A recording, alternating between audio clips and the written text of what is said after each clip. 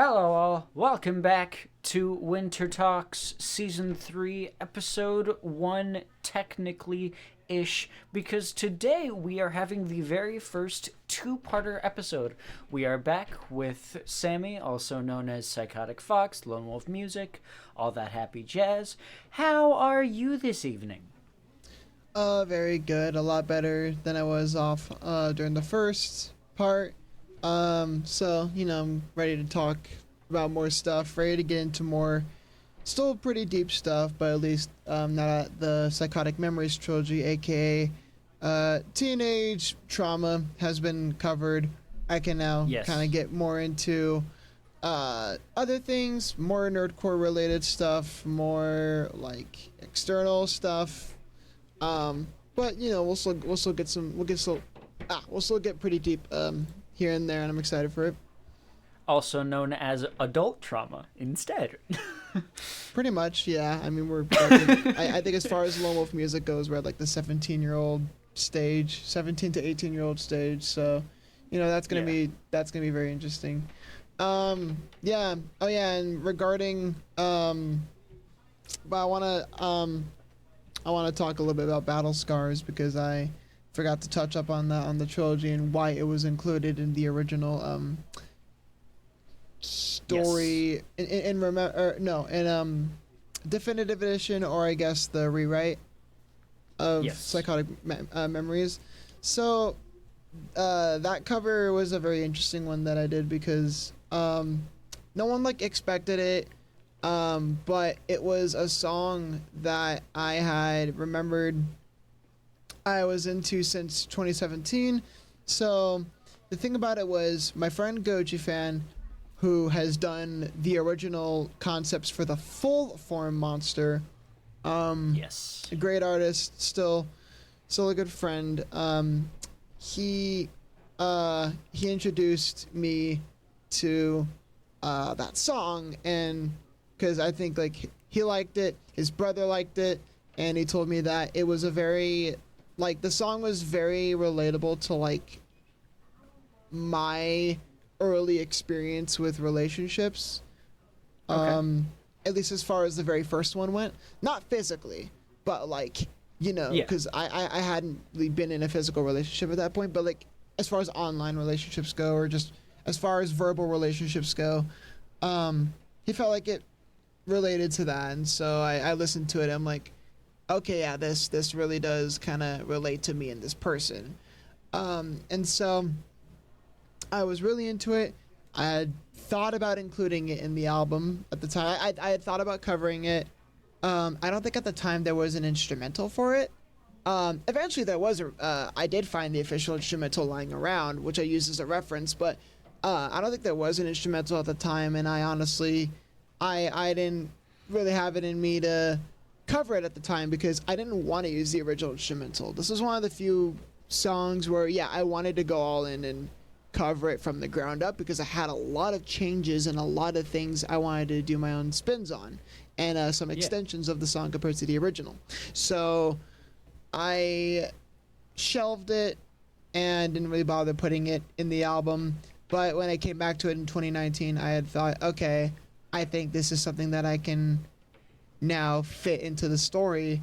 And so yeah, I mean, personal wise, it's about kind of just fighting through being in this abusive relationship, which it could be physical, it could be verbal, anything like that, emotionally. And I included it also as a story bit because as it was said in the description of the re-release, or of the I guess you could call that one a remaster because it wasn't exactly a full remake. In the remaster for Battle Scars, in the official video release, because actually, that one never had a video release until on the channel until Remembrance. So yeah, in the description for that, it talks about how when Chris has already ran away from home to go back to his childhood city and be with this friend he knew since his childhood, he and her decided to get together, Roxy, but unfortunately it like fell, like the whole relationship ended up being very misleading and ended up being very toxic and abusive. And Roxy is a character.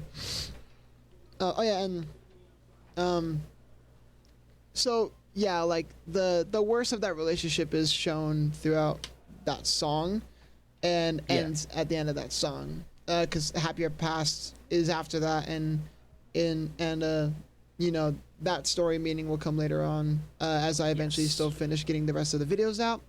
But Roxy as a character is meant to be a culmination of all of the abuse, all of the real meat, like all the real meaty abuse, like throughout most of my relationships from 2017 up to I guess 2019. Okay. You know, interesting. Like, yeah. So. I mean, I was just gonna touch on that because you've made. I mean, we have the the cast that have already been introduced. We have Chris, of course. We have the monster, the ghost. We have, I believe, Juno is a character from like the kind of the beginning era, the downfall in disguise portion of the story. Juno will stick throughout the whole story from beginning to end, and will remain. Juno remains as the end game throughout the story. She is the girl, while Roxy is, I don't want to call her like a side chick. She is someone that Chris falls in love with as he's lonely. Roxy was his childhood, like a childhood friend of his. She was someone that he had known since, you know, in his hometown, and she is someone that he reconnects with online as his life is falling apart, you know, in Utah. So he wants to go back to St. Louis to be with her. So yeah, that's currently, and so yeah, Roxy, she's like his like secondary main relationship. And yeah, so Juno represents the mistakes, but ultimately the good side of those relationships, and the end game of it, while Roxy represents all the abuse. And I wanted to ask, like, along that, because I don't remember, like, in the original, like, descriptions and stuff before Remembrance, like, I'm kind of just thinking to myself, how many new characters that even just the casual audience, like for me, I didn't know that Roxy existed as a character. So it's like, for me, I'm kind of wondering how many different characters is the actual narrative story going to introduce that we just haven't even fucking heard about before. So, and I think that's really interesting. Yeah, we got Chris, we got the monster, we got the ghost, we got Juno, and we got the other relationship, which is Roxy. Obviously, we're going to get to know Chris's parents. I believe a little bit of his family, because how is he going to be 16 years old or 17 years old? I believe he's 16 during the time he runs away. How is he going to be 16-year-old and just be living out at because he and Roxy can't have an apartment. You know, if they're both 16. So Roxy's actually 2 years older than him. She's 18. Chris is 16. And Roxy's the one that handles the apartment and takes care of Chris. But, you know, they've known each other since childhood. They've gone to the same school. So it's like, it's not really like that out of touch. I get you. And Howie gets a job and maintains money to handle the apartment for like the 2 weeks that he's there. He finds a family member there that, you know, understands what he's been through and understands this family disconnect where Chris just can't even get his parents to understand his position, and he just needs someone. And so he has a cousin that works at a coffee shop that he decides to ultimately work at for a little bit. Like, it's a family-owned business. It's not something that like needs to be like, there's not a lot of strict guidelines under a corporation. It's just a family-owned business that Chris gets some money from. He's lucky enough to have that, so that's where he gets his money for the apartment. I had to really think deep into how everything would work for this story, and there's still a lot that I am gonna get into and think about as I write more of it later on. But yeah, obviously, as far as like main characters go, you get to see his best friend Nick, who has been talked about in some of the descriptions in the more recent videos. In the more lyric videos. Yeah, I think you had mentioned him a couple times. Yeah, so he's very important. He starts off as an online friend before he moves. Conveniently, where his family is moving, or where his parents are moving to Utah, that's where Nick lives, and so that Nick is part of the reason why his parents choose to have him go to the school that have Chris go to the school that he goes to, because Nick also shares that school. So they didn't want Chris to be entirely alone. But unfortunately, Nick is the kind of person who's like not really popular or anything. He's very much just I keep to myself. I exist. I'm not the weird kid, nor am I the popular kid. I'm just there amongst the crowd, and he's just that kind of friend. But or like not like that kind of friend. But like he's that kind of person, but is ultimately a great friend to Chris. So he's me. I suppose. I don't know. That's the kind of guy that I was in school. Like I never like I went into like choir and theater and all that, but I never fit into one group. I was just kind of tossed around, and senior year I was just sat still. Like, well, where do I go? Yeah. No, well, yeah. So that's the thing. Like, he's not someone that would like really get picked on or bullied. Nick just was a student that existed and kind of got along with everyone, but it wasn't until Chris came around where Nick got bullied too, because he stuck up for Chris and was Chris's friend. And Chris is this, wolf, like part human, part wolf, and so like everyone just finds that weird. And so, there's a very fucked up social hierarchy system at this school, and much like my experience, and so Chris always feels like this burden, like this bad omen, because he's dragging Juno and Nick down, but they want to be his friend. But that is unfortunately where some of Chris and Juno's relationship conflict we'll get to at some point, where Juno's like, it's so hard for me to have a normal life and have normal, like, have other friends if I'm dating you. I feel, that is, that's part of where Clown comes from, where like, Chris gets dumped for a little bit from Juno, because they kind of start things just a little bit, but Juno's like, I don't know if I want to do this. It's hard for me to have a normal like life, normal friends, and normal relationship. And that's and that leads into but they do get back together like in that summer. That's where Downfall in the Skies goes, where it's like that's where our world basically goes, where they get back together. And so that leads into the topic of the bullies. I don't exactly remember their names. I don't really, because again, they're very cookie cutter. I mean, at the moment, they're very cookie cutter, because they're meant to just represent a culmination of a lot of discrimination and bullying that I've had to deal with in general in life. They're kind of like basic first glance persona resembles the kind of bullies that I would have to deal with at school. That kind of thing. But as far as their actions and like personality goes, it goes a lot deeper than that, and also resembles a lot of the kind of people I'd have to deal with online. So a lot of the online harassment that I've had to deal with since 2016 and in 2016, when that sort of began, also will fall into the stuff that these bullies do. These bullies will threaten to like leak a lot of information, and like, because Chris wants to also make music online. That's I'm putting part of myself in him, that he wants to just be a simple creator online, but he's a faceless creator. No one online knows that he's this, part wolf, part. No one knows that he's that subject.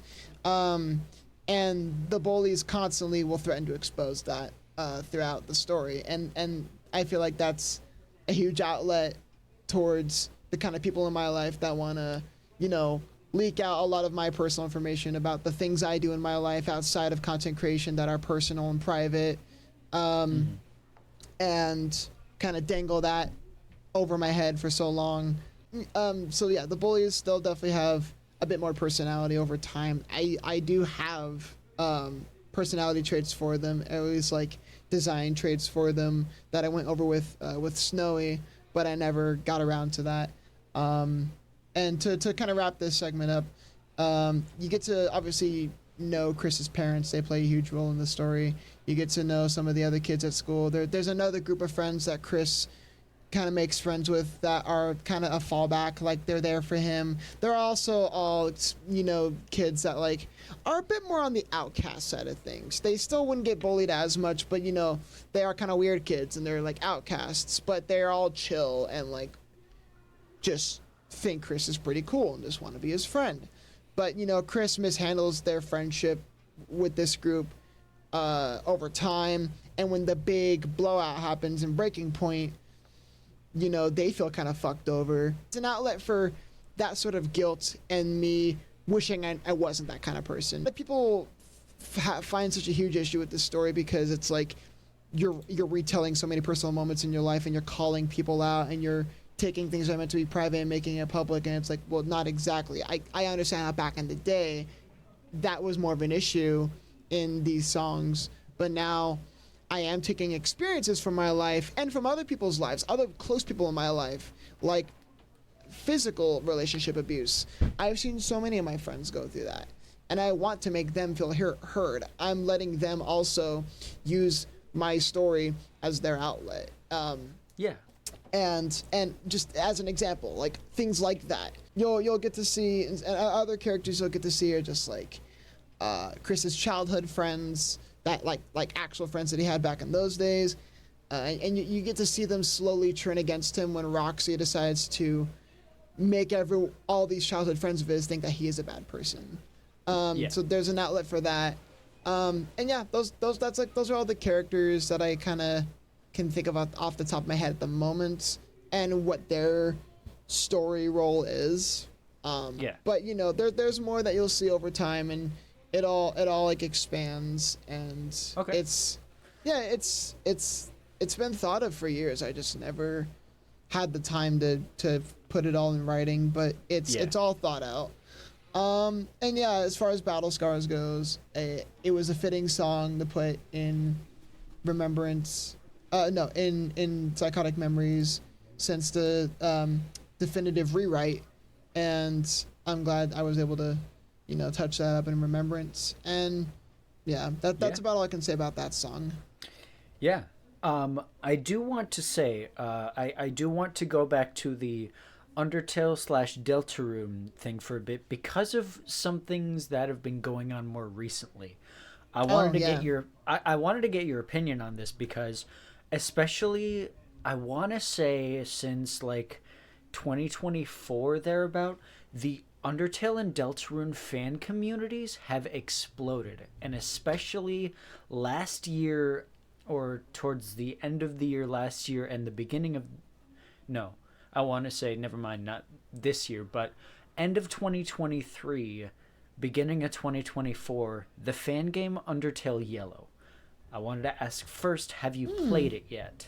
No, I haven't really messed around with a lot of, fan games in the Undertale scene. I've thought about playing Yellow, but I just never have the time, unless it's like directly a canon thing for Undertale or Deltarune. I never usually make the time to play any of those fan games. Yeah. And not even like FNAF fan games I have time for, but yeah. Yeah, Undertale Yellow started way back, like, I think it started development like 2 weeks after Undertale actually came out. I recall hearing about it over time, yeah. Yeah, the devs messaged Toby Fox to get his blessing if they could turn it into a full game. And more recently than not, they've released the scripts of those emails, like detailing some production process stuff, and he gave them the go for it. And it's essentially telling the story of the Yellow Soul, the Soul of Justice. And, oh, yeah, that's right. And I it's so interesting because there's so many people in the community, myself included, who love the game to the point where we kind of accept it as canon now. There's a lot of people Fair. in the community who, I mean, it took a whole 8 years to complete, and from the general consensus, it was well worth it. It's very similar to Undertale, where it has the pacifist, it has the like broken pacifist, like kind of with Azrael if you don't forgive him in the end there. It has the genocide route, but unlike a lot of other fan projects, it has multiple neutral routes like Undertale did too. Yeah. Like It's cool. they took the time. I think I want to say there's about 20 different neutral endings for it. Damn. Okay. And Yeah. they even included fun value material, with Of little course. different Easter eggs like It's like its got own Undertale game, basically. yeah, it's essentially an entire Undertale game, but for free. And Yeah. the characters are absolutely fantastic. I did a playthrough on the channel, very similar to pacifist version of Undertale proper. I was crying like a little bitch because holy shit, that ending is emotional. I Yeah. I don't like, I'm not saying you need to play it now, but like I do genuinely implore you to give it a chance Yeah. because good god. Yeah. I mean, I didn't really understand the grand scale of this fan game, but I did see it pop up a lot, and I did notice that. Yeah, it was basically to that extent, like a full on like Undertale length game, and so yeah, I think I'll most likely give it a shot at some point soon when I have the time. I think it is something I Okay. definitely want to play. Although I know that Yeah. Deltarune, but on the topic of like how much the Undertale and Deltarune community has been blowing up again. I also am noticing that Deltarune, like, it's been a meme in the community right now with like Deltarune tomorrow, Yeah. and that kind of shit. And so I've been keeping an eye on. I know that chapter 3 and 4 are very, very, very near. So I'm just Yeah. gonna wait for that to come out as soon as possible, and then I'll Okay. most likely plan to tell YOLO. I think it's something I might play on my own. I could do a let's play of it. The thing is, I'm scared to do live streams again because Yeah. they're just always a pain in the ass to set up. They're a hotspot for a lot of toxicity, and like they're just kind of filler on the channel that ends up kind of going to waste. Anyways, like I keep my VODs private, but I don't really like like I don't like having them public. I don't like digging through them and like filtering anything, or like not enough people are gonna go back and just like watch them unless they're fucking crazy. But I might do a let's play of it at some point, or I'll just play it on my own. But either Yeah. way, I will probably check it out at some point. Deltarune I'll most likely still record a let's play for, but we'll see. And I did want to also say with Undertale Yellow, the soundtrack, 135 songs. Yeah, that Yeah. that makes sense. And it's I want to say it's like 3 hours long, so it's an hour longer than the original Undertale soundtrack too. Okay, And yeah. there's I that this like the Undertale Yellow soundtrack, with it also being yellow fitting of this character. Flowey is surprisingly a really huge character, like Okay. especially the neutral runs. I won't like spoil anything because Yeah. maybe you'll play it eventually, but like Flowey, like not Azrael but Flowey as a character Yeah, yeah. gets a lot of development. And it's like I don't know how they managed to pull off what they pulled off, but they pulled it off really well. And the soundtrack especially uses a lot of his motif with the Yeah, it makes sense. like one of the best songs in the game, which is titled "Vigorous Terrain." It's again, it's wild, but it's like this country style it's like a Western style tune with with a banjo going boom, boom, boom, boom, and it's like it's so fucking cool. It's so sick. Anyway, okay, that's cool. But yeah, I just wanted to recommend that to you here because it, Undertale and Deltarune is kind of a shared interest. So yeah, I may check it out. Yeah. But okay, now moving away from the topics that we've already discussed, we have a bunch of stuff to talk about after Lessons I've Learned, which was the last topic we left off on, which is the start of, I want to say, besides Stay Determined, this next project took the longest in total to create. World in My Eyes. I want to say it took, because you released Corruption in like 2019, and then the album came out in August of 2021, right? Yeah. So the production process was quite meaty for this one. Kind of. I mean, yeah, so as far as production goes on this album, it's like more why it took so long was more so like it had to do with how it had to do with a lot of like mental health related stuff and just like time constraints, and also not time constraints but rather like events going on like just in general in life, and a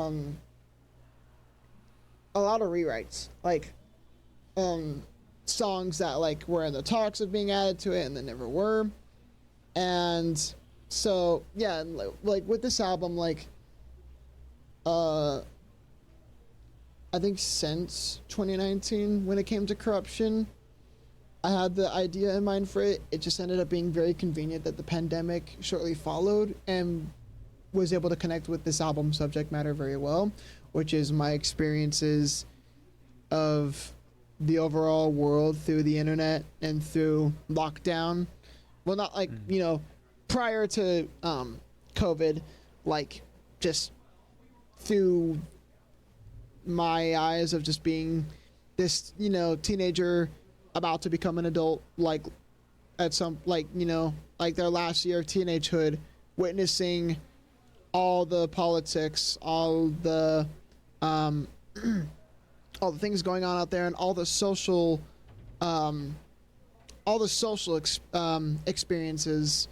Now that I was kind of opening up more again, and kind of discovering a lot more people and a lot more of how, they interact, and seeing a more mature side of things as I got to go to a better school where there was a lot more engagement and social interaction that didn't feel so cookie cutter. Everyone had like these unique experiences, and really just, and also seeing the absolute cruelest side of the internet out there with the toxicity from people and like their communities.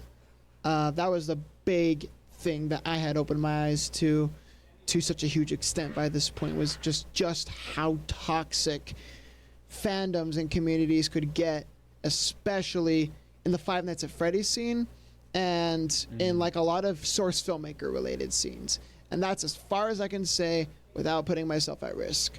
And yeah, like, it was like, this album, I wanted to be an outlet for that kind of stuff.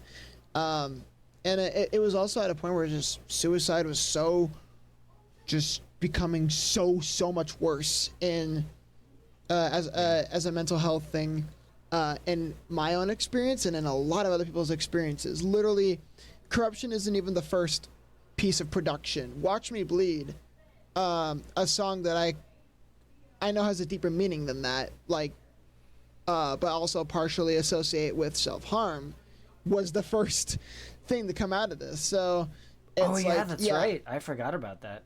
Yeah, and The World in My Eyes came out exactly 2 years after that cover released. So Okay. Yeah, so exactly 2 years of production, I'd say. And yeah, so it's yeah, I mean, why it took so long to get that out of the way was just because, I had a lot of songs I had in mind for it that just, didn't really fit. It didn't, like Breaking the Wall, that was originally announced as a song for that album because of the relationship at the time. And then things happened where I just didn't want that song anymore because of that, relationship falling apart. But it fit better with Lessons I've Learned, and so I just decided to associate with that. And I had like other songs in mind. I wanted to originally write a song about how everyone has their own monster, and how it was gonna be originally like this. Oh, the monster's back. Oh, like kind of have it tie in with Psychotic Memories, but not really. So it'd be its own thing, but it's still like a lone wolf element where it's like, oh yeah, everyone has their own monster and the monster never really goes away. But okay. I originally canceled that song because its inspiration was kind of like Hands of a Slayer, but I realized this was when I was really starting to catch a hold of songs that were sounding too much like other songs, and I'm like, I can't release this is going to raise some eyebrows again, and I don't want to deal with that. And I also just didn't really think it was that interesting, and so I scrapped it. I do need to go back to it and use more elements from that song to repurpose, but some of the drums from that one thankfully helped fill the void for one of the songs in The World of My Eyes, in Defenders of the Damned, which is I think My Control. Okay, hell yeah. Yeah, so there were like songs in there that were planned and scrapped because there's a lot going on at that time where I just kept changing some of the quote unquote story of that album. And again, the pandemic played a huge part in it, where it just like, you'd think, oh yeah, this is a great time for me to like be really productive because I'm just in lockdown, but no, I was really miserable and like really depressed, and that played a huge part in the lack of motivation. I had a lot of awful online shit going on during that whole period, which you can then see in later songs like Exposure or like Run From It All and Refuge. And so like it was at a point where I just couldn't really work on a lot. And I know I had like a lot of covers out here and there during that time, but that was about all I could do. And I think like a lot of the big like meat of the album's production came back around when Behind My Mask released, and then things were coming out more and more, all the things I had plans for, because all the demos were there, the bass work was there, but I just had a hard time getting all these demos out. And I kind of wanted to talk about I think the biggest thing that I think makes this album stand out from the rest of your material is that this album is fucking massive. This is an 18-track, 96-minute album, I think.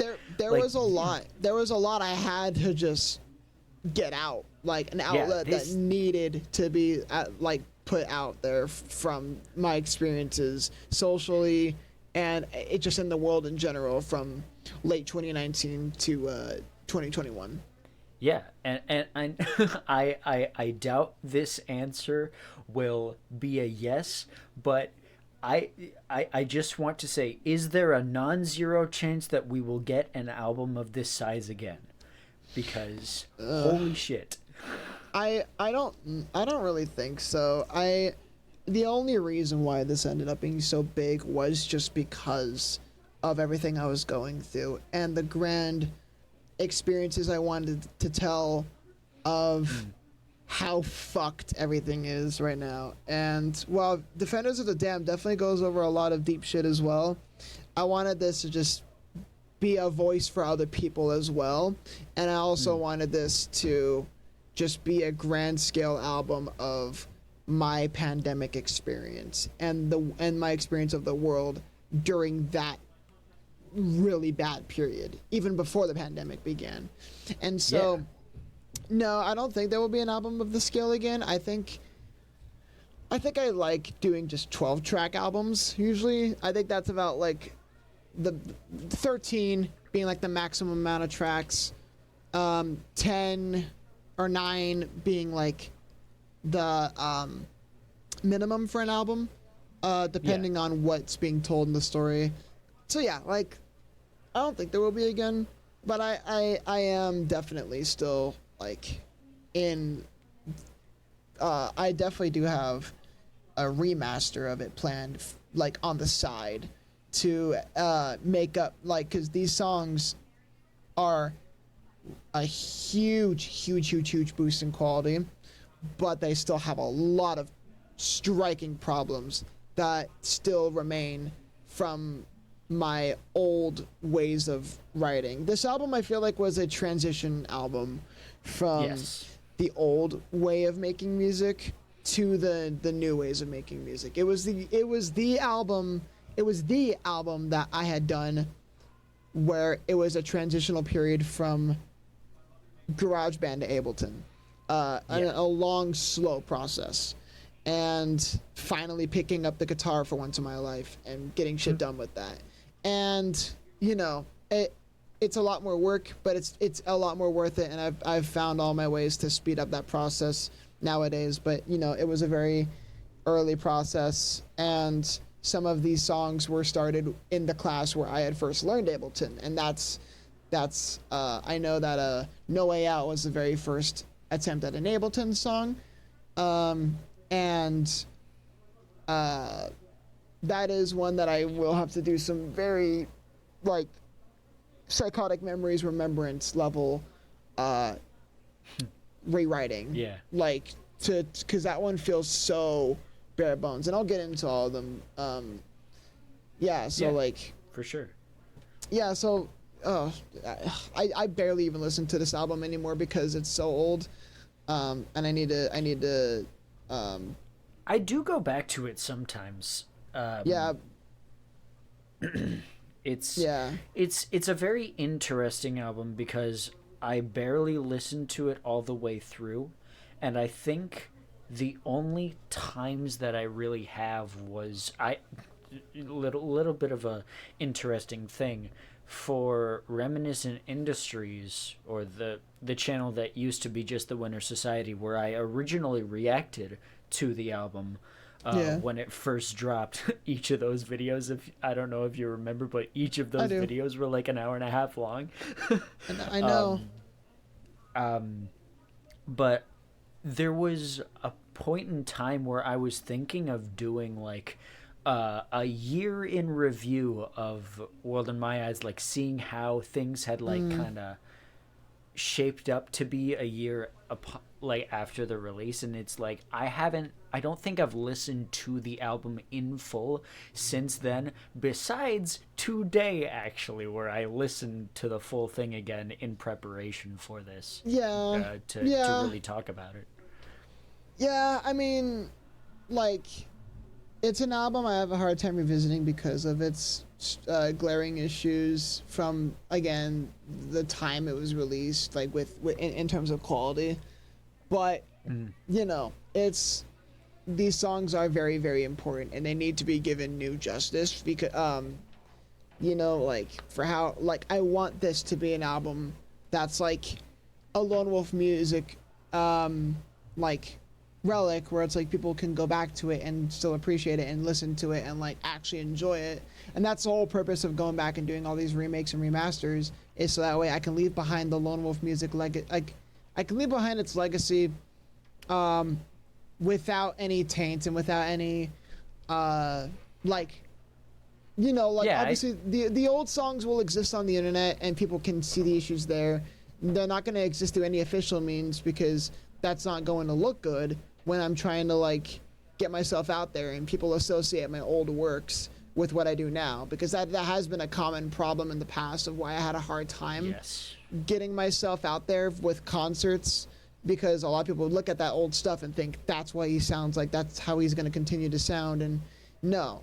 And so that's why I go back and to these albums. That's a huge reason why I go back to these albums, because I want to leave behind a legacy the way it was meant to be told. So that's ultimately the goal. And yeah, so with this album, going into the world in my eyes, the song itself, it's just like it.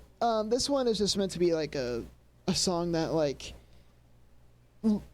almost literally in terms summarizes a lot of what goes on in the album. Lyrically, it references those. I know in some ways that could be seen as lazy writing. But because of how grand this album's scale is, I wanted some of the songs to be referenced in the lyrics to definitely. like kind of showcase this is what you're getting into. And I think that this is a very similar album, at least in execution, like not in concept, mind you, like want to get that out of the way, like not in concept, but in execution, at least in that beginning song, to Two-Face Charade, Welcome to the Show, and The World in My Eyes, the title track, are very similar in that aspect where they're not part of the story, quote by quote, but they introduce the album kind of like an epic, almost Broadway kind of vibe. Like, this is what we're getting into, these are the themes we're going with, this is where we are. And I really like that about that song. Psychotic Memories also kind of fulfills that purpose too. So like that, The World in My Eyes is meant to be the culminate. That's the thing, because the trilogy revolves around The World in My Eyes, because ultimately this whole trilogy is still that's still that same meaning. And so that's what The World in My Eyes tends to do for the whole trilogy as well. It's a culmination song where the whole trilogy, Lessons I've Learned, World in My Eyes, and Defenders of the Damned, revolves around it. Yeah, definitely. And I really like, I think the title track is probably my favorite track off of the album, like looking back at it. Like, I love things like Refuge, God, that fucking song. Run From It All is another one of my favorites. This one, another favorite of mine that I know that you don't agree with, is unironically Soaring High. But I think, Soaring High is probably one of my favorite songs. I know it's one of your favorites. I like that one. I just hate its execution, and I wanna, and that's how it goes for a lot of these songs. But no, I like Soaring High. It was a very lazy song when I was trying to get it out, because I'll get to that. But I like it. But yeah, like World in My Eyes is probably one of my favorite songs by you in general, because it has that just epic, grandiose feel, and it's like, oh yeah, this is where we're going, let's go. Yeah, like, it really feels like that. Yeah, the inspiration for this one was very random and interesting. And that's how a lot of my song inspirations go. Sometimes they can come from the most random places. Like sometimes, like, oh yeah, that's what we expected. This song's inspired off of a song from this artist, or this song's inspired off of like this thing from this thing he watches, or whatever. But sometimes some song inspirations will come from the most random things I'll listen to. In cases like Time to Myself, I think the piano riff was kind of inspired off of just some random sad little like piano riff I heard in like a Let's Play, where like there's a grayscale moment, like that kind of thing. I'm like, okay, I like how that melody sounds. Or again, Watch Me Bleed came from finding that song, it came from a random YouTube poop. It's just like things like that. I could go on, but I don't really there's a lot of moments like that. But as far as The World in My Eyes goes, I remember this was in my recommended on YouTube. There was a random song, and that's the sad thing. When I say what song it is, no one's gonna be able to unhear it, unfortunately. But it's fine. I got heavily inspired off of this song called "Goddess" by Cepheid. I don't know how you say their name. It's like CEPHEID. It's like a very like metal song, like or it's like a very like hard rock. I suck at genres, but No, it's a you're very good. like hard rock song that, you know, again follows the same key, like major to minor thing, and the same like C major to minor thing, similar tempo, and chord progression, and it's like, yeah, but it's also like kind of anime-ish. You can hear like in the voice and in the and like with the character that you see in the artwork. I don't know, it just came up randomly, but I really liked it.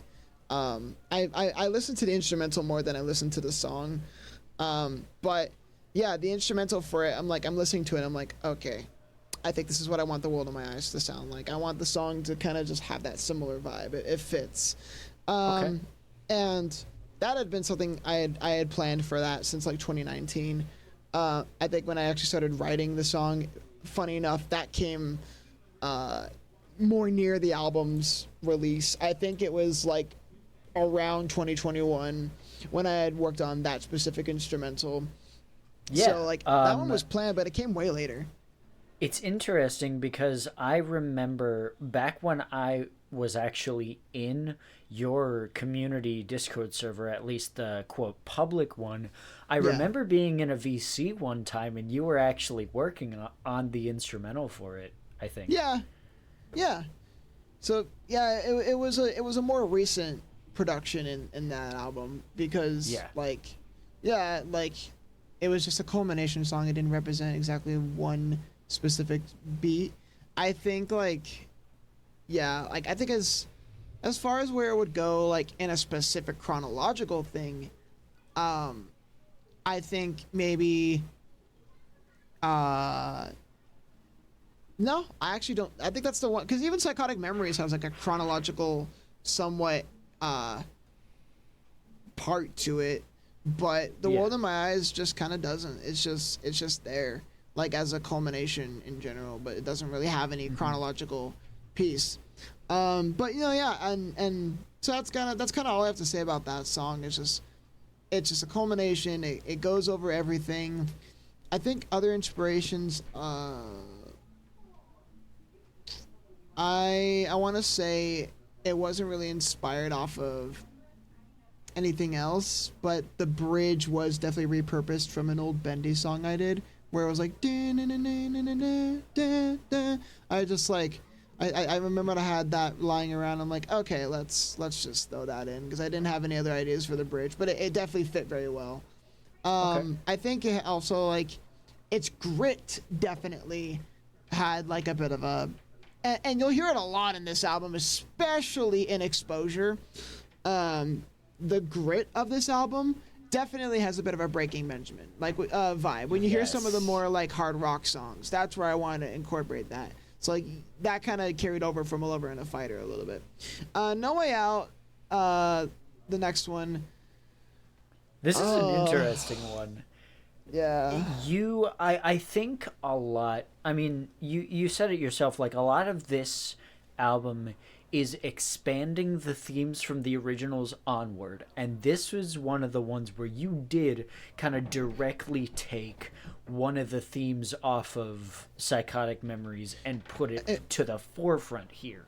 Invisible Wall. Yeah. Yeah, funny. Yeah, this and Breaking. Well, yeah, that's the thing. This and Breaking the Wall were supposed to like have a connected significance together, and unfortunately, that never followed through.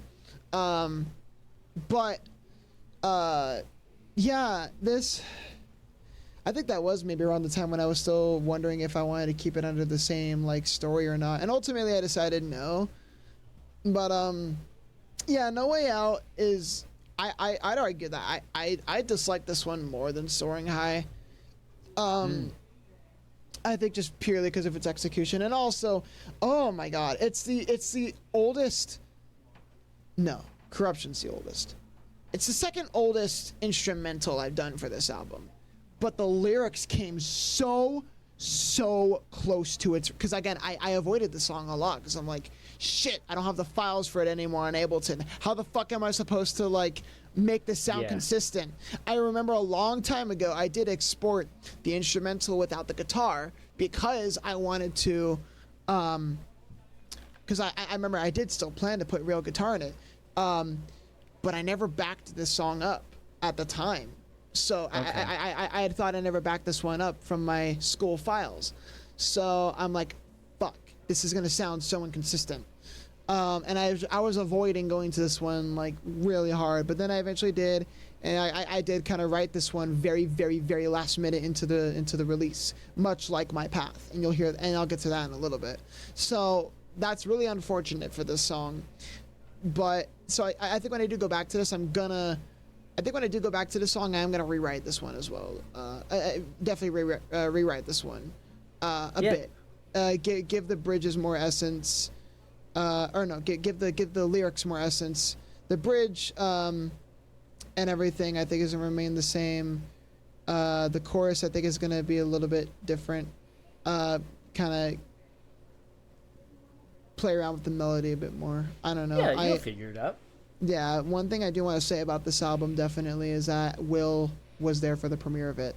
This was the first one where Will actually was there for the premiere of it. At the time, I was just really happy, but now I look back and I'm like, what a fucking horrible first impression. For like, because he has heard some of my stuff prior, but it's like, what a horrible first impression. That's just, I think back, I'm like, what the fuck was he probably thinking when I like what are these? Like, I hated the way I sang the chorus. I hated the way I the instrumental just did not have good drums. The guitar was overbearing with everything else, and I'm just like, no, this was not good execution. And I think this is one I definitely am gonna, much like the King's Land and much like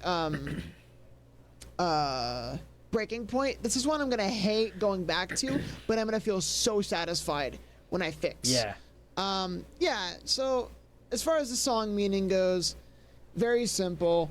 It's just expanding on Invisible Wall, where it's like, it feels like, okay, I can't be with this person. They're, behind the invisible wall. I want to seek out other options for a relationship. Like, I'm still open, and I want to, maybe there's someone else out there. But then you find, oh, that person's behind an invisible wall too, for whatever reason. Oh, this one too. And it's like, no matter where you go, you feel like you're just going to always be alone, and you can't find anyone that you would want to be with, or that you could be with. And that's a very simple meaning, but it is something that I feel like can be very relatable in that sense. And yeah, definitely. It's like, what am I doing wrong? What can I do to change myself? Why is this person in a toxic relationship where, like, why is this person still with this other person if they, like, you like someone that's taken, but then that person that's taken is with someone really shitty. And it's like that kind of thing, or just like, what are my options? And so, yeah, like, it's a very simple meaning, but I liked it. I think this one I had written around the time Omen Child came out, so there's a little bit of Omen Child in there as far as the inspiration goes. And Half Beast. I think this song is like a mix of Omen Child and Half Beast a little bit, with some other elements in there. I can see that. Yeah, like, especially in the bridge. Like, that lead, it's like a mix, like, the bridge especially is like a mix where, like, it has a lead, like a synth lead, but then it also has like that that you kind of hear from Omen Child's bridge. Yeah. So, like, but that synth lead is kind of like similar to Half Beasts, where it's like like, so, a very simple song, but one that I did have fun making at the time, but I do want to definitely revisit and fix. I would cut it from the album, but you can't cut anything. And people are gonna eventually re-release it and just like be like, hey guys, remember this? And it's like, okay, well, I can't cut it, I might as well just fix it. I get that. Yeah. Now this next one is one I love going back to, but again, it's I don't listen to as much because of how old it is. Corruption, the very first original song that I tackled in this album. Yeah, first original. Yeah, its release time was really interesting because it came out before, like, it was a song in the next Lone Wolf album but came out before the current album production wasn't even out yet, like a month before. Yeah, wasn't this done before Lover and a Fighter, I want to say? Exactly, yeah. Yes, exactly. It came out in September, and A Lover and a Fighter came out in October. I don't know why I did that. Actually, I know why I did that, and I'll talk about that. Because it was done. This was a very interesting song, because in the original release, you see a bunch of vector art eyes. But they all have different eye colors, and I'm at the bottom right. And yes. All these characters had mostly been the same since its re-release, but this was a song that I had started writing when I had just been so tired of watching, and it ties in with No Way Out, when I was just watching so much chaos unfold in a new friend group I had become a part of. I was a bit of an outsider. I was new to it, but the main leader of this friend group wanted to take me in and kind of show me a new world. And I'm like, okay, fuck it. Well, you know what? I lost a lot of friends at this point. I need to find new people and just kind of fix myself a little bit. You know, let's try these people out. And they all mostly meant well. And then I started seeing the real chaos, and I'm like, whoa. It's very hard for some people here to get along with each other, and it was just crazy. It was a nightmare. I was just watching it all unfold. I was never involved entirely on one side or the other until later on, but I'm just like, whoa, this is fucking crazy. And I think like that's a huge thing.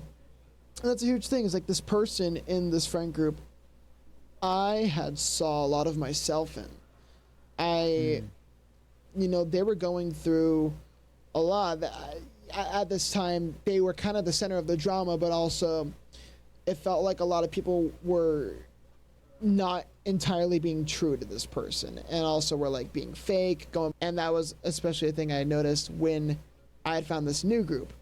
It wasn't anything that I had done really in this group, but I was observing. I think, unfortunately, I had fallen into that later on, but it depended on the circumstances and everything. But I mostly just saw these things happening to this person, and I'm like, I was going through this. I was just going through this. Why could this be that this is happening to someone else? I want to see their side of the story, not what these people are saying about them, and these one-sided views of these things that this person is doing. Because I saw a lot of myself in them, and I didn't want them to fall under the same path I had fallen. And I wanted to take their hand and fix things, and hopefully help them get out of this before they fall under the same mistakes that I had made. And it's pretty clear now when you see the re-release who it's about and what friend group this is about, but you know, they understand that, and it was a song I wrote for them. It was kind of a love song, but it was also like a song of empathy where it's like, I'm here for you. I don't want you to go through the same thing I had to go through, because I see a lot of myself in you. Yeah. And that's why I released that song so early, because I wanted them to know it, and I wanted them to be there for it. Okay. And yeah, and they really do appreciate that song still, and yeah, and so it's a song just about like social chaos and just friends just not being able to get along with each other, this consistent cycle of toxicity within a friend group. And it's a really unfortunate case that I see in a lot of friend groups nowadays. It happens, unfortunately, but it's becoming it was a common thing that was happening a lot more online. And that's the thing that comes before the Twitter drama. It's personal, and then it becomes public when it then falls into Twitter drama. So, you know, thematically it also makes sense. And so then this was another song that I didn't really have a lot of inspiration for, other than purely from myself, but it did repurpose a lot of things. A lot of its bass work was repurposed from a song I had been writing since 2018 that was originally going to be on A Lover and a Fighter, called Loss of a Third. And Loss of a Third is a line from Dracula, I think, because I was doing a play for that at the time. Okay. And like at school, and I don't know, like it was a thing where like I think this main character, not main, but like one of the characters from Dracula was like, I think Seward was his name, was like talking about like the Lucy, I think the girl that he liked, he like, I think she was gonna like fall, like I think there was like a line that had to do with like, oh, Lucy's probably with another guy, and so like I'm the loss of a third or something like that. I don't remember. I it's been a long time, but yeah. So yeah, that's a thing here where I wanted to name that song that because that's what that song was purely about. Liking someone that was taken and but wanting to save them from a toxic relationship.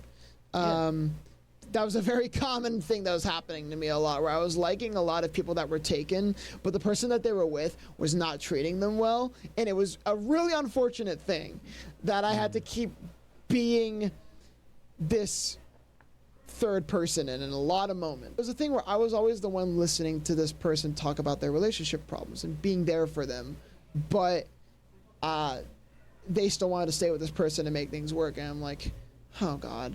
So yeah, that's what that song was going to be about, and its inspiration for that song, that demo, which I had played on one live stream. I think it was like my 20,000 subscriber celebration live stream, but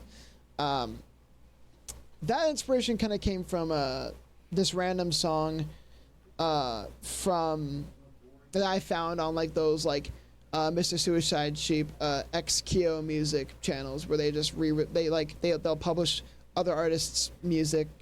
It's mostly like chill vibes or like whatever, like some dubstep, some more electronic music that you'll see on there. I get you. A lot of good songs I find from those channels. And there was one called Fuck It by Botox, and I loved the instrumental for it, and I thought that like the instrumental for that one and the vibe of it fit what I was going through with that loss of a third thing. So I'm like, okay, let's kind of bring that inspiration into this kind of song. And then, I scrapped that song because, whoo boy, a lot was going on at that time where, like, I can't be talking about the subject anymore. This whole thing of, like, me liking people that are taken but their partner's a piece of shit got me into a really bad rabbit hole. And so I scrapped the song and used some of its melody. And plus, I used some of its melody for Haunted Reality. The bridge in that song ended up being, in Lost of a Third, ended up being Haunted Reality's chorus. So a lot of people like to point fingers at Haunted Reality, and we'll get to that song in a second, and say that like this song's directly taking off of something these other songs, and like, or this one demo, and it's like, well, yes, that demo had some inspiration in it. A lot of these melodies were thought of like in my project discography before I had remembered that these other things that people are saying it's ripping off of before I had found them. So Haunted Reality's chorus came from Loss of a Third's bridge, and I had a lot of the instrumentals still there. Its main melody was repurposed for the Marionette song and In the Shadows. Like dun, dun, dun, dun, dun, dun, dun. So like, okay, well, I stripped this instrumental's melody, I stripped this instrumental's bridge melody. What can I do with it now? And that's where Corruption came in, and I'm like, okay, I want to take this song and I want to take its overall instrumental vibe and repurpose it for this. And it worked so much better. I love how this song sounds. It's such a like kind of darker tone, but it's not necessarily in a rock way. It's very much a chill tone kind of thing. Like it's something similar to what you'd maybe hear on like Mr. Suicide Sheep or like XKO Music, those kinds of channels, or like no copyright sounds, whatever that channel's called. I did submit it to those at the time, but unfortunately, again, it wasn't the kind of quality that it wasn't up to those kinds of qualities. I think nowadays, if I were to remake it, remaster it, it would, but I don't really care for that anymore. But yeah, so that's kind of where Corruption came from. That's where the instrumental for that. That's where like a lot of its structure was formed and its meaning. Following that, the Silent Voices. This track is interesting because this one, this is one that I was like, I don't remember a lot of, like, because this was actually released as a single, I want to say, like, just before the album single came out. And it was like, this track, for me at least, kind of came out of nowhere. Because I don't remember hearing about this one, like, before the album had dropped. Oh, yeah. This was one that was kind of under wraps because I had a hard time remembering to go back to it. But it's definitely a very, very important one that was an early one. It was still an early one. It was, so in terms of like when I was learning Ableton, No Way Out was the first Ableton song I made. Invisible Wall Rock Edition, the early version of that, was the second Ableton project I had done. And this was the third. No.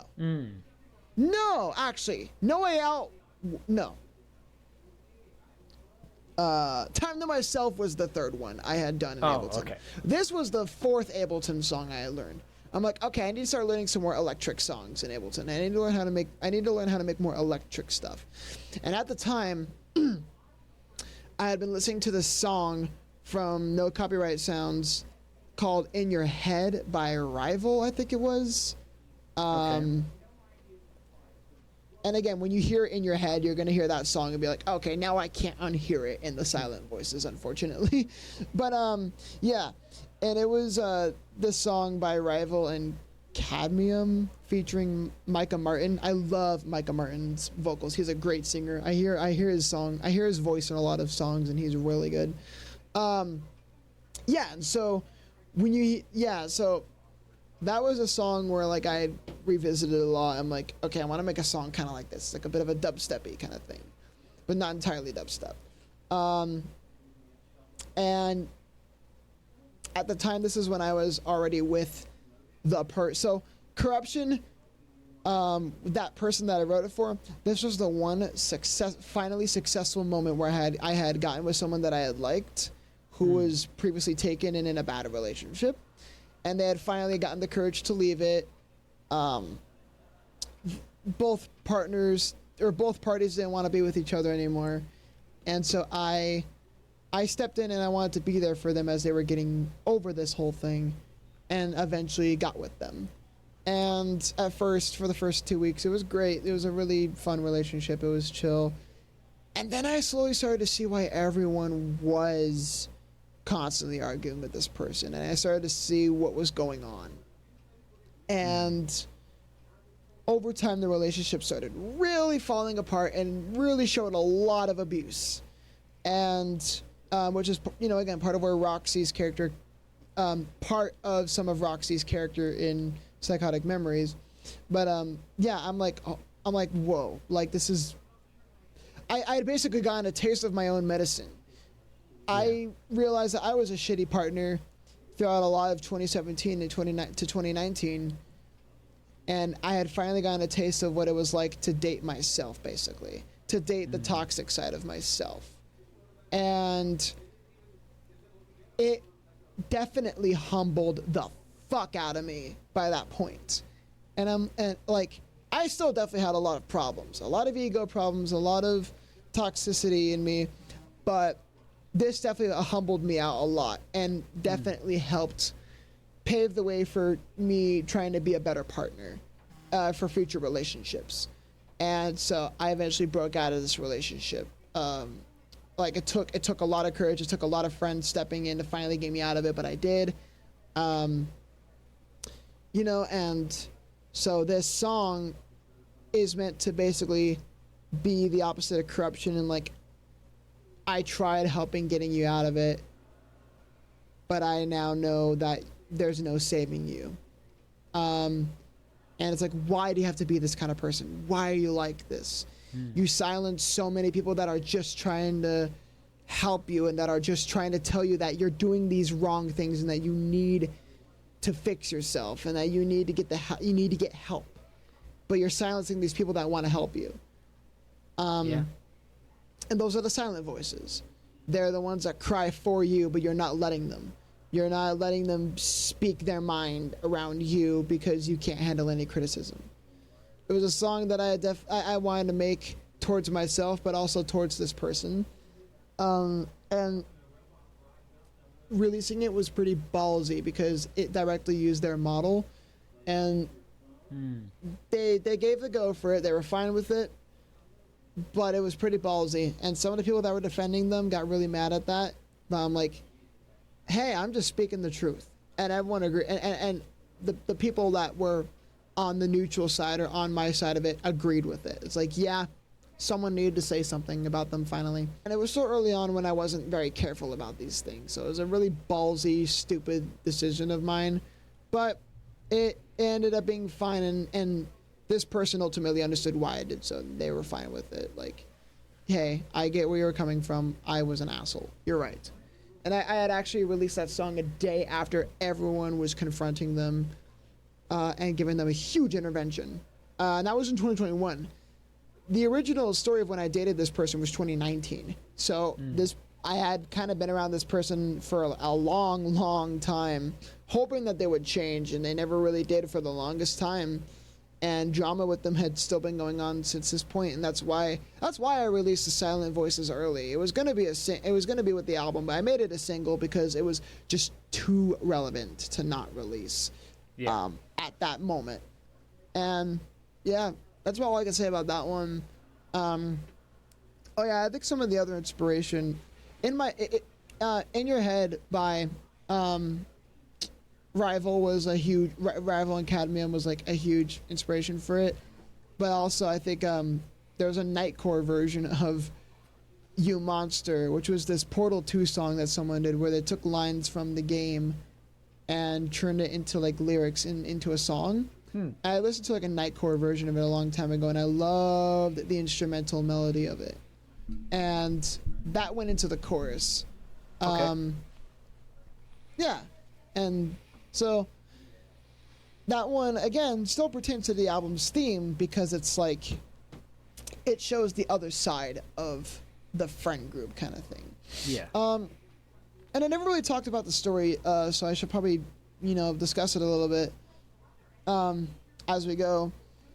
This one's meant to be like a thing where PsychoticFox and Lone Wolf are, transitioning into adulthood. Lone Wolf is slightly older by a year. He has an apartment now of his own, and PsychoticFox lives with him. So I guess Sammy and Chris, in that case, because that's their names, they live together, and they're just kind of watching everything in the world just kind of unfolding. But PsychoticFox gets into this new relationship. He's dealing with the struggle of liking a lot of people that are taken, but or just liking people that he just likes people that also he likes people that don't like him back, or likes people that are taken. And this one, it's finally the thing that breaks the cycle, gets into this relationship, but then Lone Wolf sees how toxic it is and is begging him to like get out of it. And that's all this personal story stuff I just explained is basically happening to PsychoticFox in that moment.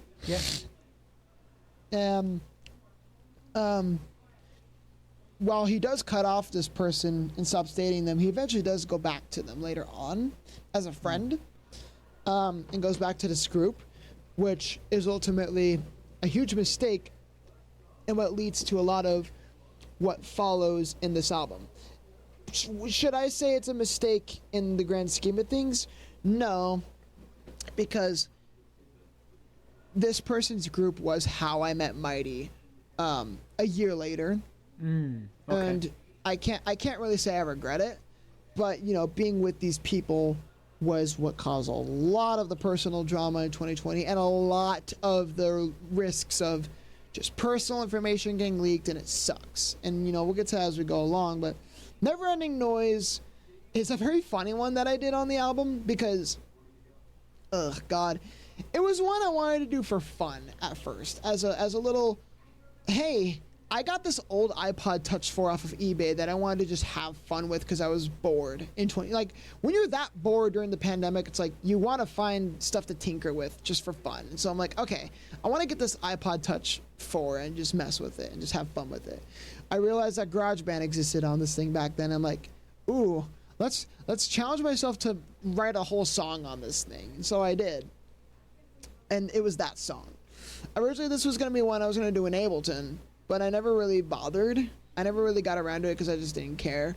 But I was like, okay, let's take the song idea I have and let's just mess with it on my iPod. So I did, got it done, and so that was the challenge done. And I'd kind of just been posting about it a little bit, like, hey, this is the challenge I have going on. And my iPod Touch 4, why it became a challenge was because this was a common issue when I was first writing music on GarageBand. I would always have the optimizing performance thing happening where GarageBand would constantly like, hey, I need to reload for a moment. And so that was a common issue back in the day on my older iPhones. And because I was on an iPod Touch 4 doing this for fun, I'm like, oh, this is going to be a common problem. But that's why it was a challenge. And it was actually like, it couldn't handle the point I got to in the song. So I had to separate the bridge and the final chords into a different project file. And so that's what I did. Seriously? Yeah. That's crazy. So it was that unstable, but I got it done. And I'm like, okay, let's transition this over to my iPod, or no, my iPhone that I was doing music on. And yeah, I had fun with it, but then I'm like, you know what? Let's keep this song idea. Obviously, I'm not gonna release it as is. I'm gonna go back and modernize it with everything I have, like real guitar, change the synths, change the drums, but the composition itself was done on that iPod, and it's fine. You can't exactly tell. Really, unless you like look at the original version and look at it, it's like, oh, okay, I see why. Yeah. I see why this one doesn't really have a lot of meat on it compared to the other songs. Mm-hmm. But it was kind of also just a throwaway song that I still wanted to have. Well, not really a throwaway. Every song on this album has significance, but some songs have more significance than others. And this one was just one where I wanted to have an outlet for simply fighting. Just it ties into stuff from before where it's like you're constantly dealing with arguing with amongst friends, or so similar to corruption but without as much depth. But also I wanted it to be more of a vague meaning that you could put to any situation. There's fighting between the world, fighting like areas of the world. There's fighting between different groups, fighting between friend groups or within friend groups, or parents. Yes, domestic fighting in a household. That was a huge thing people had to deal with during the pandemic, and that's a thing that I still unfortunately have to keep struggling with until I move out. It's a thing that I've grown up with all my life, seeing my parents fight all the time. And so that's a song that it's as simple as that. It's an outlet for that. That one was another song where I actually had no inspiration, really. I think like the beat of it was slightly like Not Here All Night inspired, but a lot of it was just kind of on my own accord. But it didn't have a lot of meat on it. The bridge was very simple. It was a very simple song, but it's a very like kind of just like sad, like oh my, like just softer but still kind of powerful song. So it's like some guitar in it. Very much a more pop song, but still was very important to me. I think that song is, obviously, because I think I love this album. Like there's a part of me that can never dislike this album, and I can't tell you exactly what that is, but I think this is unfortunately because I think it's also one of the shortest original ones that you've ever done. Like it's kind of lower next to all the ones and lessons I've learned. Yeah, next to those in Good Riddance, this might be one of your shortest songs ever, which is 3.5 minutes. Yeah, and I think it's like it's almost forgettable in that aspect. Oh no, yeah, exactly. But I do agree with you in that there's a certain emphasis on the power that this song has, and I do like that aspect of it. Yeah, and that is one thing about it that's unfortunate, that it's like I didn't really give this one a lot of love because it was also partially just an idea that came from like a challenge, but I still wanted it to be in the album because it's like I need an outlet for this kind of thing I have to deal with, and that like people have to deal with. Well, and yeah, I think, I felt like this fit with it. Yeah, and I think I also say that it's, quote, forgettable simply because this, like, I say I can never hate this album because, admittedly, this album is stacked, like, with quite a few bangers. Like, some of these songs are my favorites from you. So it's definitely a variety album, yeah. Yeah, it's got a little something for everyone, whereas some of your other collections are much more focused in their genres. This one is everywhere. Yeah. Yeah, and it's like with this song, yeah, it's like it was a more of like a throwaway one, but it's still significant, definitely. Yeah. And then following the next one, oh boy, kind of tying into that. Yeah, Behind My Mask. Oh no. I know you really don't like this one because it drags on. No. Oh, I'm sorry. I'm sorry. It's like really not that bad. I think I tend to exaggerate my hate for this song, but it's the only song in your entire discography where I can say I genuinely don't like it. And I'm so sorry. Yeah. I'm so sorry. No, it's understandable. I mean, I get it at the time. I wrote it as it was because I wanted to encapsulate the feeling of the pandemic, where it felt everything was just like time slowed down and it was dragging on, and it felt like it was never ending. But I think admittedly I did carry it a little too close in that sense, and so it makes it hard to listen to as a song. And when I go back to it, I'll definitely shorten it. I don't think it's going to need a final chorus, or if it does, it's not going to need that ending, and it's just going to fade out. Yeah. Like there are going to be things about it that I'll definitely cut. Either that or give it a key change. That will make like key changes make it. Just kidding. I'm totally messing with you. Man, I like to keep that one at a similar key to. So yeah, the thing about Behind My Mask is I wanted its chord progression, well, not its whole entire chord progression, but like its key and like major to minor thing it has going with like C major to C minor. Yeah. I wanted it to connect to and in terms of like the artwork it uses, I wanted it to connect with The World in My Eyes a bit, where it's like, because ultimately this song is one of the most important, unfortunately it is one of the most important ones in the album too, because it covers something that changes the course of everything in this story moving forward, and that changes the course of life moving forward for a while. And so yeah, with this song, it's it's very simple. It just talks about the pandemic, but more specifically the arrogance of the pandemic, where no one wanted to do anything to follow, or at least no one in America. I think some other countries definitely struggled with this too, but specifically America did not want to comply with the necessary guidelines to, keep the virus from spreading. No one wanted, there were a lot of anti-maskers out there, anti-vaxxers, and there were just people that did not understand how important it was to fight against this virus and to do what you could to not let it spread. And that was what led to a lot of deaths. And like our own president at the time, I'm going to be politically blunt here, like for those who disagree, like our president didn't give a shit. And I can say our president because he's our president again, unfortunately, didn't take this virus seriously at all. All these other countries had like way more serious lockdowns, way more serious guidelines. A lot of those citizens followed through, especially New Zealand.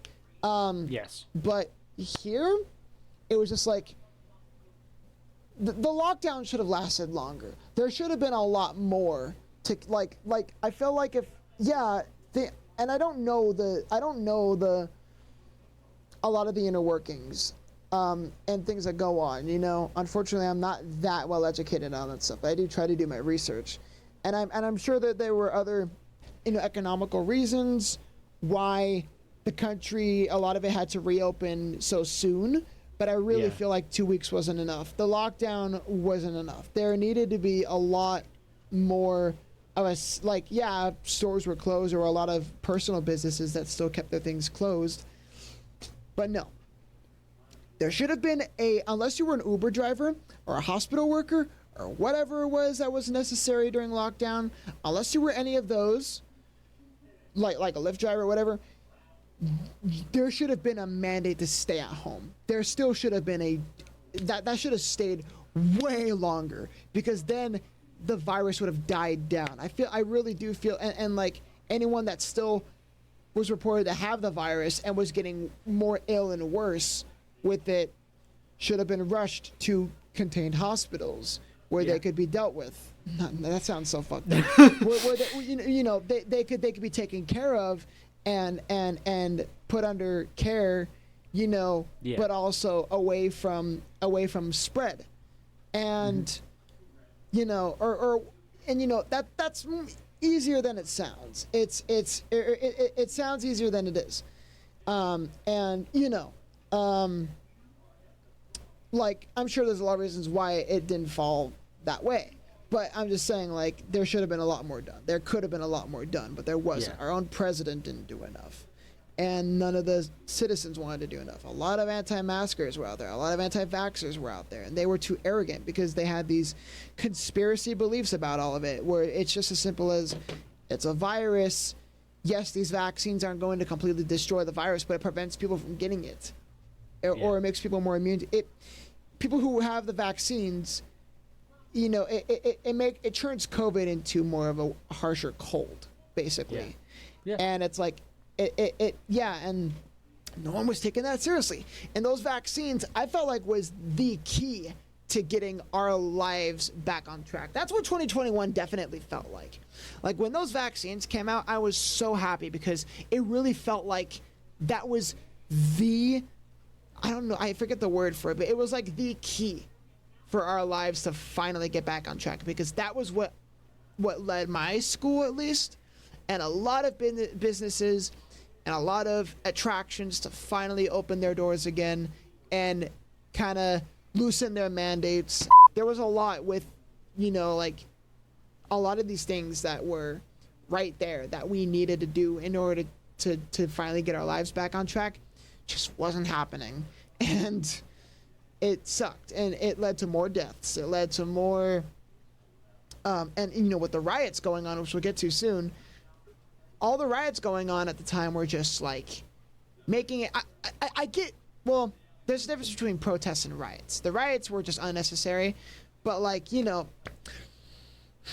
this is a bit of a controversial take, but, you know, Plague similarly kind of calls this out, I think. I would say so. Iris Plague. This is a very controversial take. The protests, I understand why people protested. Racism was it obviously still is, but even at the time was a huge problem with what happened to George Floyd and with that whole situation. But I really did not like that people were protesting for it at the time.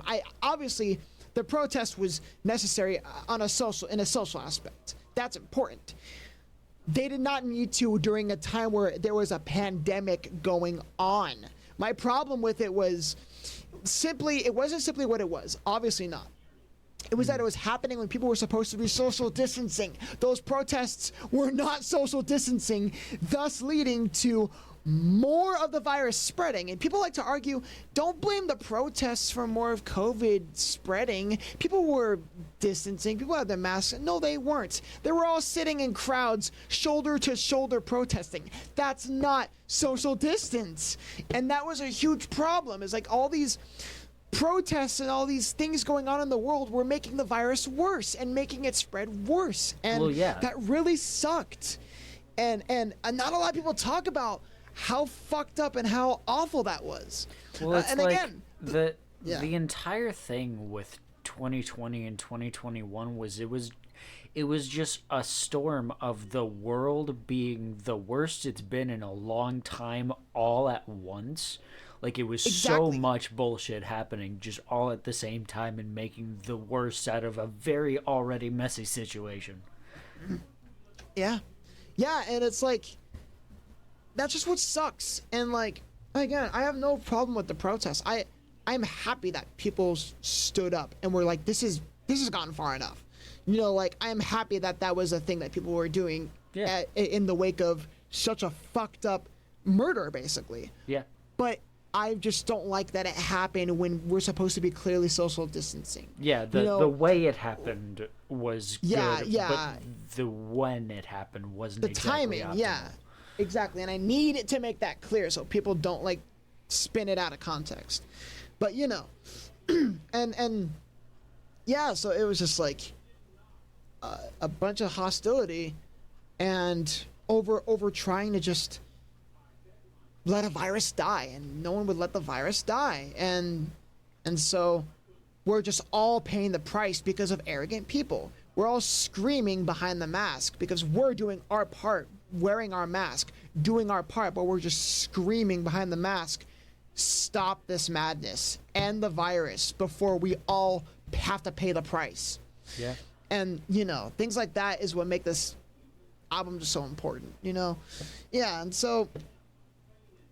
But, you know, with its execution of its writing and instrumental, definitely could have been shortened, and I think that is a criticism I will take and fix later on.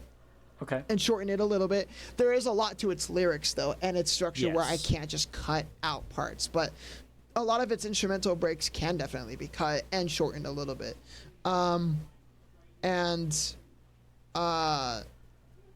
Yeah, so... Some of it, well, I'll figure it out as I go along. But, you know, another reason why it sounds the way it sounds is this has a lot of different inspirations put into it. Some of it definitely being this song. It was from this random show. I would have never found the song if it wasn't for the kind of stuff my parents watch and the stuff they listen to, which is just like, you know, it's just whatever, like, it's something like, I'm not saying it's like weird or anything. It's just like, it's so disconnected from things in my life from the media that I consume that I would have never found this if it wasn't for the stuff that, like, they watch or they listen to. But there was this song called Uninvited, and I think it's from this... it's from a Hulu show called Little Fires Everywhere. The song itself is I think, an older song. I don't remember who originally wrote it. I think this is a cover. Alanis Morrison, I think it was. And so, yeah, the instrumental for that song was... the instrumental for that song was part of what inspired Behind My Mask. And so, because I listened to it, my parents were just playing it in the car. I'm like... I like this slow build up kind of like dun, dun, dun, dun, dun, dun, dun, orchestrated vibe to it, and it felt very like menacing. I don't know. So it's like, okay, this definitely fits that kind of sound definitely fits this song because it feels like the virus is just getting worse, you know? So that one had a huge inspiration into it. A bit of Tourniquet by Breaking Benjamin, you can kind of hear it in there, at least in its grit, where it's like, I scream, like with like that kind of voice I was doing that was similar to Benjamin Burley's kind of background screams you would hear. Like Ben's voice is so fucking good. We need to acknowledge. And new album coming this year. Yes, I know. I'm excited. Stoked. Yeah. I love how, like, anything from... especially in Ember and onward, I love that, like, recent like effect he does with his scream, like this distortion he does with his like freedom, like it's hard to describe it, but it's just like that distortion he puts in his voice effects and naturally, where it's like there's like this weird chorusy sounding effect to it, where it's like "Fear the wolf," that kind of thing, yeah. and like things like that. Like I wanted to kind of emulate that in this album a little bit, especially in Behind My Mask, and in Exposure and in The World of My Eyes. And so yeah, so Tourniquet had some inspiration in there, and yes, a bit of Plague, because Plague is a very similar subject matter, but a lot of people were like, when it first came out, were like, so this is kind of like Plague. I'm like, I guess, but not entirely. Yes, it's major to minor, like what Plague does. It's a little bit slow, like Plague, and it kind of goes from like quiet to loud. But that was more so of a thing that came from like, again, Uninvited. Yeah. But yes, some of the effects and some of the structuring of the verse to chorus thing is similar to Plague. That was a big inspiration, but it's not. But I was tired of people like thinking of that as the end all be all. It's like no, obviously not. Like Plague is, din, din, din, din, din, din, din, din, din. I think 3/4, I think it is. Yeah. Again, my musical vocabulary sucks. I just write shit. No, you're good. So that's obviously a difference. Key is different, but yeah, it was there. And yeah, still a very important one. That was like, I think the first one where I really brought, hang on, yeah, if I'm correct, that was the first song where I brought real guitar into my music. Yes. Yeah. And it was, I want to say like back then, because as I said, actually, go ahead. In Flames was the first cover I brought real guitar in. Yes. This was the first original song. Go on, sorry. As I said, I had found your music in 2018, but it was a very similar situation to when I found Will, where I didn't exactly stick around. I stayed for Dream On when I found Will, but nothing other than that. But when I found your material, it was through the Dream On cover. I had listened to that, and I think I listened to Psychotic Memories and Lover and a Fighter at least once each. Yeah. But then for a while I decided to like stay back, like do other shit with YouTube. But then that's when Behind My Mask came out, and that was recommended, and I was like, holy shit, the upgrade in musical production quality was absolutely insane from that point. I know, yeah. Like I will take any opportunity, and you know this, I will take any opportunity to take a dig at Behind My Mask, because I have this vendetta, this fake vendetta against it, but it's like I cannot deny the level of upgrade in that production quality was so big. Yeah. It was very impressive stuff. Yeah, and I mean, yeah, when I look at it now compared to back then, obviously it's very much still like not like nothing compared to like what I can do now, but at the time it was still like a huge upgrade. It was like, shit, this is real guitar. Yeah. Unfortunately, this is still at the time where I was kind of lacking some songs I had basses, some songs I still kind of lacked, and I don't know why. But I think a lot of this album moving forward definitely was incorporating more of that bass. Mm-hmm. There could have been bass in there, and I just don't remember. I don't know. But yeah, after Behind My Mask, oh god. So yeah, speaking of the protests and the riots, because I already kind of talked about it, Riot. This one was an interesting one because I say about all these fucking songs, but it's just because it gets more and more obscure and interesting sometimes. Yeah. But Riot, this wasn't even gonna be on the album. I had done this cover as a bit of a throwaway for a school project where it was a music video class that I took, and I wanted to kind of make a little music video about like what it means to kind of just stand up to a system where you feel oppressed and silenced, and it's just as simple as that. That was the whole point of why I covered it. Yeah.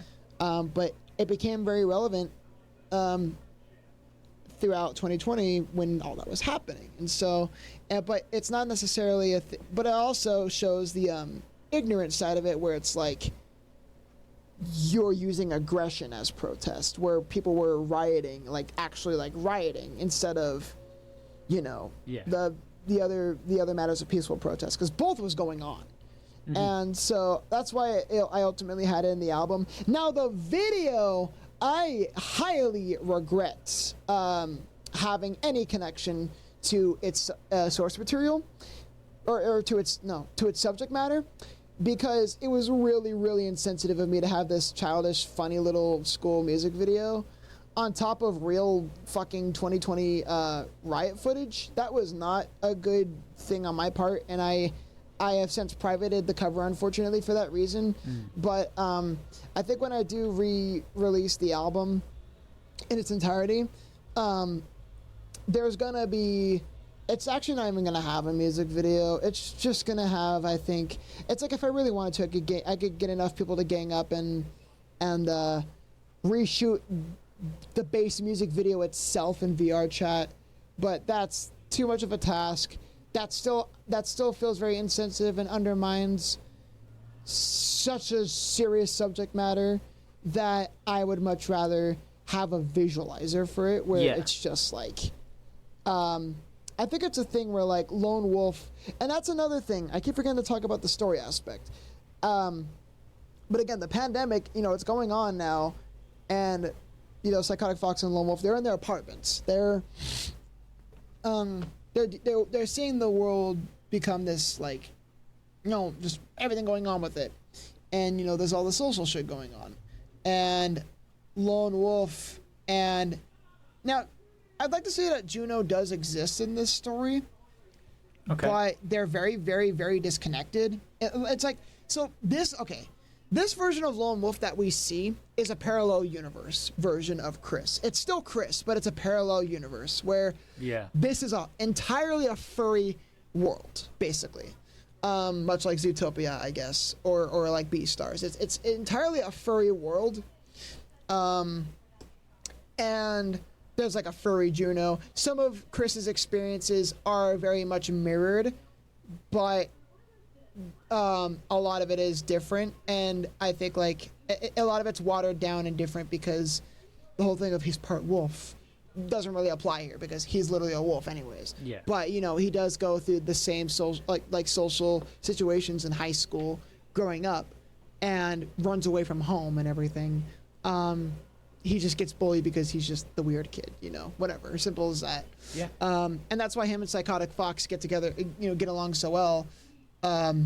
And why they're close friends and roommates, because they share the same experiences. They feel this connection, fourth wall breaking. They feel this connection that they can't feel with any other friend, and so they feel like there's this thing that ties them together that they don't know what. Same with Vengar and Gwen, and you know, kind of a bit of a fourth wall breaking. They all encapsulate a part of me in a way. Yeah. And, you know, because PsychoticFox and Lone Wolf have these experiences together that they've had since they've grown up. They're like, I trust you to live with you. And so they're living with each other during this whole thing, you know? And so their personalities clash, but they're like really good friends and everything. And so, yeah, you know, they witness a pandemic happening before their very eyes. But, you know, PsychoticFox has to endure Chris and Juno's arguing. You know, Juno doesn't live with Chris, but they are very much still together, and they kind of are in a rough patch in the relationship, and so they're arguing quite a lot at this point. And so that's where Neverending Noise kind of comes in, you know. Corruption and Silent Voices still follow the same subject matter because PsychoticFox is dealing with this person, and it's online, you know. Or actually, no, it's not online in this case. I think in this instance, that person that PsychoticFox was with and that friend that he saw us to deal with, and like that whole friend group kind of live around the, like, as far as she goes, she, I think, moves in a nearby apartment, basically. And Okay. that's how they meet, basically. But like a lot of the rest of the friend group, some of them also live nearby, and then some of them live online. It's a scattered kind of thing I wanted to do to separate it from real life, but also kind of still keep everyone connected. But yeah, so Neverending Noise kind of is just PsychoticFox dealing with Juno and Chris's relationship. And then Behind My Mask. So yeah, it's funny. Like Psychotic Memories is kind of canon, but also not. Psychotic Memories is its own universe, but some of it is considered canon in this universe, I guess. Yeah. And so Behind My Mask, is them dealing with the pandemic. Crossfire, the next cover in it, which is, it's a little bit risky that two covers kind of tie into each other like that close, like they're placed that close together, because like where's all the originals? Because again, nerdcore community has a really bad stigma where it's like, where's all the original stuff? You need to be more original. Da, da, da, da, da. Specifically one community within it, but whatever. Yeah. I do want to talk about Crossfire. I want to talk about it first off, simply because as you know, I kind of announced like that I'm doing winter talks with guests. And when I announced it with you, I had a chat with my buddy Letus, who is also a team member for the Winter Ecosystem. Hi, Letus. I know that you listen to these. And he has actually admitted to me, because he's also a decent fan of your stuff, that this is his opinion. You can take this however you want it.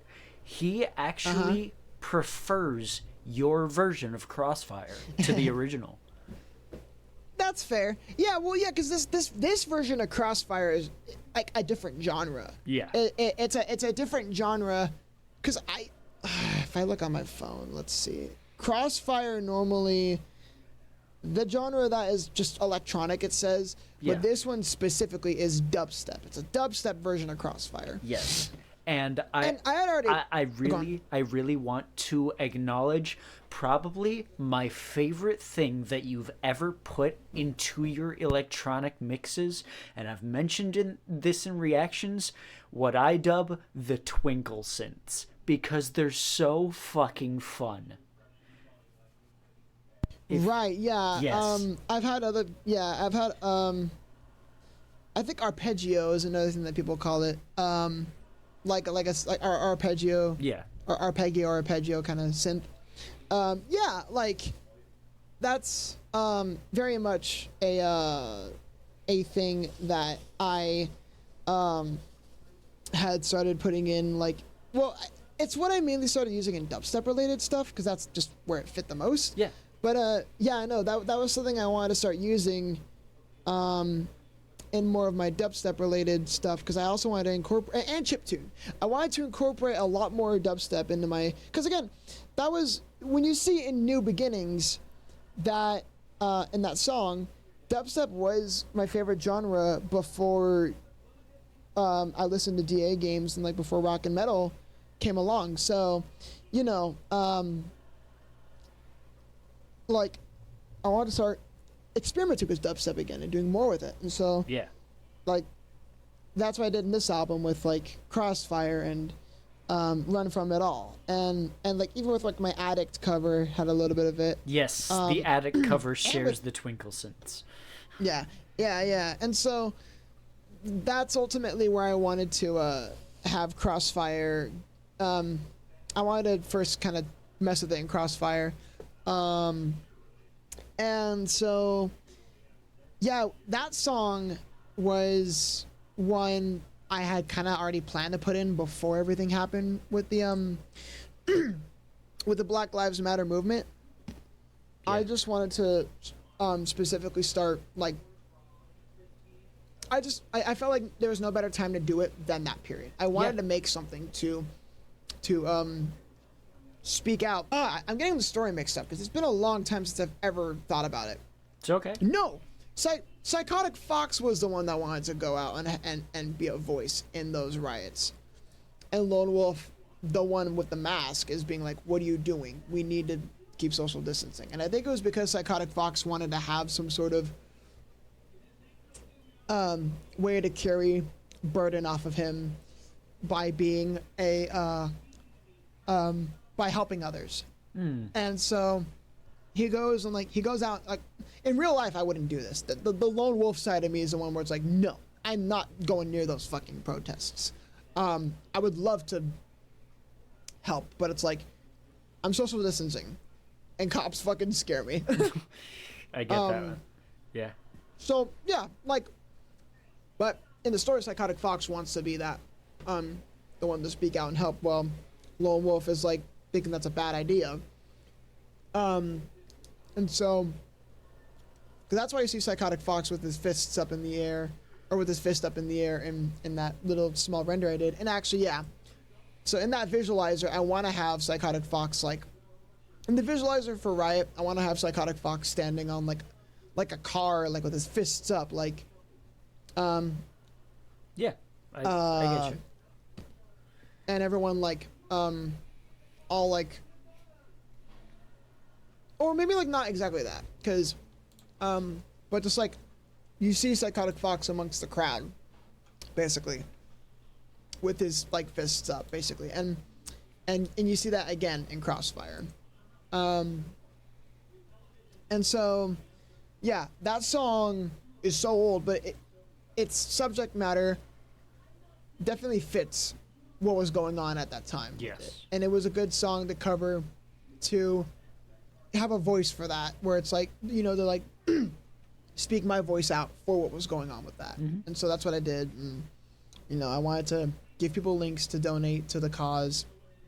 And, you know, like, I tried taking that subject matter as seriously as I could, at the time. Re-releasing it didn't really help, but there were certain elements of it where it's like, okay, I want to re-upload the video with this little fix, because it was bugging me in the original version. I think it was like when I was singing like, but it's not to the sound of birds. So I was singing it in like the lower octave, and it sounded horrible in the first release. But then I fixed that issue in the album release, and I put some more real guitar in it. And yeah, like, so, yeah, the song ultimately was the subject matter that's still related to today, and actually, you know, fit what was going on in that situation. So, you know. Yeah, and then the next one, again, another one of my longest songs. When you put it together with its, much like Safe Haven, when you put it together with its interlude, intermission track, interlude, The Urge / Keep Holding On.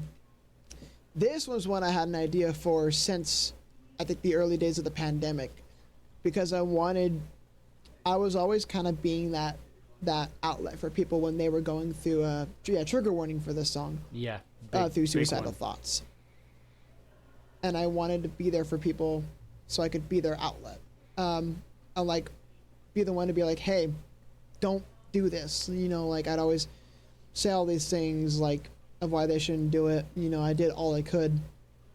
Thankfully, I did help as much as I could, and it worked for the most part for a lot of these people, when I was talking to them. But yeah, so it's like, I wanted this song to basically be that, like being the hand that guides you out of that, and that's what Lone Wolf is doing for PsychoticFox. PsychoticFox dug his own grave, not with the Riot stuff. That's separate. But you know, that stuff did put a toll on him. But I think just the weight of the world was crashing down on PsychoticFox, and he has dealt with a lot from his friends, his ex-friends, and then what's going on in the world and with the pandemic. And so he wants to give up, basically, and Lone Wolf is there to hold his hand and like please just keep holding on. Don't give in to all this. Yeah. And yeah, like that's where that ultimately goes in the story. And yeah, that subject matter, it's very simple. Yeah. That was another song where, and it's crazy for how much of a complex song. And its chord progression is really interesting. It is one of the most unique songs I've ever written. Yeah. In terms of its like instrumental writing, This was another one where I didn't really have an inspiration for it. This was all, and I'm really proud of this one still because of how complex it is, despite me not having an inspiration for it, really. It was all still just from my mind. I think, like, certain elements, like, was obviously from that song that everyone's memed to death, the Metal Gear song, I forget what it is, Sins of the Father. Yeah. But still, I remember when I figured that was part of the inspiration behind it. I was like, "Oh my god, are you fucking kidding me?" But it fit there. Yeah, definitely. But that blew my mind when I first figured that out. I was like, "Wow, it works so well." Yeah, and I think there was, I think the chord progression I had heard in like the background of some video I was watching. I didn't know where it came from. It was probably just some like unlicensed music, like royalty-free music, and like I like this little chord progression here. So I think that was kind of the only thing. Like not even. I think it was like one small bit, and you kind of hear a little bit of a similar sound to it. I think in some of. It might have been Finding Nemo's soundtrack, but I don't remember where. I would just hear it in like I think it's like specifically, if I remember like the scene where like Nemo has first just been stolen and Marlin's just like run, like just going like so fast. You hear like that menacing piano music, like ding ding ding ding ding, like ding, and so I'm like. I think that was the other bit of inspiration, like why you hear that like menacing piano at the beginning. But other than that, it was all just kind of from the mind. Yeah. No song kind of really helped it. I really love it because it's just like, it's a long song, but it's a really important one. It's a good opener for concerts. And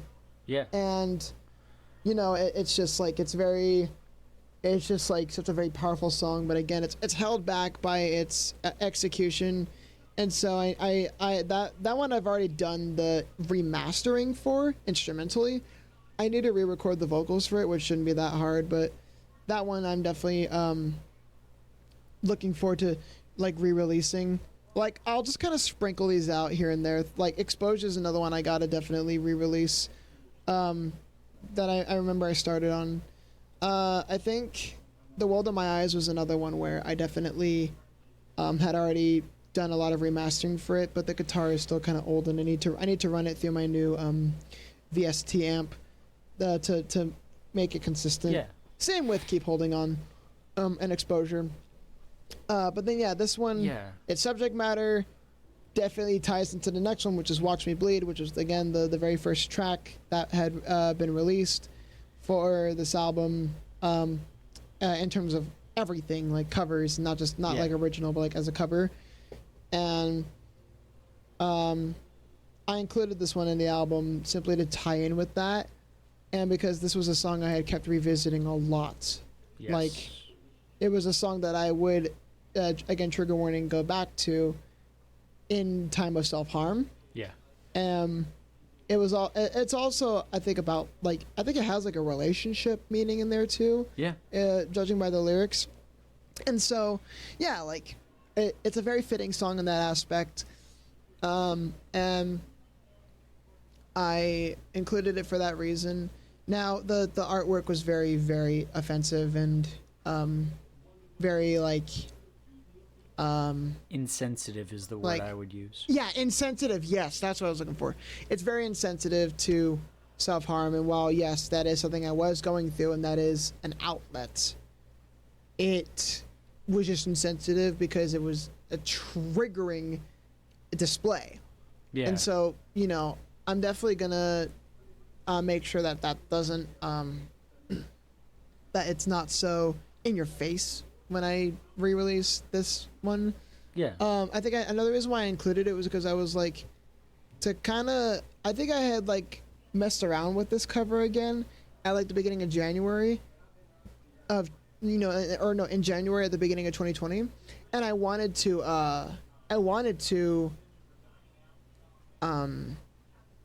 remake the instrumental for it just for fun. But I think I was also maybe unfortunately falling to self-harm at that month. I don't think I was. I don't remember. Yeah. But yeah. So I remade the instrumental for it just for fun. Added that little music box element and the bells. Yes. That like church bell sound and the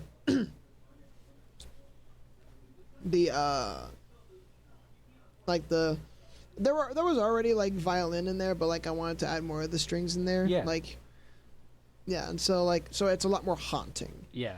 I think it's the structure of, because like throughout the first half of this album, it's very much structured around the worldly aspects, like that grander scale view.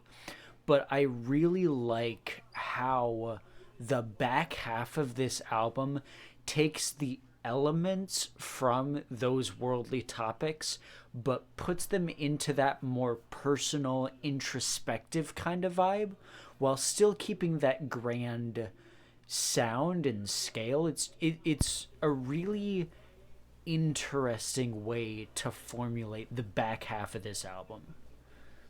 Yeah. I mean, I wanted the first half to be what's going on in the world and what my experience is, and you know, like what I'm witnessing, and the second half to be my reaction to it, and like that makes sense. And like how I handle it, how PsychoticFox handles it, and so yeah, like basically PsychoticFox gives in to like the self-harm and like is going through it like badly in 2020, and that was a very common thing going on throughout that year. I can attest to that. Yeah. And so it just fit there, and then Broken Man kind of picks up off of that right away.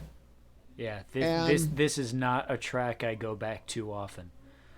Oof. Yeah, it was one I definitely made out of so much guilt and regret. Yeah. For the way I had treated a lot of people. It was also kind of made as a bit of like I was gaslit to believe I had hurt this person that was actually really abusive to me from the relationship that's talked about earlier in this album. But it was also made as a sense of guilt for like, no matter what I do, I keep getting worse and worse. Yeah. And like, not only is my heart getting broken by other people, but I break it myself with the actions I do. I think if I go back to the lyrics, is that it's been a long time since I've listened to the song, but it's like, yeah, this is it's on my re-listen today. As I said, I like went back through the album. I actually skipped this one because I was like, I don't want to be sad for the rest of the day. So. I know it's really depressing because it's like, it's reaching out again, like a plea. It's like reaching out to anyone. Like, is there anyone still here after the kind of person I've just become? Like I feel. But it just feels like empty all around, and like and you're trapped in this feeling. I actually I think, I don't know if this is a thing for you, but I feel like this is a unique perspective to have about this song. We explained how No Way Out was narratively Invisible Wall 2.0, pretty much, right? I feel as though this musically is Invisible Wall 2.0. It has a very similar structure, and it has same degree of like the bridge has that burst of energy, but it feel like it's Invisible Wall 2.0 musically, but empty in that aspect. And yeah, I find this song super fascinating. And its color palette too. Yes, the artwork. Yeah, and I mean, yeah. Hang on, there's like more to it. It's like, it's just like, yeah, like you're feeling empty. You feel like there's no one you can like reach out to anymore.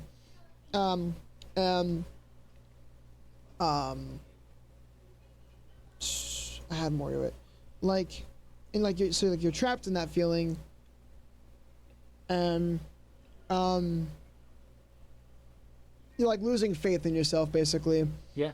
And beating yourself up for all the guilt you've formed from everything you've done to people, like all the mistakes you've made. And you're chained up for this person that everyone's trying to make you out to be. As you watch the world burn, it's like you just can't ever get a break. Like, it's just, you're trapped watching the world burn while you just express all this guilt towards yourself. And yeah, that's basically just like, in a way, narratively, it's very similar to the recent like cover series I did, which was like The Internet's Path to Hell, where it's like you but yeah, it's like everyone's kind of just getting ready to just chain you up and put you on blast, and you're just feeling all the grief and the guilt. And so yeah, that's Broken Man. And yeah, Broken Man was, when I was writing it, I'm like, I kind of want to revisit that vibe I had for Invisible Wall, but kind of like see if I could do it better. And because again, I think, so it's like, that's just kind of what I did. I was bored and wanted to do that for a little bit. And yeah, and so it's like, other than that, there wasn't much to it that I had inspiration wise. And then, so fittingly next is Exposure, where, God, this is still one of my, like, favorite, I think probably my favorite track from this album that I still go back to very, very often. Well, yeah, I performed it at... That's right, you did perform this one live. Nearly every concert last year in 2024, I had performed this song. Okay, yeah. Yeah, because it's still a very, very relevant, unfortunately, a very, very relevant song today. Yeah. With everything that's going on with all the hostility towards me and towards, like, well, like, towards, like, just on Twitter, you know? And so this song was made not just for me, but because of it was what the internet was falling into during the pandemic. It was very much just like a matter of like people resorting to immediate aggression and putting others on blast. Yep. Even just for things that aren't necessarily like, yes, it's important to expose like actual like pedophiles and like creeps and zoophiles, whatever have you, those kinds of awful people. But I feel like there's a lot of moments where people don't need to be put on blast for stuff that people don't need to know about, like personal stuff that isn't anyone else's business, that's being used to twist the image of someone, and that's purely it. It's not being used for the greater good. It's purely so people can manipulate others to twist everyone into forming a negative view of you. Yeah. And that was what had almost happened in 2020. I had exposed, and we'll get into this more in Vengar and the Defenders of the Dam, but I had exposed Django Liam, this person, and I don't care about name dropping him because it's a pretty significant thing that I'm gonna just get into more about in Defenders of the Damned, and I don't really want to hold back that much. I had exposed him because he was preying on my entire friend group. At the time, I had met him through the person that I was, through this person that I was dating that was like the subject matter of corruption and the silent voices. They introduced me to Liam. I met him through, that's how I met him, and like they met shortly before I met him through them. And so he preyed on my entire friend group. I gotten these weird vibes from him for a while, but a lot of people were just telling me like, oh, you're probably just overreacting, I'm sure he's fine. And I'm like, okay, yeah, that's fair. But ultimately he ended up like secretly preying on a lot of my friends. And mind you, he was 18, and me and a lot of these people were like 17 to 14, and like, you know, it sucked. Like I felt responsible because I let him be in my spaces despite me having an off vibe about him, but others really wanted to keep him around, and I had to expose the truth. I had to tell everyone what he did, because he was also kind of prominent in the FNAF community. And you know, like, I had to make sure people knew what kind of person he was, so that way no one else could get affected or hurt by him or his actions again. And so that's ultimately what I did. And while I'm glad I was happy to do while I was happy to do that, unfortunately it led to a lot of risk and a lot of shit just like going wrong fast. Because tying into lessons I've learned, I wrote that little EP right as I broke up, or right as I was breaking up with, like, it was like a week. Throughout that week, that final week of being in this other toxic relationship that I was in the summer of 2020, I was writing that EP, finished writing that EP, and released it on the day I broke up with this person. Yeah. And so she was really close friends with Liam, and he and her, and he also got a few other exes. This is after he got exposed. He and her, and he got a few other exes to that like still believe that he was a good person, that he could change, which you're fucking delusional if you think that right after exposing him for being a fucking pedo. It's like, you're, granted they were all still minors, so it's like I get that, like they're all like 17, so, and like 16 and 17, so I can understand that like maybe they were like gullible, but it's like you're kind of delusional if you think that like you could just still be someone's friend and help them when you know that they were straight up like 18 talking to someone as young as 13 in a sexual manner. Like, no. But Liam got all these exes of mine, mainly just these two. One of them I couldn't even call an ex. I dated them for like 2 days. They all kind of banded together to get revenge on me, and Liam was the one pulling the strings. So he was the one pulling the strings, but the main ex that I had broken up with in this summer period, and again, mind you, this isn't the one that corruption and the silent voices talks about. I just had awful luck with relationships in 2020. But she was the one who had posted all these things about me randomly in like October or November 2020. I don't really remember when. I think it was like early November or late October. She had just, I woke up and I just see all these, like this account just posting about me. That was really scary. And so, like, I was at the brink of like literally ending it that day, unfortunately. Yeah. But thankfully it got handled. It all got mass reported. Like, I had to beg on my knees. Like, no one wanted to get involved, but I'm like, do you guys see what's going on? I had to beg on my knees for my friend group to like step in and help report it. And I also had to get like another friend of mine.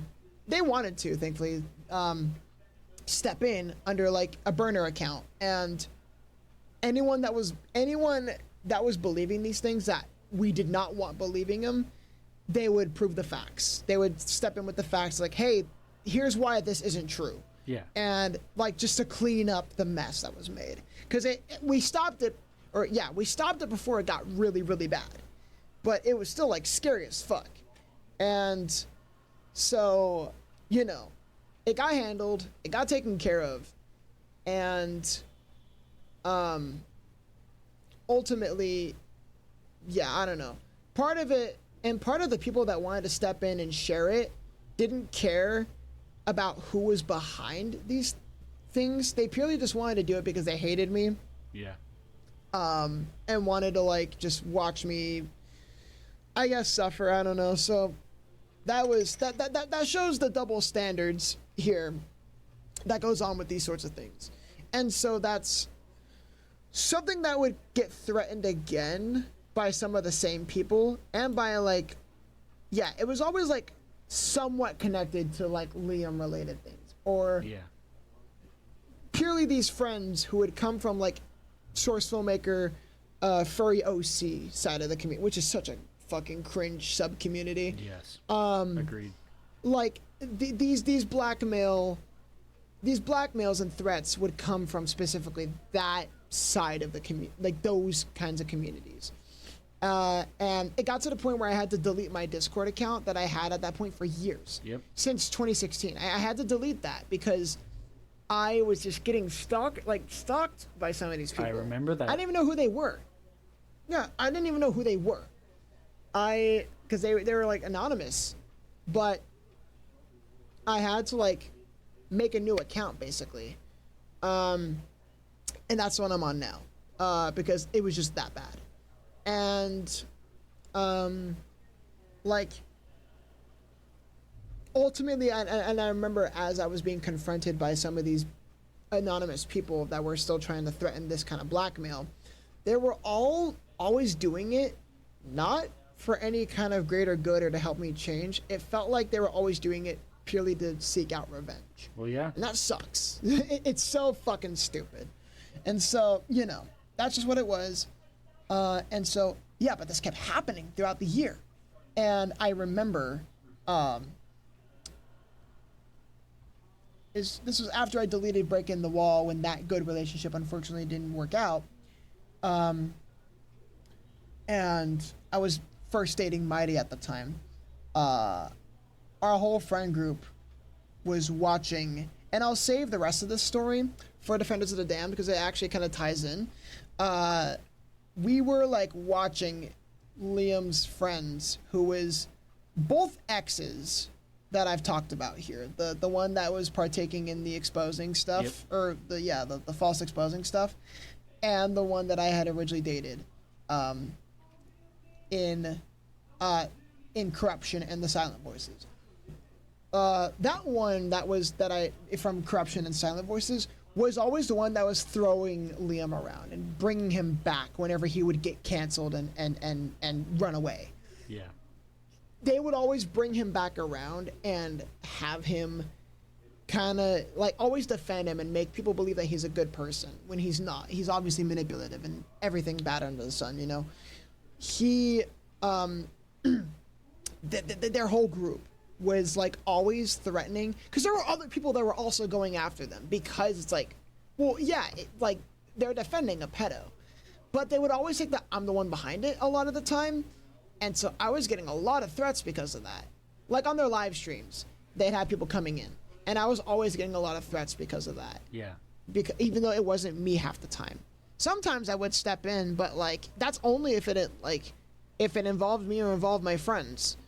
And unfortunately, like I was getting a lot of threats because of it, and I'm like, I don't want this to start happening again. This whole thing that happened in like October, November 2020, I do not want it to start happening again for like no reason at this point. And so because all these people were like doing it, and so that's where I just wanted to write. I was at like this really, really dreadful state of mental pain where I wrote where the song Exposure came out of. And that's ultimately what it's all about. Yeah. False cancellation and the aggression that came from the pandemic of people always wanting to cancel each other over the fucking stupidest things. Yeah.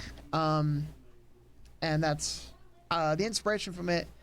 A lot of people think Red Cold River, and that is a in the bridge, yeah. That it's kind of there. But the biggest one, and again, this is another case of If you hear it, you're never gonna unhear it. Blind Belief by Evanescence from their from one of their most recent albums. Yep, there it is. That one. Yep. Yeah, exactly. Yeah, you can hear it, but in the old version of Exposure, not as much. The drums.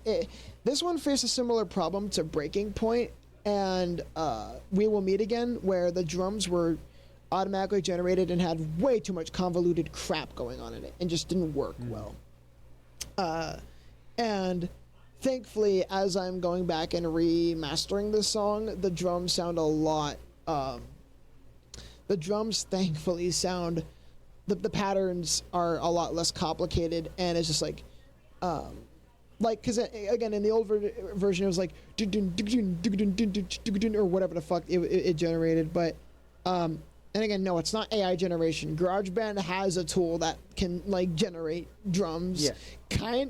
It's like I wouldn't call it AI. It's like an, I don't know what you call it. It's just something that GarageBand has, but it predates all the actual like AI bullshit that's happening now. I want to make that clear to y'all.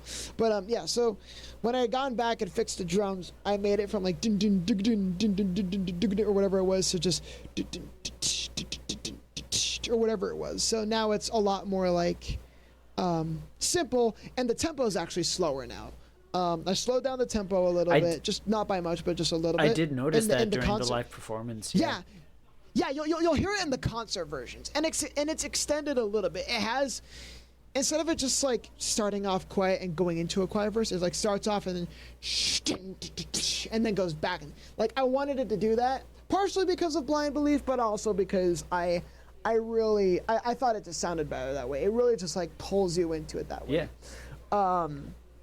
Yeah, and so I definitely need to with what's going on right now in my life, I definitely need to re-release that song. Yes, it's very important right now. Yeah, and so after that comes Run From It All, and I had a lot of fun working on this one. This one was a very fun one. Yes, this is. It was like my first. Gone. Next to. I want to say this is next to the title track and Refuge as my favorite track on the record because it's just so damn hype. Yeah, it's a song that I just was messing around with on my phone to kind of get myself used to dubstep on GarageBand. And like, granted, I did use a lot of loops, but like a lot of GarageBand loops, because again, I don't think I would be able to naturally produce these kinds of synth sounds in GarageBand. Maybe I could, and I'm not looking hard enough, but I did have to use a lot of dubstep loop sounds that come in the Apple GarageBand Logic Pro library. But it was just like for me to experiment, have fun with it. Yeah. And this one was like another one that didn't really have inspiration from anything else, but much rather it kind of came along as I was putting stuff together. And I think it had like a little bit of inspiration from funny enough, another Portal remix. Both dubstep songs in this album, I say dubstep, but it's like the Silent Voices wasn't necessarily entirely dubstep. It kind of was, but it wasn't. I could see it, yeah. Yeah. Crossfire not included. Both the Silent Voices and Run From It All, which I felt to be a bit similar to each other in some ways, at least in production. Those two both kind of had some inspiration from like these Portal 2 remixes that I would see back in the day. Okay. Like way back then. And so like, yeah, the Silent Voices was You Monster, which was an original song, but it was just, the lyrics were just auto-tuned voice lines from the game, but it was done well. And I forget who it was made by, but it's a good like song / remix. And then Run From It All had a bit of inspiration from like Portal 2's theme. Specifically, there was a remix of Portal 2's theme, and I think it was it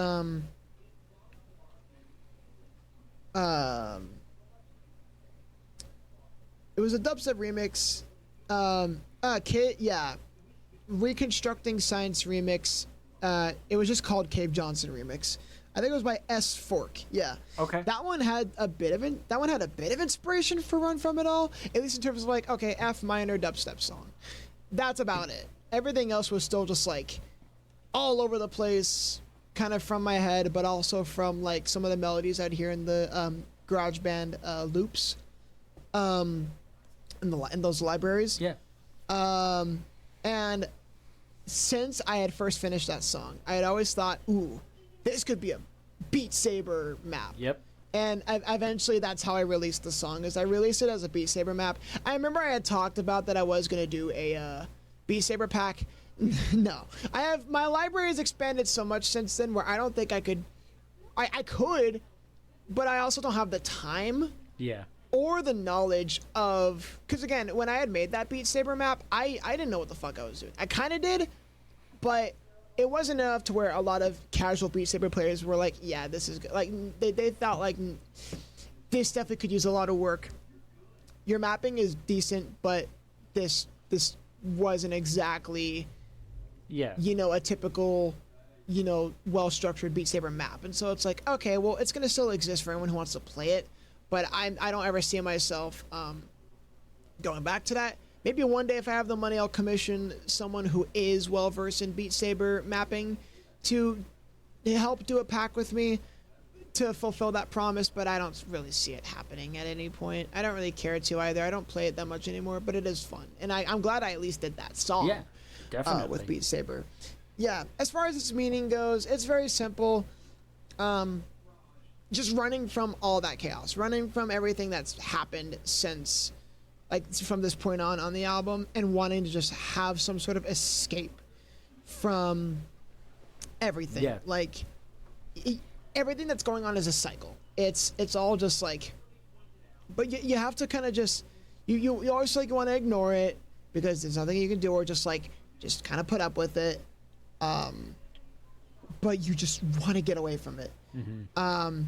And so, and there's all this tension because, again, you're fucked up and people kind of are calling out just these personal things about you that are just them twisting the world to believe this negative image of you. Yeah.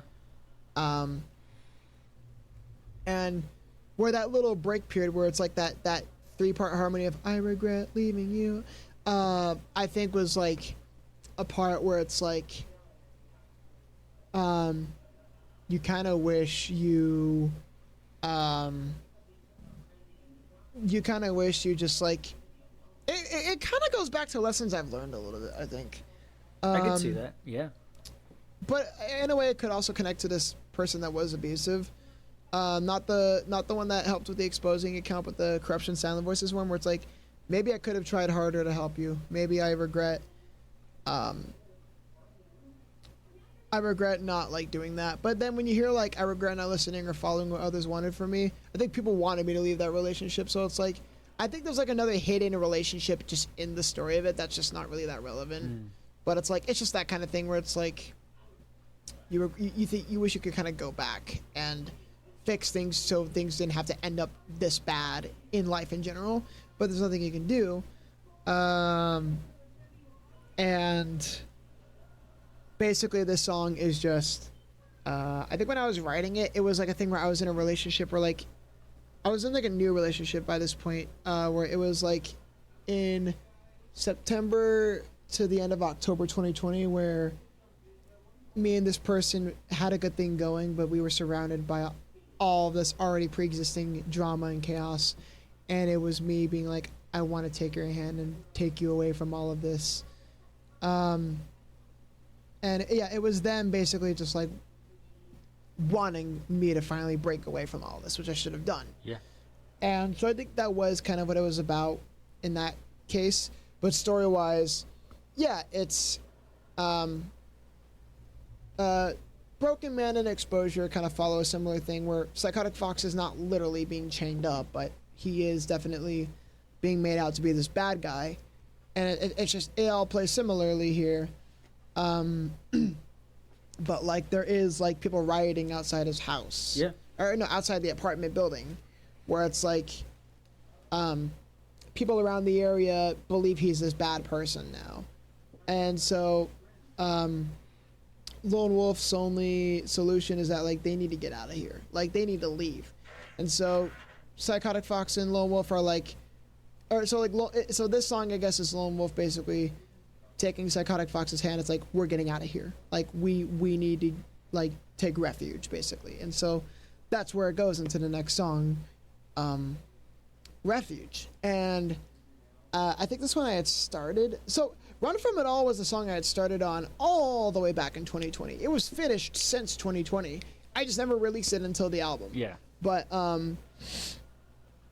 Refuge was one that I started on a little bit in 2020, then continued in 2021, and I had a hard time finding out where to go. I wanted it to have this really fast verse, this intense, really fast verse, like, you know, kind of that kind of thing. Yeah. It feels like it's like a feeling of like, I need to escape, I need to run. Which Run From It All, you think Run From It All would have that feeling, but it's more of like a want, and the want to get away, while Refuge is the process of escaping. Yeah. And I think a little bit of the inspiration came from, and this will sound a little bit sus because this was before this song even came out. I think Into the Beyond, that one Irish song, was part of the inspiration of it. But it was when I had only had like a very small glimpse of that song. When Will used to show off his content in VCs, like his unreleased content in VCs. I think like, yeah, I had a glimpse of that song and I had remembered it for so long because that song stuck to me for so long. Yeah. That like, I think part of that inspiration was me making like a little bit of like a spacey, synthy beginning. But structurally it was all very, like very different. Yeah, so, definitely. So yeah, it goes to this intense, fast verse, and then slows down a little bit, like da na na na na da da, and then yes, people always are so caught off guard by this, but yes, Heart Attack I think had a lot of inspiration in the pre-chorus and chorus, but it's like I listen to the song and I'm like, okay, I know this is like a pop kind of song. It's Demi Lovato. It's like very like people probably heard it all the time on the radio and are sick of it.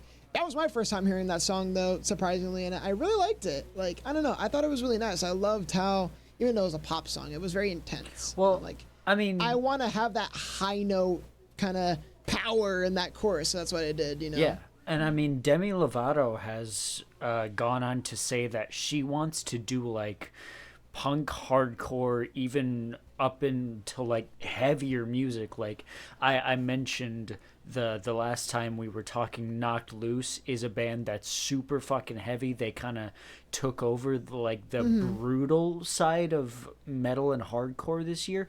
Demi Lovato has said that she wants to collaborate with them on tracks because her voice is really suited to have a lot more intensity than a lot of artists in their field. So and that's what I was having in mind when I listened to that song. Yeah. And then what happened, and you know, so yeah, I made Refuge. Refuge had inspiration from that song a little bit, and everyone was questioning it. And then what happened a few years later? Demi Lovato releases a fucking rock version of Heart Attack. Yep. And I'm like, I feel so validated. Yeah. And so, you know, and it was banger. It was so good. It's so good. And so, it's so good. Yeah. It's so much better. And so, yeah, like, but yeah, it fit the song because I wanted the chorus. I wanted the chorus to have that, like, high note, like power to it, where it's like it's a scream, it's an outcry, like I'm running, I'm getting the fuck out of here, and I'm hiding, and I'm going to finally heal myself. I'm not taking anyone's shit anymore, and that's what that song's ultimately about. Yeah, you know? And, absolutely. Yeah, so that's all it is. It's just like it's and I think the bridge, funny enough, a bit of the bridge, like dun, dun, dun, dun, dun, dun, dun, dun, dun, dun. A little bit of Boulevard of Broken Dreams chord inspiration, but not by much. but then the dun, dun, dun, dun, dun, dun, dun, dun, dun, dun, dun, that was from like one of the Pac-Man songs. It was from, I think, Pac-Mania, where it's like it's from like one of the Smash Brothers remixes of it, but it was also in Pac-Mania. It's I think from like the Pac-Mania theme, and it's like I listened to that and I'm like, ooh, I like that little chord progression, where, because again, I'm a sucker for like minor to major, yeah, but in that specific instance, in F minor, especially listening to it from that Pac-Man OST, I'm like, ooh, okay, I gotta throw that in. And so yeah, I did that in the bridge, and it like I love that that part of the song. And so yeah, like everything came together well. And so where Refuge came from is like as like the metaphor for it, like Refuge itself, funny enough, was it came from it was my old account. So this account I use for Discord now was my alt, and that was the name of that account. Yes. Back in 2020, I had taken a break from my main Discord account because of a lot of the stuff going on in 2020, and so I had moved to this account called Refuge, and that's so that metaphor, I just took that, threw it into that song because it fit what was going on at the time. Yeah. And boom, there you have it. And yeah, simple song, really good though. Definitely needs a remake though, or remaster. No, God no, remaster though. I think yeah, some of the vocals that, like, I say remaster, and most of these are remasters, but a lot of these songs need their vocals recorded, because this was back before my voice had still passed. Like Vengar and the Defenders of the Damned is the album where my voice evolved, specifically after In My Hands. Yes. And I think in the Shadows a little bit had that too, but that was the point where I'm like, okay, I need to change my voice here, because again, yeah, like all the songs themselves can just get remasters, but vocals need to be redone. That's one thing that still is very much gonna be the case for this album, and lessons I've learned, which I'm fine doing. It's just I don't want to make that a priority when I do need to get new content out. Yeah. Because no one's really heard a lot of new. I haven't released a new song since What Is Real, so you know. But yeah. Refuge is one that I am so excited to remaster, especially because Flying to the Refuge didn't make sense lyrically. I think it was like, I wanted to be like, oh, it's like a travel kind of metaphor, but it's like, no. I think it works out better if I do it as, I hide inside my refuge. Yeah. I think that's a better way of executing it. So I'm going to do that in the remake, and I'm really excited to fix that problem, because that's one of the main things that stops me from listening to this song. And also the high note that I did at the bridge. God. I hated how it turned out. It sounded so nasally, but not in a good way. Because normally I used to have like this nasal scream where it still sounded like it had a lot of power, but it got really bad, and it did not sound good there. And I wanna do that again, but with more distortion. So like things like that, I'm definitely looking forward to fixing. Yeah, and that song, I want to mention this before we go any further.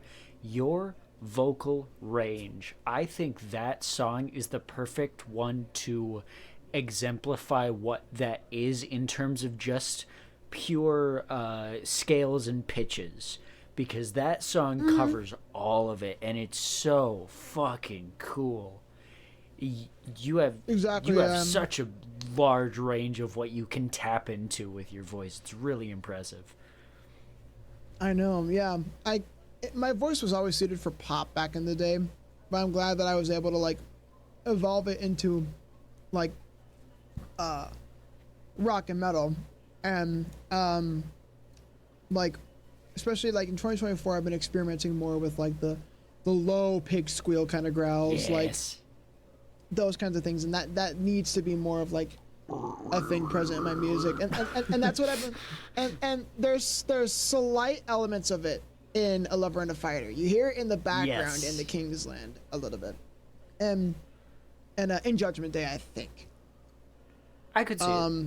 And so yeah, Yeah, and then so the next one, which I know is like a favorite, Soaring High. Yes. This one had quite the evolvement during its writing process. This was another song, right alongside Man Bear actually, where my senior year had just started and I was going back to East Hollywood. Yeah. And where it's like the first semester of that senior year was a lot of it was still kind of spent in online, but then this next semester, I believe we were able to start going back to class for a little bit, for that whole semester, and it was in October, of 2020, like October, yeah. Because again, the interesting thing about my semesters, are that at East Hollywood, the semesters there were split into 6, not 4. So people think like, how do you? And I'll get to that in a little bit. But so that semester was spent. Let me think. I think like some of this semester. Yeah, some of the semesters started in class, and then it transitioned to at home again. If I'm not mistaken, I think either that or there was one more after it. Yeah, no, actually there was one more after it. Okay, yeah, no. So this was the semester I think before New Year's. So in this semester, I remember, I was working. I finally got back to doing some in class. I took music composition a lot as an elective because I fulfilled a lot of my elective credits and fulfilled a lot of my core curriculum credits. So I purely just had a lot of electives left. Yeah. So I was just taking music composition over and over because that class was such a great way for me to get instrumentals done fast. Out of motivation. Yeah. Like it was a great motivator for me to get instrumentals done fast because like, okay, well my grade relies on it, so let's just do it. So when I went back to that class, I had started Soaring High as the first song in that class. The other songs in that class were purely done on BandLab. And I'll get to that in a second because one song from that has significance, but only 2 classes were done in Ableton in that class, and that was Soaring High and Man Bear. And Soaring High was one where it started off as a very uplifting. It still is uplifting, but it started off as a very all-around positive and uplifting song. It was gonna originally follow off of. It was gonna build off of. My Path? So it was originally gonna build off of. No, it was gonna build off of Run From It All. Okay. Where at the time I had wrote the song for this good relationship with this one person I was with during that fall period. And where like, yeah, we Run From It All, and then Soaring High was gonna come after that, where we were soaring high and we were gonna do so great as a relationship afterwards. And unfortunately that didn't happen because people interfered and convinced them to leave me, which came right before the false cancellation stuff was trying to get taken into effect. It got bad, but so Soaring High was originally going to be that, and it was in a instead of it being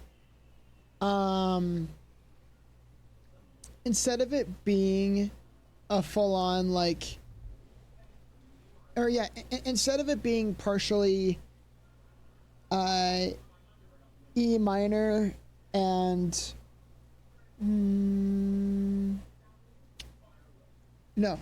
instead of it partially being E minor and dun, dun, dun, I think G major, G major. It was originally going to be mostly a flat major with a little bit of F minor, or F sharp minor. No, wait, fuck me. No, A major with a little bit of F sharp minor. Gotcha.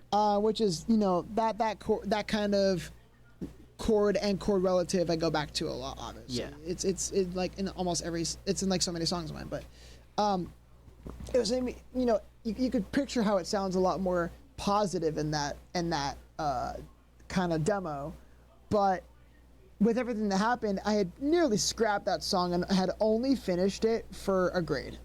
And like, whatever, it's not gonna have any bridge, it's just gonna be a small short song and I'm not even gonna use it, it's just gonna be for a grade. And then I came back to it after while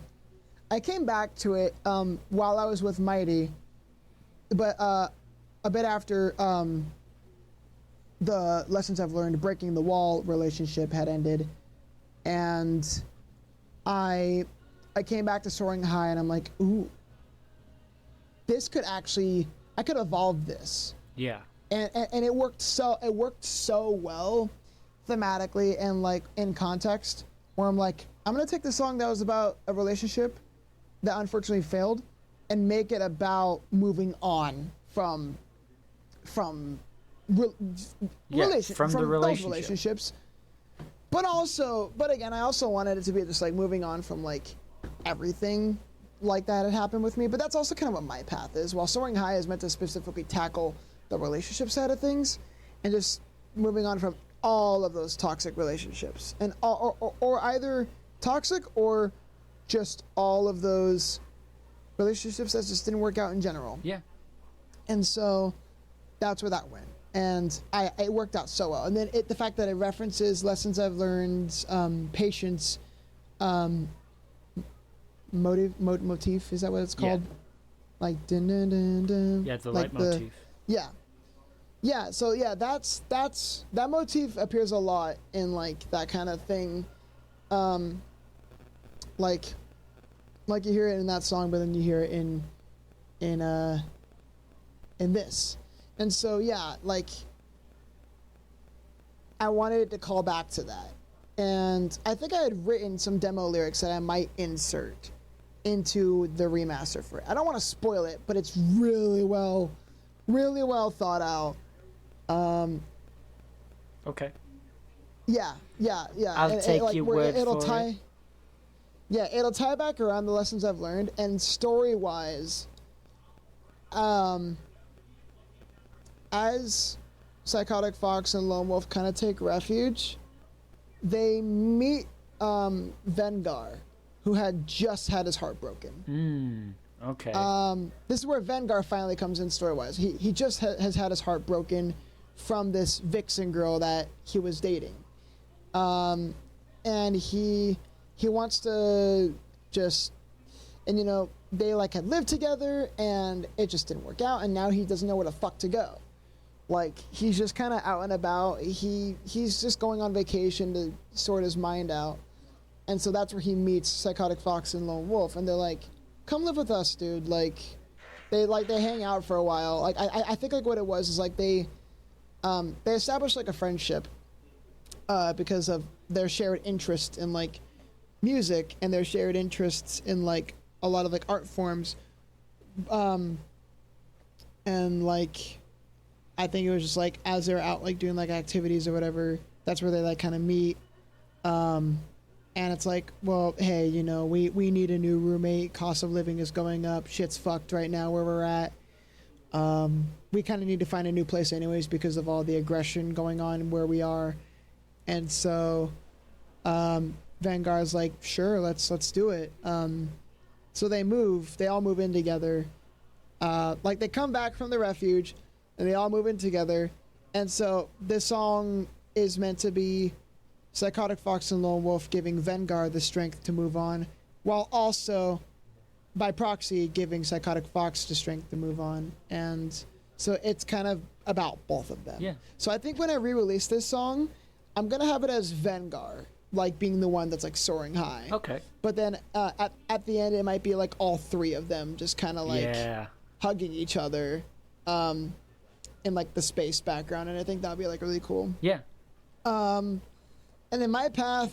My Path is interesting because it's... Yeah, actually, I wait. think this is... Actually, before I get to that one... Okay. Actually, before I get to that one, I forgot to say about Soaring High. That was another one where it didn't really have any inspiration. It was a very orchestrated, like, orchestral, positive song at the time, but then I turned it around. Yeah, so no real inspiration there other than the lessons I've learned references. Yeah. Yeah, go on, sorry. My Path. This is one of... if not one of the only ones, if not the only one, that doesn't have a visual piece on YouTube for it, right? It doesn't have a lyric video or a visualizer, I don't think.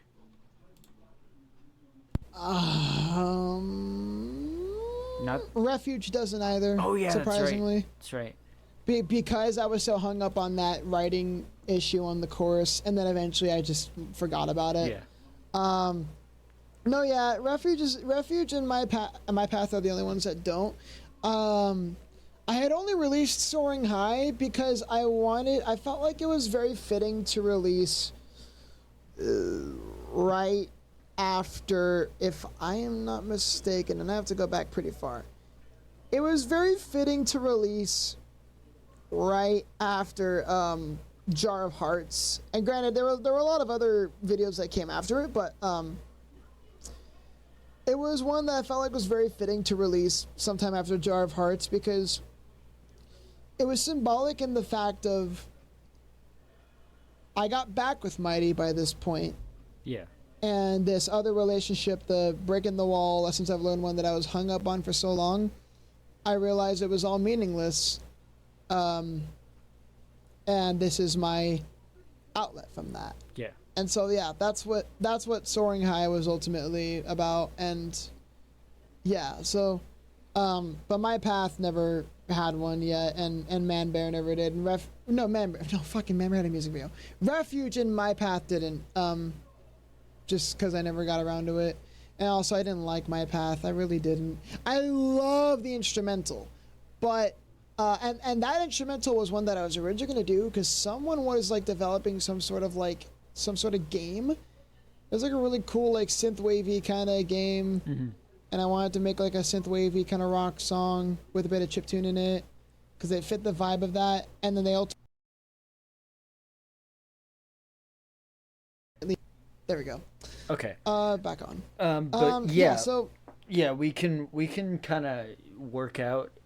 We can go longer tonight than we could the other night, so we'll be good. Yeah, that's fine. But if it's necessary. Yeah, that's fine. But I think with some of the later subjects, it's not going to really be that long. Mm-hmm. But they never got around to finishing that game, and so, and I was like tired of like waiting too long to see what was going on with it. So I'm like, okay, I'm taking the song back because I really want to use it. Yeah. And that's why it's so hard for me to like open myself up for like commissions for that kind of stuff because I end up falling too in love with everything I compose and want to write music for it. I think now with how much I've lost motivation to write stuff, I think I could take that up as a job in the future, and that is ultimately like a goal for if the channel doesn't work out. I still want to be a composer for that stuff. Yeah. But yeah, in this case, it just didn't work out that well. But yeah, so I was like, okay, I need to have a song that's like positive and kind of fall back around to where it's like, I'm not gonna let anyone steer me away from the kind of path that I have going. Yeah. And so, yeah,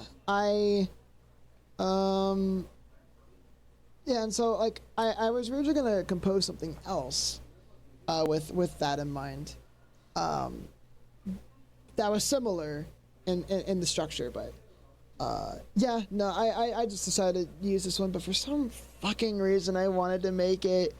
It was originally going to be, I think the BPM was going to be like 80 or something like that, and then it ended up being fucking 90,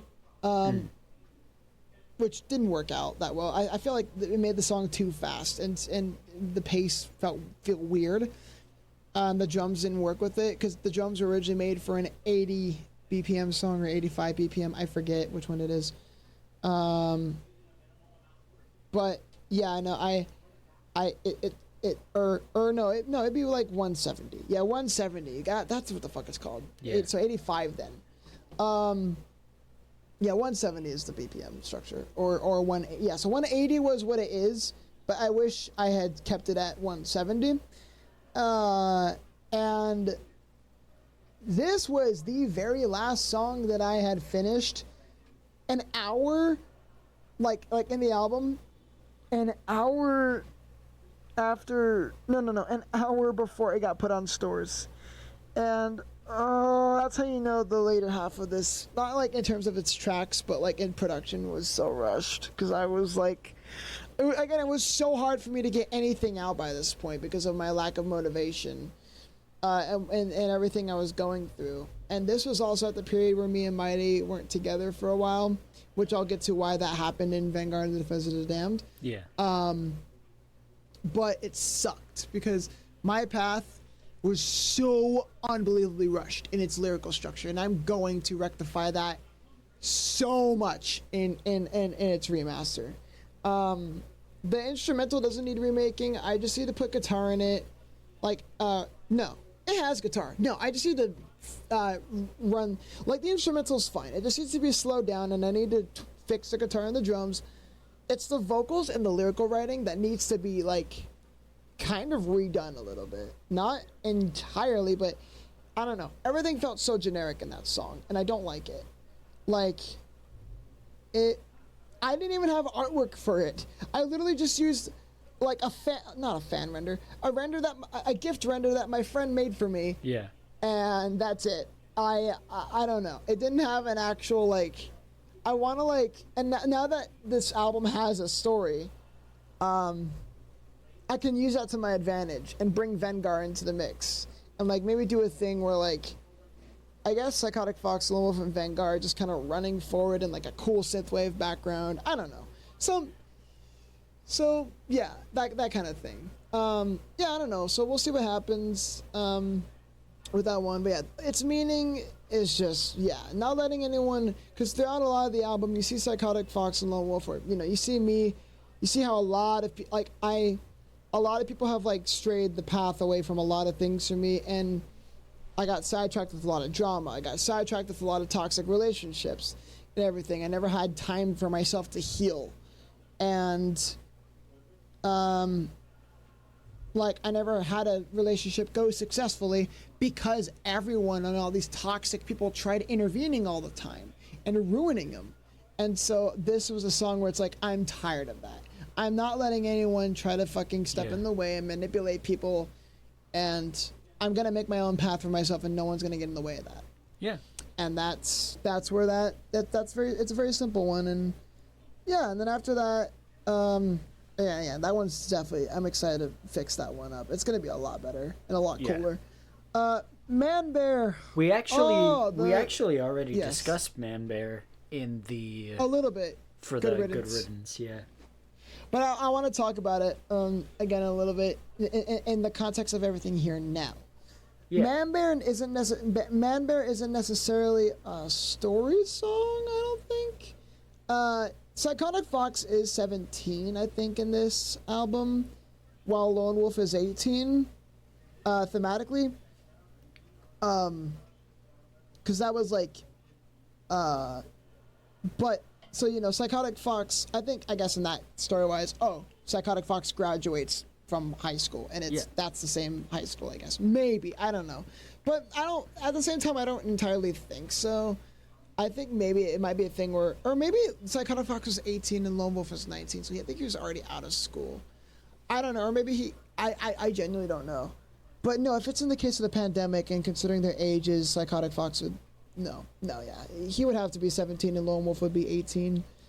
So yeah, I guess like all the school related stuff is such a side thing, because what school? It was the pandemic. All of it was online. Yeah. So school related stuff takes a backseat. Lone Wolf had already graduated, so he doesn't fucking care. So Man Bear, again, it let's see. Yeah, I think with that song, it's or with that whole school in general, East Hollywood. It was the last song that I made after Soaring High, in Ableton wise in that production class. Until I came back to it later for some of the Stay Determined songs later that year, but I'll get to that soon. Yeah. Man Bear, East Hollywood as a whole, was just, again, it was always like that school that was the complete opposite of a lot of others where, you know, you struggle with your grades, you struggle with, you know, fitting in and with having friends, you know, you get bullied all the time.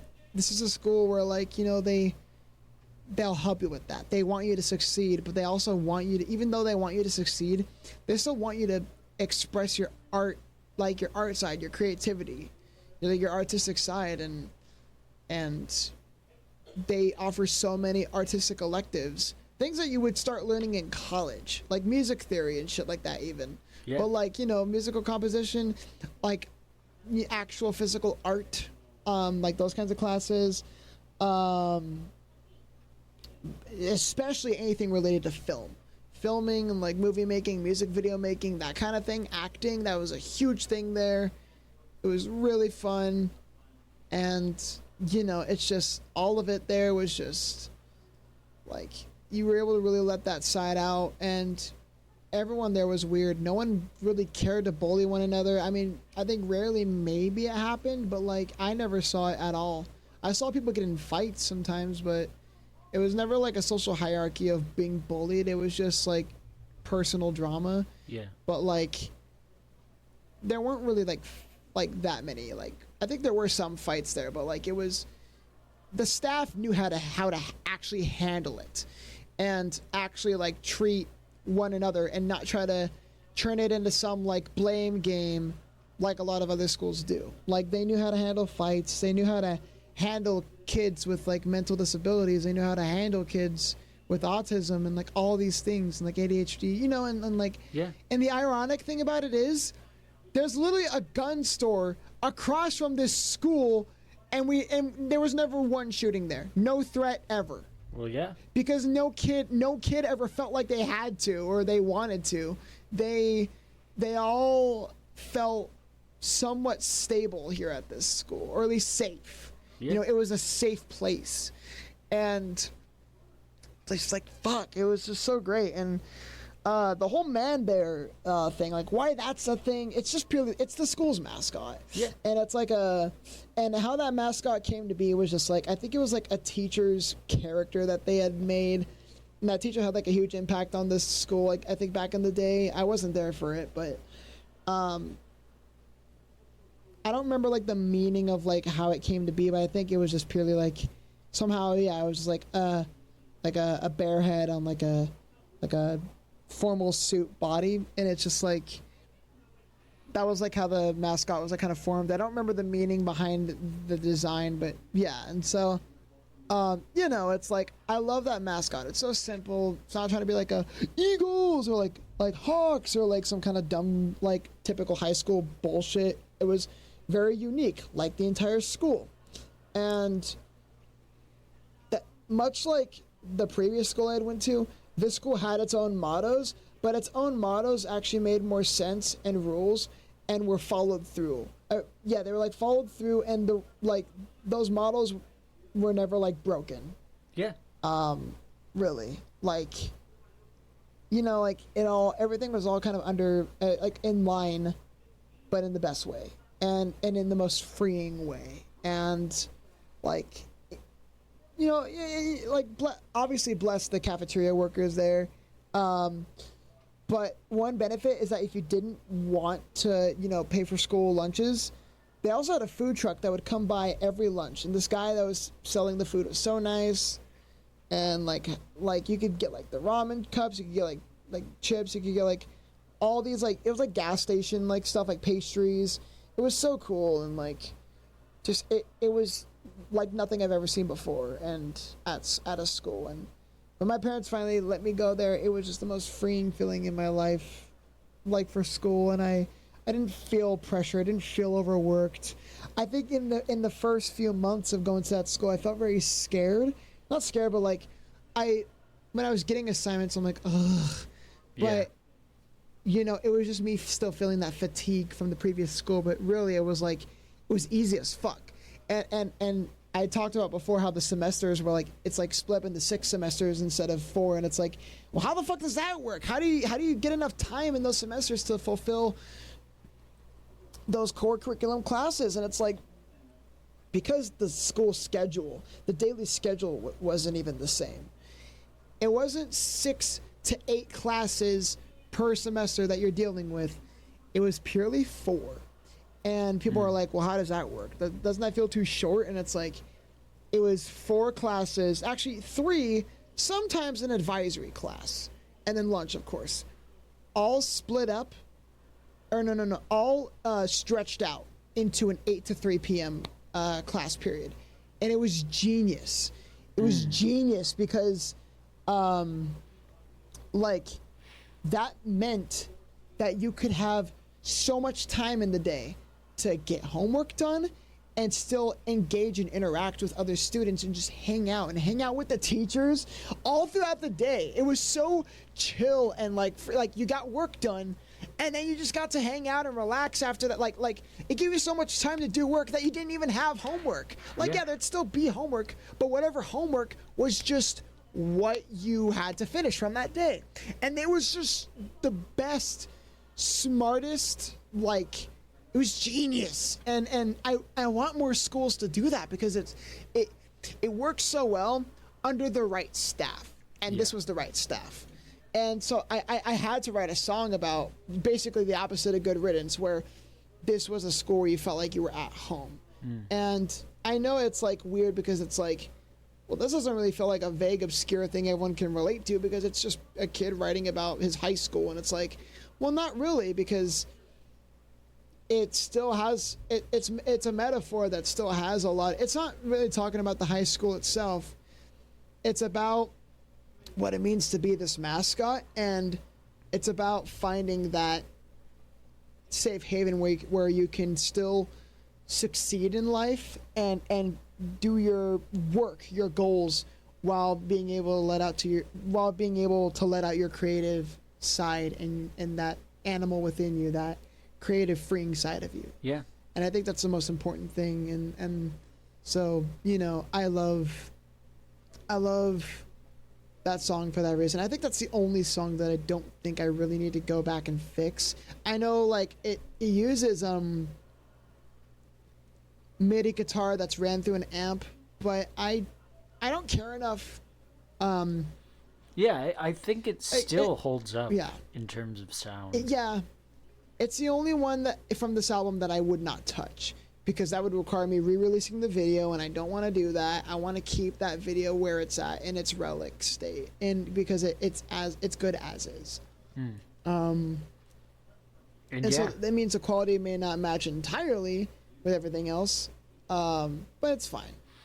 But yeah, that's World in My Eyes, which is still I cannot believe that this album, like, I'll say for all of the flaws that it has now, for its time, this was huge for you. Like, this is... actually, wait. There was still one more thing I forgot to mention about Man Bear, which was its inspirations. Heavy Diamond in the Rough inspiration. I could see that. But that was purely because it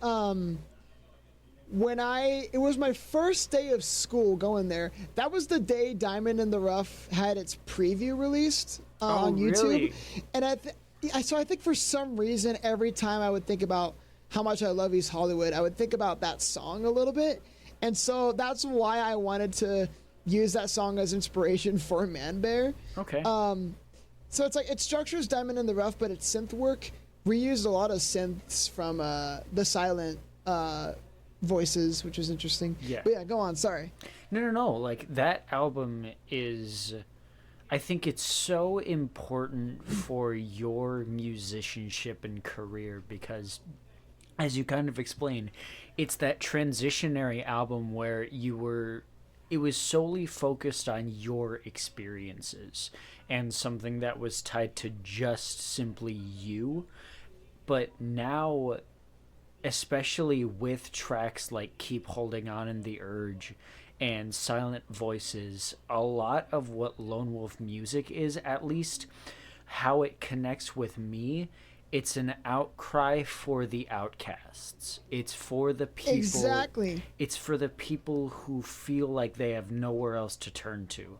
And it's exactly why I feel so connected to tracks like Safe Haven, which we'll talk about in the rematch section. Rematch, yeah. It's why I feel so connected to tracks like Keep Holding On. It's so important for there to be a voice for the people who feel outcasted in their communities. It's so important.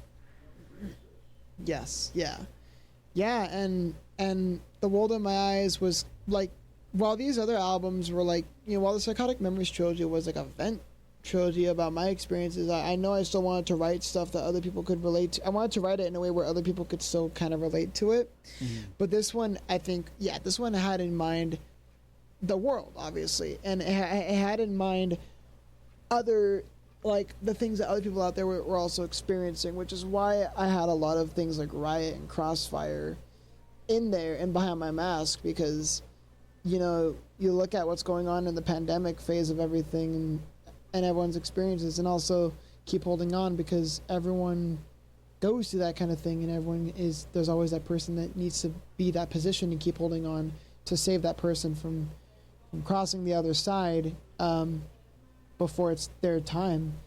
And it's like, and Lessons I've Learned also follows this, where it's like, I wrote that album, yes, it was lessons for myself, but I also wanted other people to take note of these songs.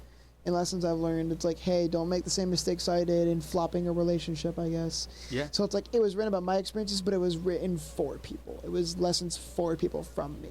And that's what this trilogy is meant to be. It's meant to be a thing that expresses something for everyone, more than Psychotic Memories ever did. Yeah. And, but now we can finally, take more of a break from the Lone Wolf music side of things. Yeah, so obviously, as we kind of talked about during the beginning of the last interview, you have a lot more that isn't just, the Lone Wolf music side of things. And that includes a little project that came, I want to say it was either, like, it came out just after The World in My Eyes. I want to say that this one did. Yeah. Yeah. And that was a little get-together with a bunch of nerdcore and musician friends of yours, the American Idiot Project. So... Right. And what's interesting about this project is that you had... Of course, we talked about, covers and stuff, and you had released different iterations of songs that would become part of this project throughout the years. And it's so interesting looking at this collection from that angle. It's like, wow, Sammy really had no idea that this was going to turn into something as big as this. And oh, no, I wanted it to. Oh, okay. Since 2019, I wanted to make this project. I didn't have as many people on it though, but I know I wanted to do it with like Jyra and like Lulu and Liv, but it was just a small group chat at the time. I didn't really have much for it. I was like, oh, it's just gonna be us covering the songs. It doesn't really need to follow that much of a narrative, but I do want us to keep some parts in these. And then later on, over the years, I'm like, well, fuck. Rico loves Green Day and American Idiot, and he would want to be a part of this too. And then this is around the time I had met Jalen and had met like in 2020 I had started like talking to Jalen more and talking to like Love Light. Just meeting more. Love Light. Oh yeah, Love Light. Yeah. Well, yeah, they were. Jalen and Love Light were like a part of the groups where everything from The World in My Eyes was happening. Yeah. So they had witnessed all of it. But also they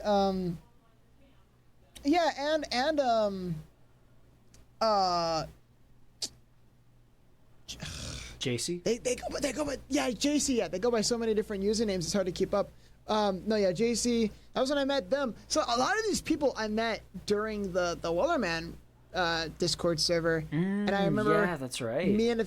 When we were collaborating, and me and a few people were like, I was talking about American Idiot a little bit in there, like talking about, I do like a lot of collab projects, like American Idiot's one that I'm currently working on that I want to try to prioritize a bit more this year. And I think I was working on that a little bit more. In 2020, I had some of it going down. Obviously, we all know about 21 Guns, and I'll get to that in a little bit. Yeah. But there was also like, I had Wake Me Up When September Ends being worked on a little bit during that period as well. A lot of these things were still kind of being worked on all like throughout the time, but really it picked up more like at the, again when I had everyone redo 21 Guns, because there was another version of it back then that had AF in it, and then we weren't really, and same with Boulevard of Broken Dreams, but then we weren't really able to keep them around on the team. Just like things happened, and like they wouldn't really. I knew that they wouldn't really be able to record anymore, and so we had Liv around the time where I met Liv in 2019 take the place of that, and it worked out great. Yeah. And and so then we decided Liv just re-recorded those parts for that specific version, but then we just thought, let's just all redo it. And we did, and it worked out great. Then there was, I had worked on Wake Me Up When September Ends, and I worked on a little bit of, Homecoming. Yeah. At the beginning of that year. I started recording, and Know Your Enemy. I started recording a lot more stuff for this project again for other people, and have some of the other people record them. Yeah. But I think everything really started taking shape at the beginning of 2021 when I had met a lot of the people on that team. So JC,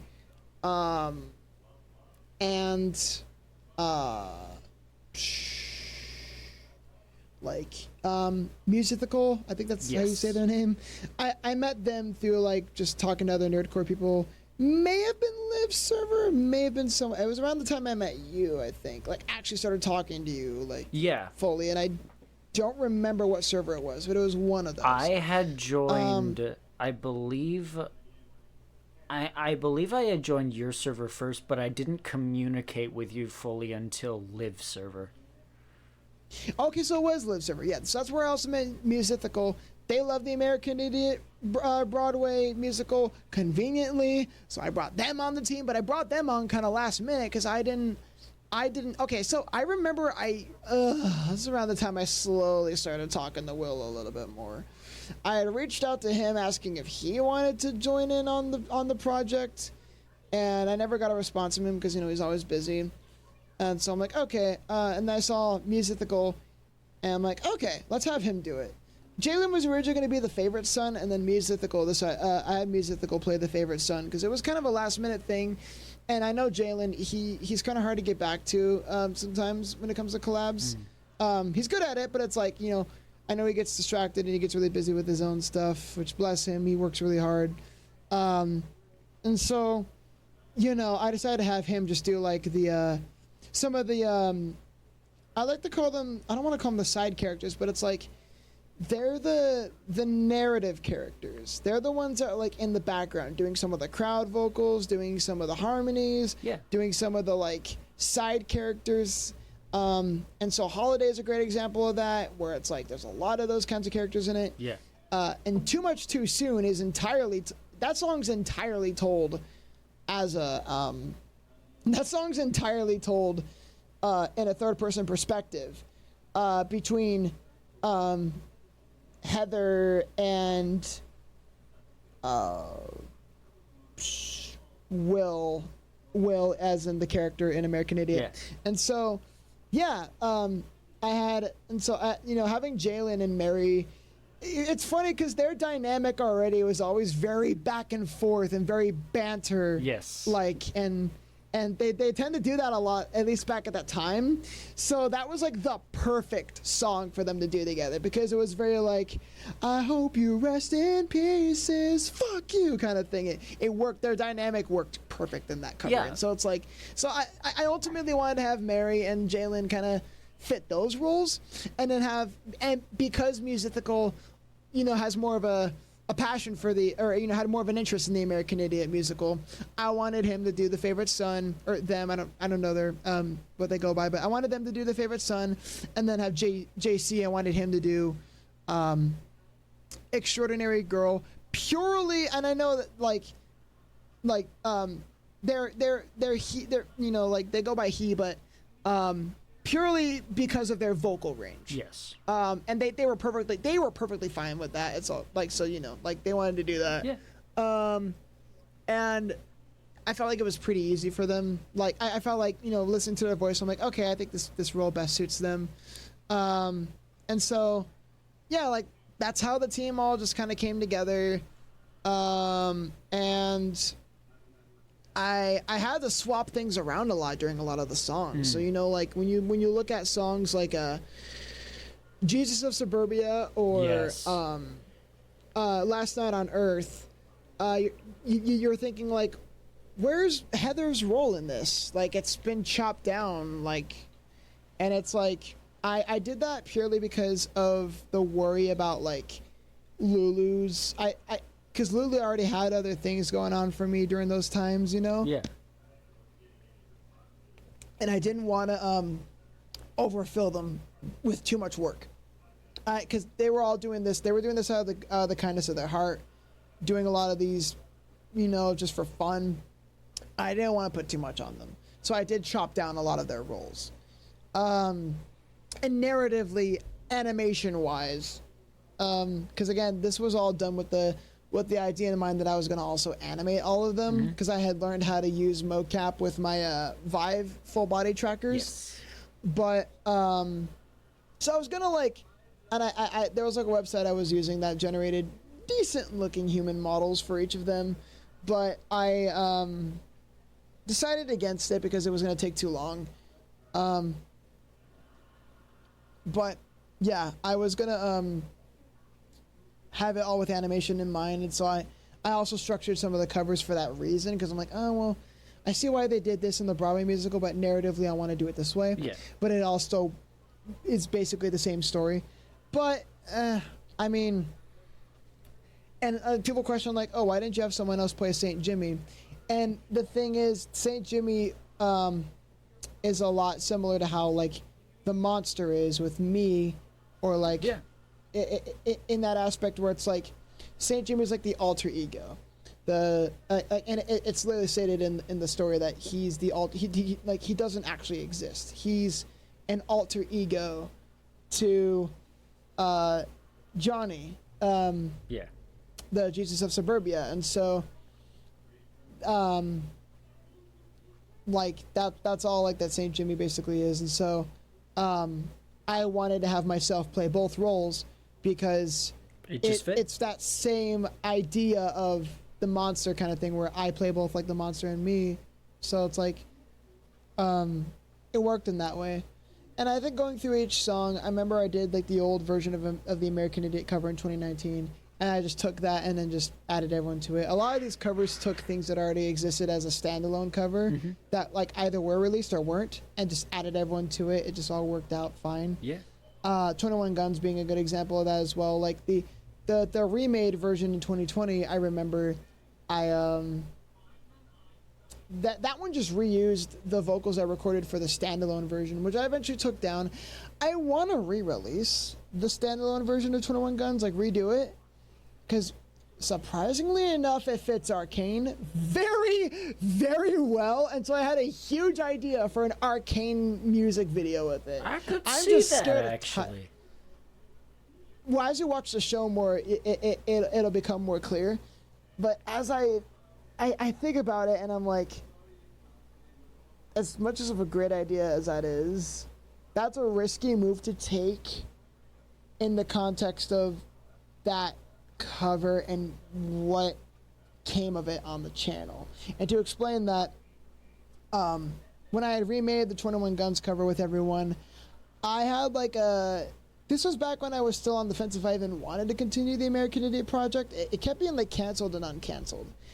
And I remember I wanted to do a full animation for it, like just a vent animation for it. And as a very metaphorical kind of thing with its lyrics, because I connected with the lyrics metaphorically in a way. So I did like a whole animation and did like a whole music video for it. And I mean, like, no, I remember it. I got away with what I could at the time constraints of it, because I think there was a period where I wanted to just have it out the door and done with. And there were moments where I had to use mocap because things kept crashing every time I would, like, unexpectedly, randomly in this one segment. It just was so unstable that I'm like, I have to finish this with mocap. Otherwise, it's not going to be able to get done. I mean, I could have also just moved it to a new scene. Well, no, I did. I remember I did. It crashed because there were so many characters on the screen.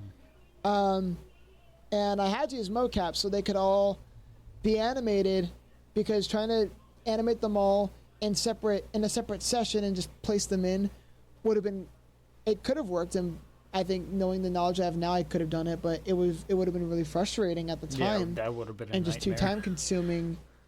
Yeah, so I wanted to just mocap them all in, but I didn't really do enough to like smoothen it and make it look more polished. And so that, and also with the fucking stupid animatronic models you'd see in it in certain points, and like certain character models and like things about it, it just was so fucking lame and so cringe. And I think like it was, yeah. Another reason, if I remember this correctly, I want to say that this was the case in the original 21 Guns cover music video. Liv had shown their face in the video. Yes. And that was another reason. They didn't want their face. That was another reason why that one got taken down. Yeah, that was the reason why the re-upload of it was taken down. But in this original version, yeah, like there were just like a lot of glaring issues with it that people could like poke fun at. Yeah. And I didn't mind that aspect. It's like whatever. Yeah, it looked a little stupid. And again, my animation at the time I was still trying to get better, so things looked very like smooth but choppy, if that makes sense. Yeah. It wasn't like polished. And this was like my first time wanting to get back into doing like those kinds of videos, like those kinds of music videos where it's like hybrid cover animations. Yeah. And just get back into doing animation stuff. And you know, it was gonna take some steps to get back up there, but the SFM communities shot that down quick. I became a target very quickly after that, and it has never stopped since, unfortunately. This was what put me back on their radar. Yeah. I think, and that was really upsetting. And I mean, like, I won't go into detail about what happened because I don't want to feed into what they've done. That's what they want, and that's it's just what it is. But it sucked, and so I privated the cover to avoid anything further happening. And so at the end of the day, I had to privatize the cover, brought it back without the animation, it was just like. Also, like, yeah, fuck you to that whole kind of community. Yeah. Got the cover back, and then I think, like, after that, I had continued on with the project, and, yeah, I don't know, like, it all worked out well. Yeah, absolutely. And the final product, I'm happy with. No, well, I was happy with. But going back to it, I was using Phonic Mind for the instrumentals at the time, and near the very end was when I had just discovered La La La, AI. I think the one, like those AI vocal remover websites, which again has a pretty bad stigma in the nerdcore scene, even though it's like, who fucking cares? Not everyone has the time. Or, you know, it's like, yeah, obviously nowadays I can easily recreate those instrumentals, and I will. I do want to go back to that project one day. Not now, it's not a priority, but I do want to go back to that project one day and just like fix, like, no one has to re-record anything. I just have to use the resources I have now and the programs I have now to recreate the instrumentals, which is pretty easy to do in the case of Green Day songs, and redo my vocals. And I have like a actual pitch correction tool in Logic, so auto-tuning a lot of the vocals, or pitch correcting a lot of the, I shouldn't say auto-tuning, but pitch correcting a lot of the vocals that were really hard to tune will sound a lot more clean and not as choppy, because that was a common issue in some of these covers. And so now it'll be a lot easier to fix that kind of stuff up. Yeah. Do I want to? I don't really have the time to, and I don't really care anymore.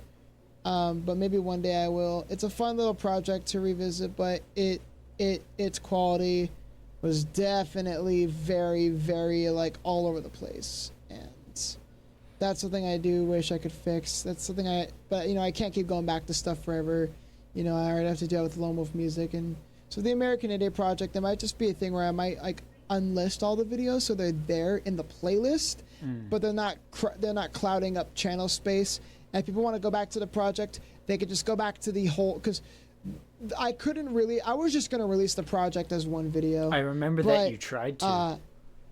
I tried, and it kept getting blocked. Yep. Which made no sense, because there were other people out there that released the unedited album in its entirety on YouTube, and it was up fine. And I'm like, well, then how come I try to release this and it gets blocked? What are they doing? Yeah.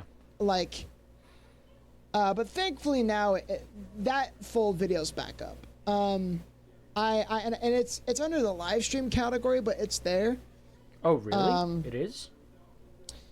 Yeah, no one knows about it because it's kind of just hidden in the live stream category of my channel, and it's like, which sucks because it kind of separates it, unfortunately, a little bit from everything else. Yeah.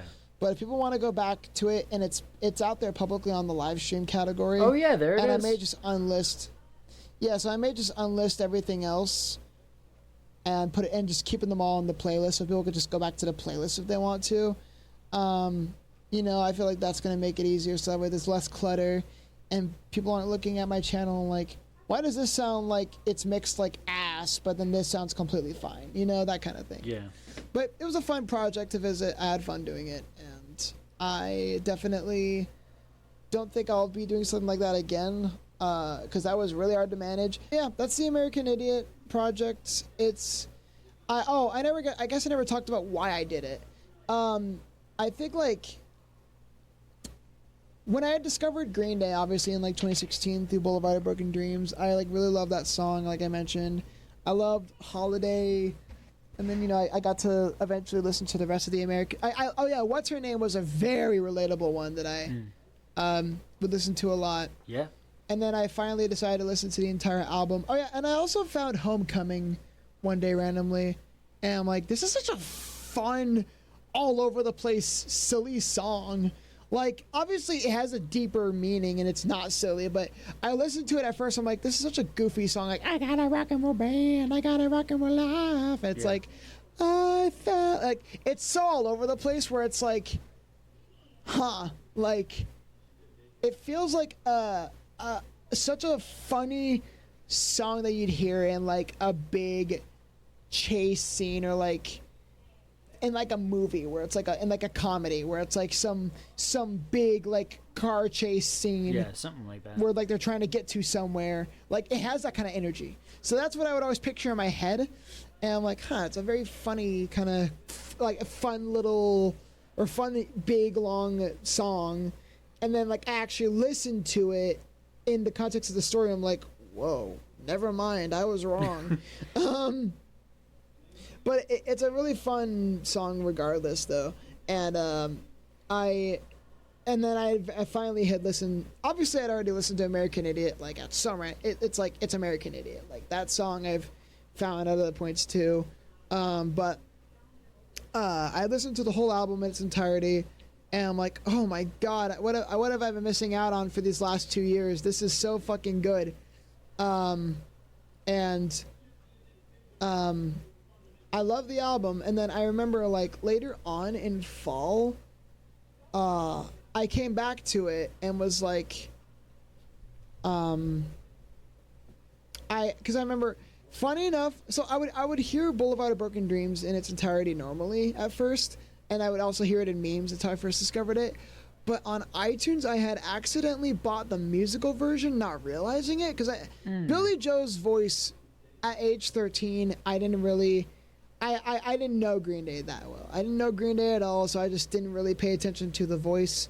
So I was listening to the musical version of Boulevard of Broken Dreams, thinking that was the like actual song, and then I'm like, wait, no, this is Boulevard of Broken Dreams. Oh shit!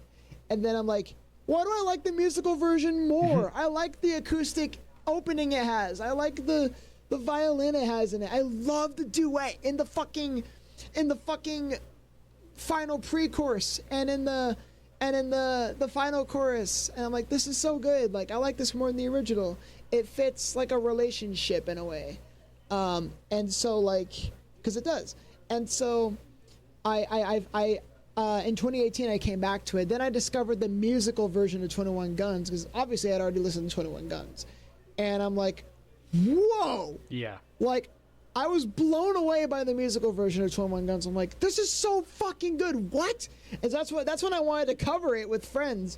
And then like later on, I'm just like, I listened to the rest of the American Idiot album again, but as the musical, I'm like, whoa, these like, this is so like new. It's like, I fell in love with it. Like almost, I hate to say it, but I listened to the musical version more than I listened to the original. Yeah, that's because fair. there's a lot of elements in it. There's a lot of elements in it that, in a way, fit a lot of things that I relate to a lot. Like, I love how in 21 Guns at the very end, it has that quote from Letterbomb, which is like, and from Homecoming, which is like, nobody likes you, everyone left you, they're all out without you having fun. And I'm like, oh, that fits so well. Like, especially because I relate to that line a lot, and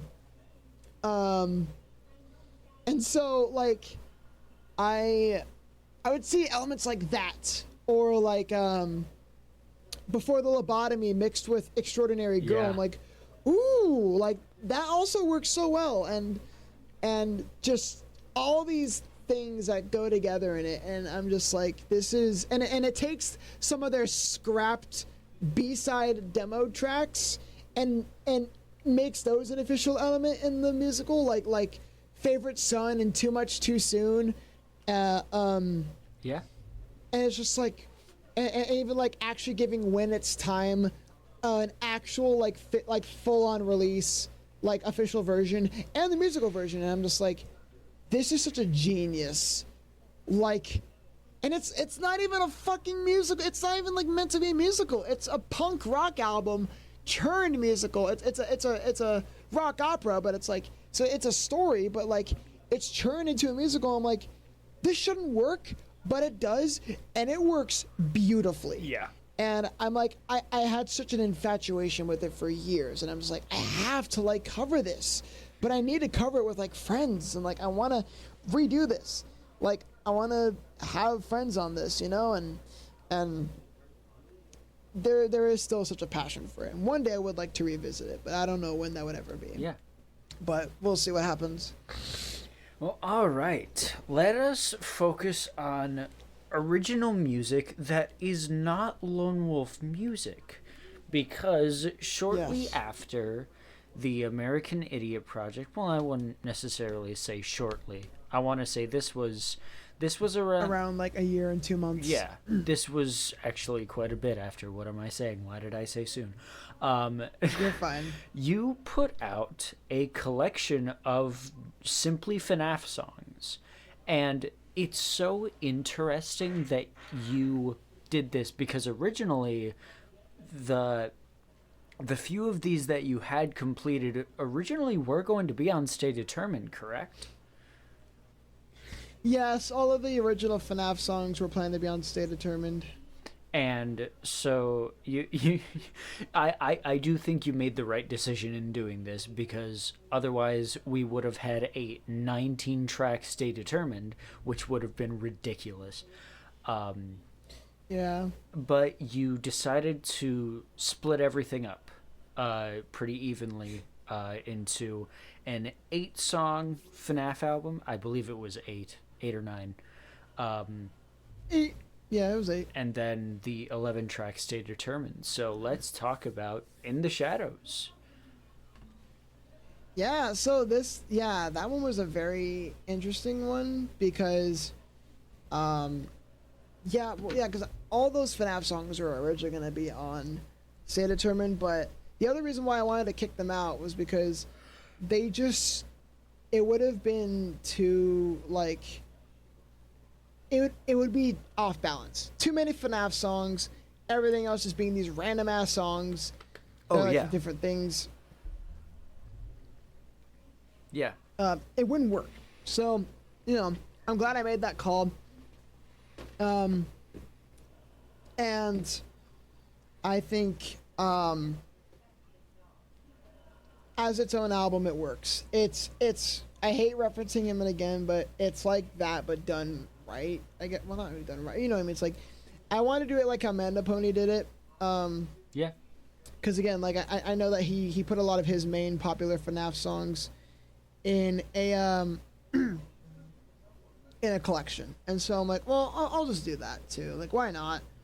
And it was really only 6 original songs I had in there, but I wanted to throw in 2 covers. I wanted to throw in the rock covers I had done, because those I felt like were still an original twist on things. Yes. So Join Us for a Bite was Arisa. So and Join Us for a Bite was the cover that had announced this. At first it was gonna be a throwaway thing, like, oh, let's do it for Sister Location's anniversary. But then I'm like, well, what am I gonna do with these other FNAF songs? Like, I need to give them something, like, one of these days. I'm like, let's just finally do that, like, FNAF album release. Plus, it's going to be really good for views. It's going to get more attention on my channel if I do it that way. Like, this could be like an album that could sell a little bit. It didn't. It did, but like, it like didn't really attract the algorithm like I had hoped. Surprise, surprise.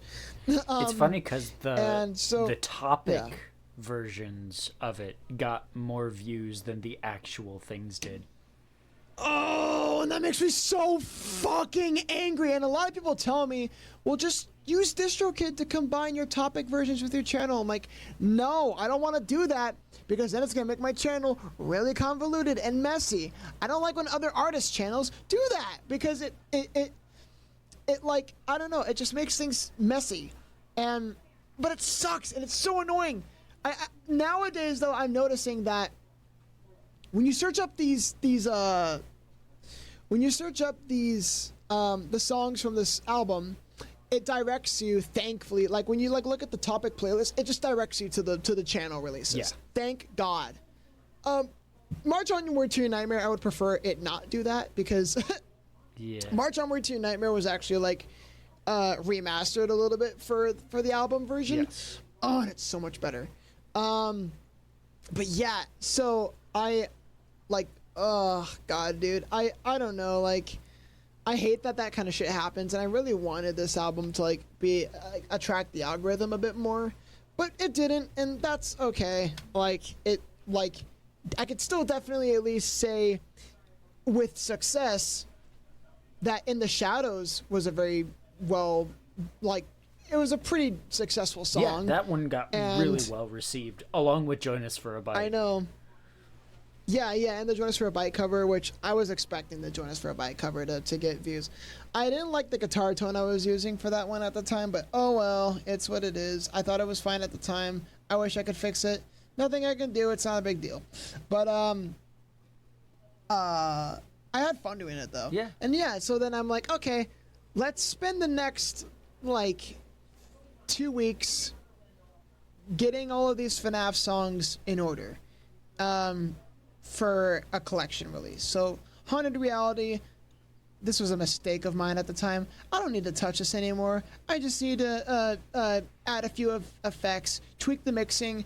I made the mixing worse. Yeah. It's very, very, very, very tinny. It's a very tinny song that pierces my fucking ears every time I listen to it. It drives me insane, and I'm going to re-release this album with a fixed version of Haunted Reality one of these days. I swear. And, oh, another problem.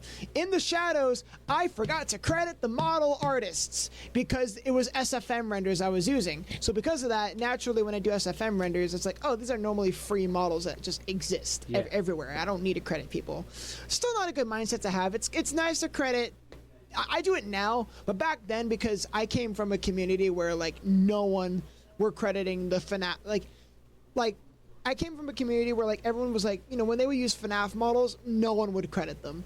Like, yeah, you know, you look at the old animations, you're never gonna see models by Everything Animations or i6NIS in the description. Like, unfortunately, that was just a common thing at the time. And so it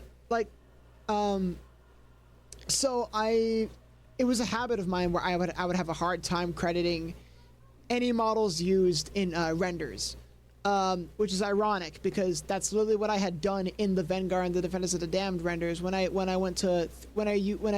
Through the Stars. Yeah, I had credited the name of the map I used for the scene build, and I'm mad that I forgot to do it for In the Shadows.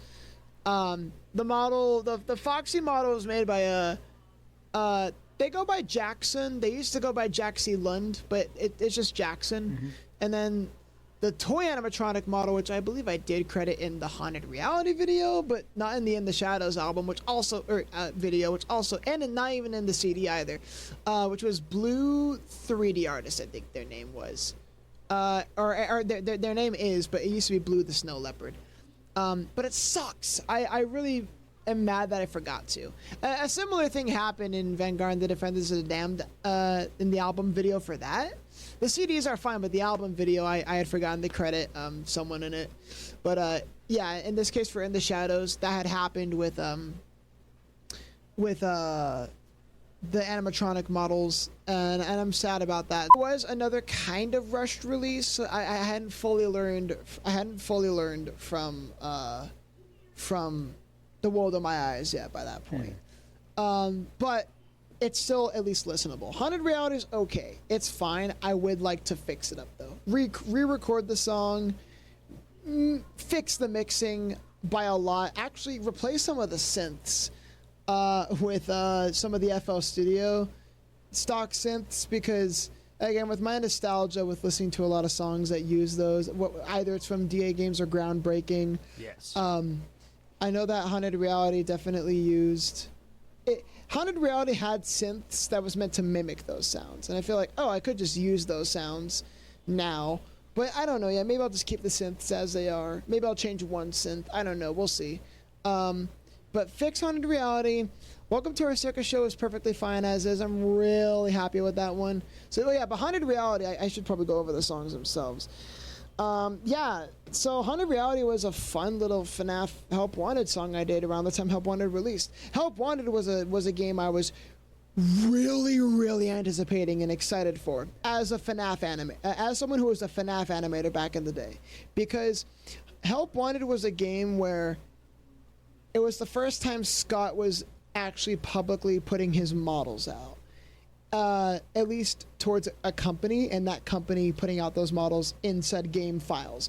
But granted, they were heavily edited to be optimized for VR, and in some cases I feel like Steel Wool completely fucking made some models like Toy Freddy or Toy Bonnie with their teeth look really fucking weird, or like Springtrap look really fucking bad. But you know, I was still excited because like, oh my god, we're actually gonna get a version of all of Scott's models. Not all, but like the majority of the game characters, at least up to Sister Location. And that was just so cool to me. So I'm like, I want to make a song for Haunted Reality for how excited I am for like this game, because it's like, it's FNAF in VR, and also because like, yeah, it's FNAF in VR. Like, that's a really cool concept. That was literally like, something I've always wanted to see. That was something people had wanted to see since like the beginning. especially Mark. And so, just actually seeing that happen, it was so cool. It was, oh my god, all the anxiety. I raged a lot playing that game. The plush babies.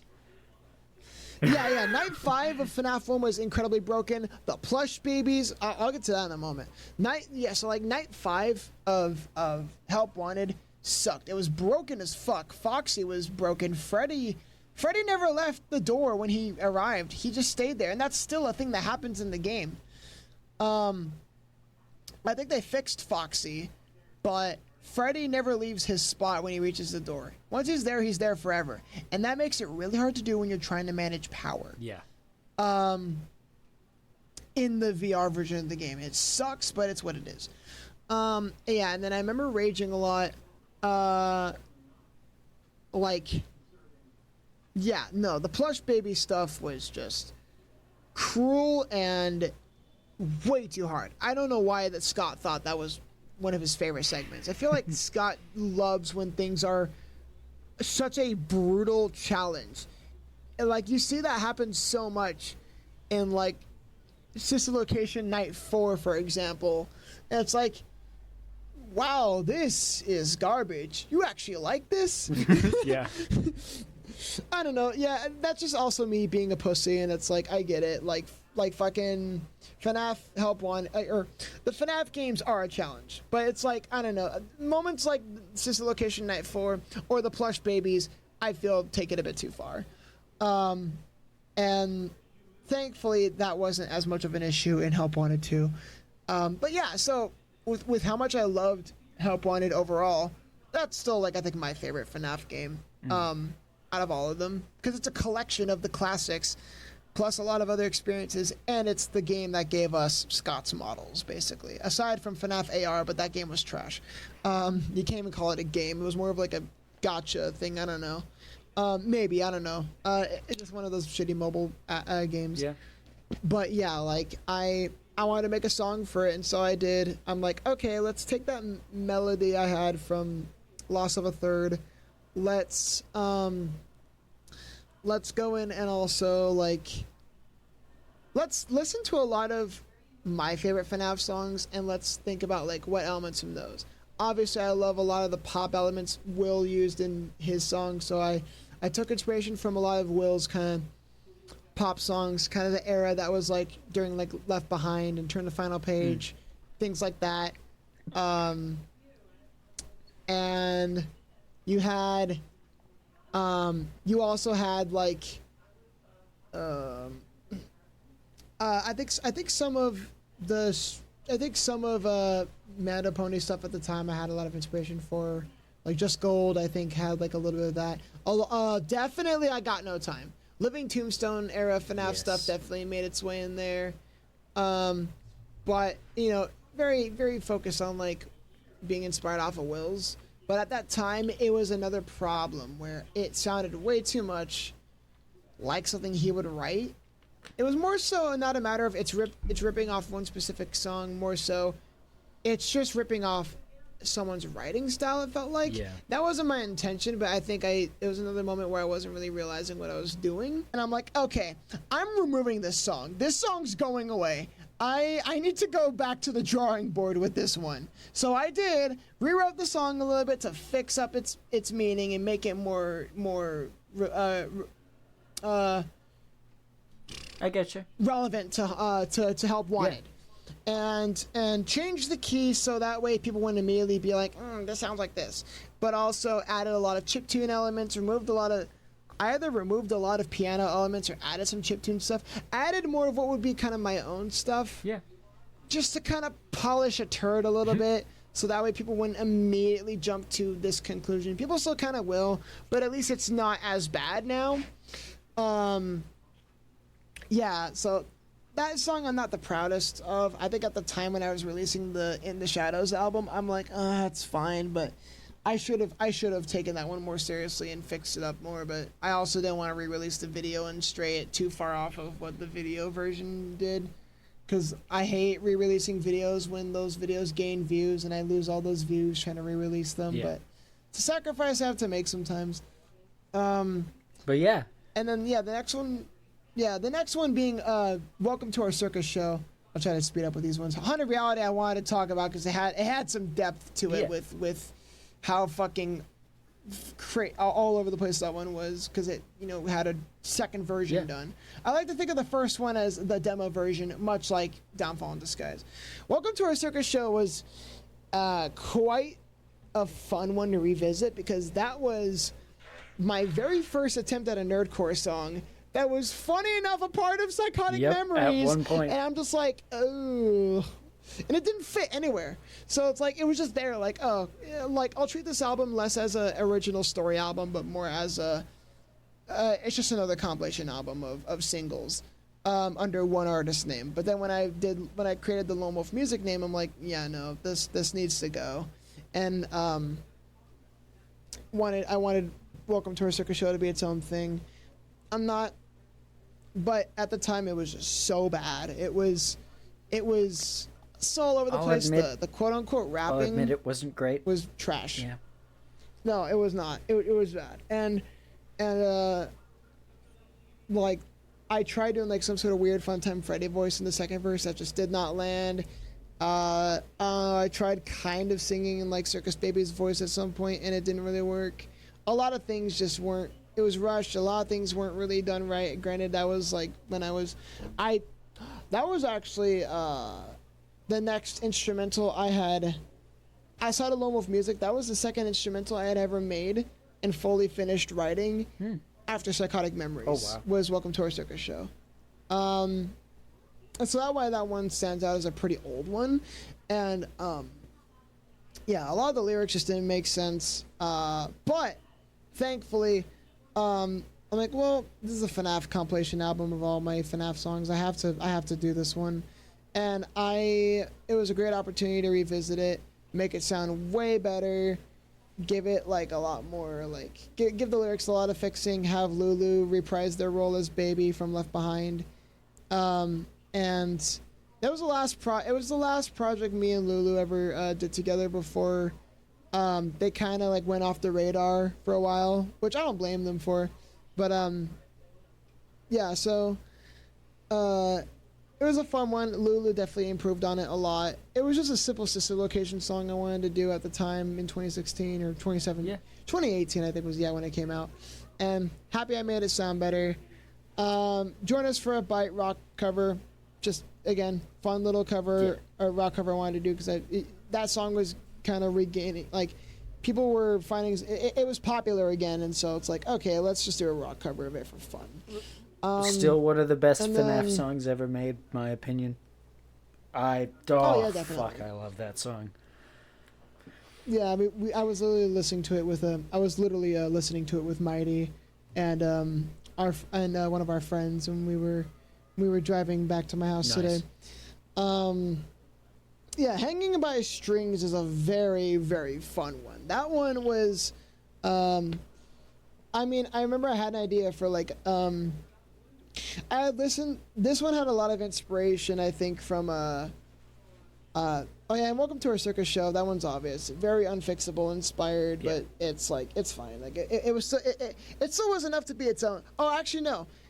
It was it was a mix of Unfixable, but definitely also had a lot of inspiration from Welcome Back. Yes. I think I had, like, by Try Ninja. I think I had a lot of, like, things where, like, I was listening to a lot of Sister Location songs at the time, like, I'll just make a song that kind of culminates all of the elements from them, and that's what I did. But Hanging by Strings was very interesting, because I had done the instrumental for that in 2019, some of it, and that one was using a lot of inspiration from JT Music's No Hero, which was a Venom song that they did. Oh, yeah, that makes sense. I loved the instrumental for that one, and so I think that one was going to be a song on... I worked on the instrumental during A Lover and a Fighter's production, but it definitely wasn't going to be on that album. It didn't fit there. I was going to have it as maybe a World in My Eyes song, but I just kept noticing that it didn't fit anywhere. And I was like, okay, maybe Downfall in Disguise. And again, didn't really work anywhere, so I'm like, okay, let's just make this a future marionette song. And so the BPM of this song was actually going to be 180 or like 90, that kind of BPM. Yeah. But then I'm like, no, let's bring it back down to Corruption's BPM, which I think was 160, like something like that. Let's kind of just do that. Actually, I have it on me. It's 85. God, I keep mistaking 80 and 85 or like 160 and 170. So yeah, I wanted to make it 170 instead, and it worked better that way. And the melody was very much taken from Loss of a Third's main melody motif, and so like that's so everything for that song was eventually repurposed for their own things, thankfully. And yeah, I'm like, okay, well, if I'm gonna do a marionette song, I remember, even though this cover's private now, I wanted to have Liv on. I remember Liv was always that one I would have for the marionette, so I'll just contact Liv so she can reprise her role as a marionette. So they did, and I forget if they go by like they now. I haven't saw the loop. I don't know. I'm not really in contact with a lot of those people anymore, so. Makes sense, yeah. But yeah, so their role was great, as like they put on a really beautiful, haunting voice for the marionette, and I'm really happy that I had them for that song. I'm glad I was sitting on that instrumental like a long time for for about like 3 years by that point, so I was happy I finally got to put it to use. And finally, it didn't have a bridge for a long time until I went back to it for that FNAF song. Hell yeah. Finished it, it was done, it was great. And that was like one of the new tracks from this album, which was great. The Rabbit Hole, god, that one was so fun. But it's also very disappointing because it was a song I put so much love and care into throughout 2021. And I had so much fun working on it. And only for the game it was made for to be complete dog shit. I was so hyped for Security, because that's the Security Breach song. I was so hyped for the game, and I made this song like to catch hype of the game. Like, okay, I'm gonna be ahead of the curve. I'm gonna make the Security Breach song, release it on Halloween, and it's gonna get a lot of views, and it's gonna blow up because the Security Breach's hype and popularity. And it blew up a little bit, not enough to where I wanted.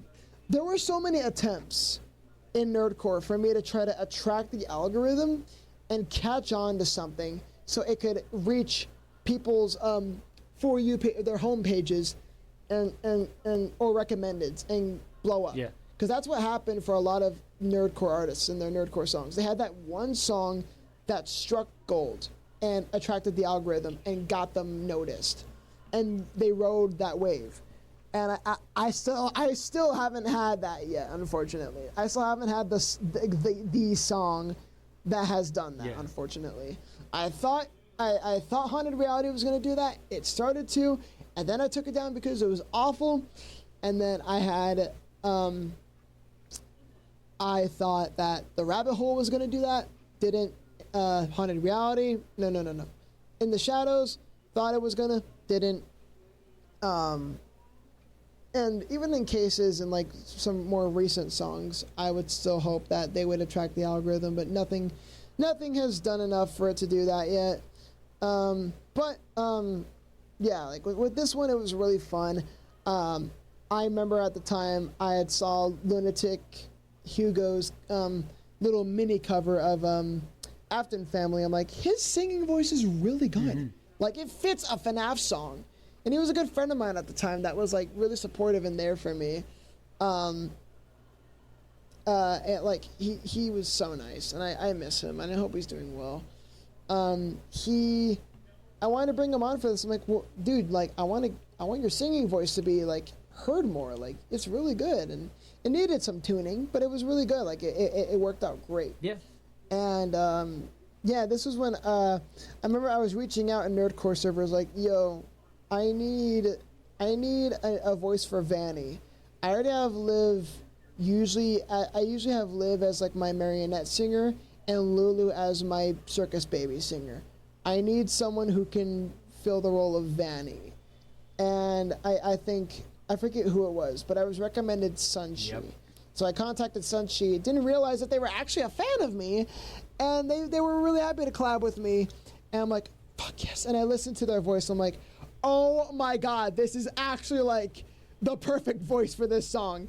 Like, it fit Vanny, but like, it was so good. Like, it was, again, a hauntingly beautiful voice for this character. And oh my god, and it all came together so well. It was a really, again, it was another song that kind of pushed the limits of GarageBand a little bit. Yeah, definitely. And it was a really good one. Yeah. I had fun doing it. And then March Onward to a Nightmare. I don't have much to say about that. Fun little rock cover that I did because I remember around the same time I had thought up the idea for Clown, like for some of the Downfall into the Skies songs and concepts. I had also been thinking about a March Onward to a Nightmare cover, but I'm like, what if I did a rock cover of it though? It sounds like it could be a really good rock song. Yeah. It sounds like it wanted to, but was held back by its electronic genre. And so I'm like, this needs a rock cover. And I even remember at the time, I always had that vision for the chorus where it's like, damn, what were we doing? Like where it like pauses, like, or like it silences a little bit. And I loved that idea. And so that was the last Ableton project I worked on for the fall 2019 music composition class. And its original release in spring 2020 was like pretty held, like, I don't know, the instrumental wasn't the greatest. Jalen's guitar helped make it a lot better, but my vocals weren't the greatest. The drums didn't stand out. Jalen did something with the guitar that I didn't really like, that I told him to fix, and he didn't really understand what I meant.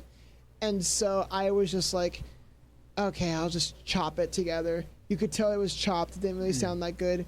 But then I was able to fix that issue in the album version. And so album version, I highly recommend. YouTube version, I wouldn't. I wish I could replace the audio for it and call it a day, but I can't, so it's what it is. And then In the Shadows, the title track. Oh man, this almost didn't exist. Like, the album was going to still be named In the Shadows, but this title track originally almost did not exist. It was a very, very, like, last-minute song that I wrote and finished in, like, 2 days. Not out of a rush, but because it was one of the most motivation-filled songs I've had yet. Yeah. Because this was around the time where I was really diving into because this was in, like, fall 2022. I was starting to dive into the furry music scene more often, because this is around the time I had met CK9C and met a lot of the furry musicians that I still now know today.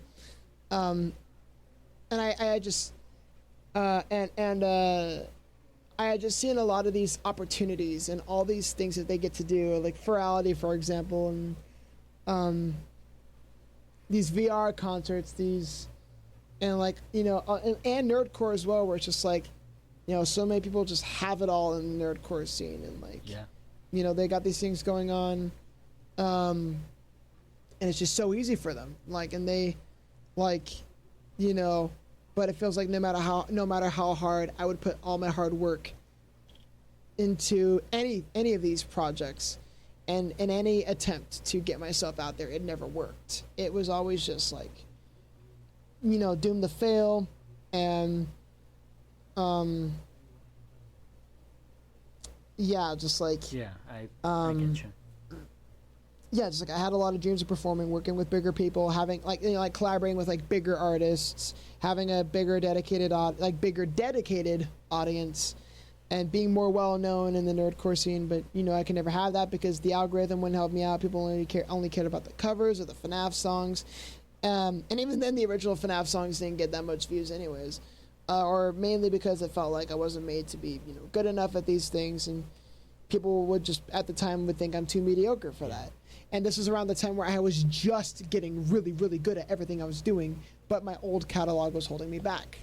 And so, you know, that's just what sucked. And But you know, I wanted to take that and so very carefully write the lyrics to fit both that and Foxy, and not as like the soul of Foxy, where it's like, oh, reminder that these are all souls. It's like, no, I wanted it to be like Foxy the character, like the animatronic, like in an out of order curtain.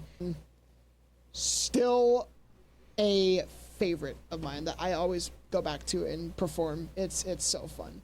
I was gonna say, it looks like that song is a fuck ton of fun to perform live. Yeah, it's a keeper. It's one that's perfectly fine as is. And a lot of people I remember were like, this feels very We Want Out inspired. You know, this feels like just another We Want Out. It's like, ah-ha-ha. I don't see that. Well, I had a few say that. I'm like, ah-ha-ha. That's the point. That's actually the point, because it has another layer of meaning to it. We Want Out is my most popular, because I had to re-release it. The old version of it is my most popular cover I've ever uploaded. And so it's like, let's make this original song that's like a FNAF Foxy song, but also about me wishing I was more popular for the other things I do in the nerdcore scene and actually had more of like an audience like these other artists do, and have the meaning of it, or have the instrumental of it be somewhat inspired, like a little bit inspired off of my most popular cover and the one thing that people remember me for. Like that kind of thing. Like you know, like I thought hard into it, and it's like, let's just do that. Like I feel like that's really fitting. And like, it's like, yeah, it's on purpose in that case, much like the first one, but a lot less like beat for beat. Actually, yeah. And then like it's to the point where I didn't even think that was an inspiration personally. No, it was like I honestly didn't think so. It was a little bit with like if you hear like the dubstep kind of like crank sounds, it's a little bit like the well, yeah, things like that in the background, or like the violin, like the and we went out, and then like the dun dun dun dun dun dun, like it's the, and like the piano, like it's all kind of there, like the piano in the background, it's all there, but you know, it's like, but yeah, it still stands out enough, and like I'm happy that like I was able to actually find that balance for that song. And then lastly, Release. That one was one that I had also had in mind since 2019. And that one was obviously always gonna be a FNAF song because of it sampling the Serenade music box theme that you hear in the Shadow Bonnie minigame. And originally it was going to be like maybe like a FNAF 3 song or like a Shadow Bonnie song or something like that, but I ultimately wanted Release to be a song about FNAF 6. I wanted to use that same melody because that song is about freeing the last, or that mini game is about freeing the last soul. But Release is a song that like is meant to go over. It's just a song that's meant to go over what happens in FNAF 6, where like it's very Molten MCI theory based, where all of the souls of the dead children were put into the sister location animatronics, and then they were all combined into Ennard, which became Molten Freddy, and so that's what the Molten MCI theory is. For the longest time, there was like always question about how could this theory work, and I figured out the puzzle pieces a little bit enough, like there were a lot of things holding it back. God, the FNAF lore is so confusing. Yeah, that's a whole different thing. But this song was written in the context of Molten MCI, so it's like, it's the idea that like not only is Elizabeth's soul going to be freed, not only is the marionette's soul going to be freed, Charlie's soul, we're also freeing all the animatronics, the main missing children that had been trapped for so long, at first in those suits, like in those animatronics, and then in those sister location animatronics for like a long time. So, you know, like in agony. And I like that theory more because I like the narrative that like after the original FNAF, the first 4 original FNAF games with those souls and those characters, you then, it's like they're followed and evolved into the next chapter of those FNAF games, and I like you revisit them as a sister location animatronics, and I find that to be like a really cool thing. But yeah, so yeah, like, so I wanted that song to just kind of be about like just them all being freed and just it's a very simple song, but it's a very beautiful, heartfelt, like, but also intense song. And as much as I hate FNAF 6 gameplay because it's terrifying and because it's also very unfair, I love the game and its lore. Yeah. And that's released, and that's in the shadows. I do plan to eventually make a video for release, but I want to fix that song. I am going to re-release the album, like do some reprints, re-release Haunted Reality entirely. I don't care anymore, and actually give release a proper video. Now that Scrap Baby has an official model and Lefty have an official model, Scrap, Trap, and Scrap and Molten Freddy don't, but I don't really care anymore. But yeah, so I'll do that eventually. That's about all the plans I have for In the Shadows, and yeah. Okay. Before we move on to the next topic, because this next topic is a fucking big one. Yes. I want to get your thoughts on the thing that was more recently revealed than not. I myself am cautiously optimistic for Secrets of the Mimic. I don't know how to feel about it. Yeah. What's your kind of thought process there? I just hope they don't fuck it up. I'm gonna say it word for word how I said it in my Instagram story the day the trailer came out. Simply, it looks pretty cool, though I'm gonna remain highly skeptical. Security Breach brought my hopes up so high and crushed them, and Ruin was still pretty mid. And while Help Wanted 2 was pretty cool, that was obviously somewhat expected because it's a VR FNAF game. Steelwool knows how to do that like the back of their hand. Of course it was going to be good. But because of Security Breach and Ruin, I'm holding out hope that Secret of the Mimic won't be dog shit. But I'm not going to really be that optimistic or hold my hopes high. I just don't want them to fuck it up. And yes, before people say anything, Security Breach is the fault of both Scott and Steelwool. It's not one or the other, it's both. And I feel like that can't be stated enough. Like, there's a lot of reasons why. But, yeah, it looks good. Don't think I'm going to make a song for it unless I really find some meaning for it. But even then, I don't want to touch FNAF that much anymore. Yeah. I do want to make a Ruin song, though. Purely because I feel like there's a really, really, really good, deep meaning, personally, that can connect with the game's lore. And that's the only reason why. I wouldn't do it if I didn't have a personal reason behind it. But yeah. Honestly, like I'm gonna, I might catch flame for this, but I personally believe that Ruin is one of the best pieces of FNAF media to come out in years. I love the Ruin DLC, and I will not accept, I'll accept it, you saying it's mid because you're the guest here, but anybody else who gives that thing slander, I will fucking fight them. I say it's mid, not in the it's trash. I genuinely mean it's mid. I don't think it's the best, but I don't think it's like worse than Security Breach. And it's like it's not that bad. That's a very high bar to pass. Yeah. I don't think, but I also don't think it's like that. There's a lot wrong with it that I'm just like, and also my personal playthrough experience after I just continued it. I just ended up continuing it on my own. You had a few bugs during that live stream. Yeah, I know. I was like, are we seriously doing this again? I just couldn't bother with it, and I watched a playthrough of it. I'm like, this is cool, but this feels way too like, I get FNAF's fictional side of things. I get that it's fiction. It's not supposed to be the most realistic thing. Like, Sister Location already stretches it enough, but it still feels like something that could, like, be in, like, a realistic kind of world. Going through walls because you're wearing a mask, I don't think can fly with me.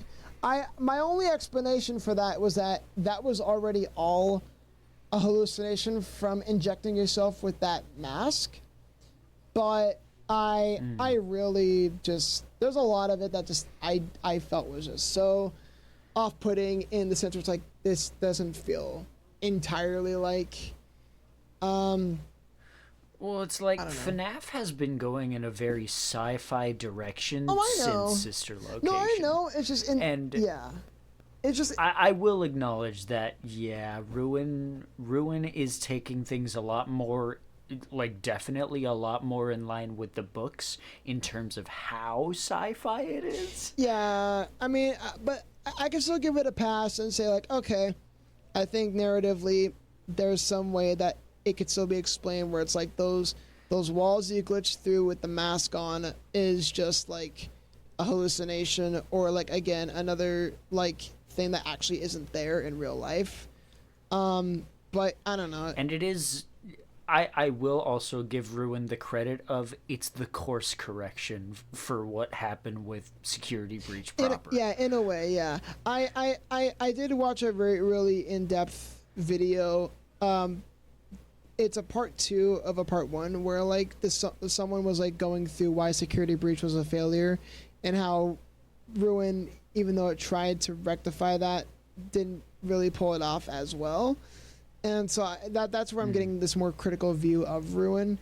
But it was decent, but it wasn't I still think it wasn't like the best, but I still want to make a song for it. I think there's something to be had there, not for the sake of popularity, but for the sake of I have a personal meaning in mind for it that would work. Yeah. All right, so let's get into and I mean the big one.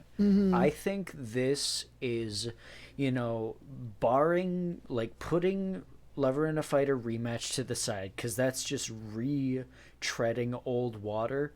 This is, in terms of sheer scope and scale and new stuff and quality overall, this is your best piece of work in your entire career. Yes. Period. I agree. No, like, Safe Haven, that's its own thing. But Vengar and the Defenders of the Damned is so fucking special. I did not think there would ever come a time where I would list my top 10 albums of 2023 and have a Lone Wolf Music album go over an Iris album. And not just an Iris album, but Heart of an Artist. Yeah. I think this is better than Heart of an Artist Resurrection was in terms of that sheer scale and quality. That's a controversial take for those of you who are listening, and probably for you, Sammy. I disagree, but I appreciate it. Like, it's so special. Oh yeah, no, I mean, so good. No, I definitely agree that this was my best work on my channel yet. I mean, like, this was the largest scale that Lone Wolf Music was ever gonna take, and it wraps around everything that Lone Wolf Music started as, and it wraps it all up into a nice bow. Brings it full circle. Yeah, brings it full circle, wraps it all up in a nice bow. Like, you don't see PsychoticFox or Lone Wolf in front center in this album, but they're still a part of that world. And this is Vengar's story, and it expands and shows us the world that they live in. And yeah, because again, Lessons I've Learned was a little bit about Vengar, but it wasn't like a development of him. It was about his relationship. While The World in My Eyes was kind of PsychoticFox's story with Lone Wolf guiding his hand. And Vengar and the Defenders of the Damned purely being Vengar's story. We learn about him and who he is. And this was like the moment where I like really wanted, like, it goes in a similar direction to what Dawn of the Demetrix kind of did. Like, you look at the Resilient Order and think, oh yeah, this is just like the Valentine Renegade, which is, I think, a very like, that's a very gross oversimplification. Exactly. At a base glance, maybe. There's the symbol. The resilient kangaroo symbol is like, oh, that's like a Dovacom or something like that. Or like, oh, like, they both have like these suits with like these shoulder symbols on them. I forget what they're called. Someone made the connect. I don't know if anyone made that kind of connection before. I feel like vaguely someone might have mentioned it in like a passing conversation, but but that was like before the album release. And it's like, no, this is nothing like that. The Valentine Renegade is purely what the world has already ran under from a family thing, and isn't really meant to be much of a dictatorship, rather purely ignorance, I think, is the best description of Abrams' character. He's just very ignorant, and because he thinks that everyone loves what he's doing, but that's not the case. Everyone's just under, like, you know, everyone's clearly, you know, like, plagued, I think. Not in their right mind. Yeah, everyone's plagued from what I'm understanding. But meanwhile, the Resilient Order is purely a dictatorship that forms out of a petty, vengeful man that, you know, just wants to control the world in his image so nothing can ever wrong him again, I guess, is the best way to put it. Yeah.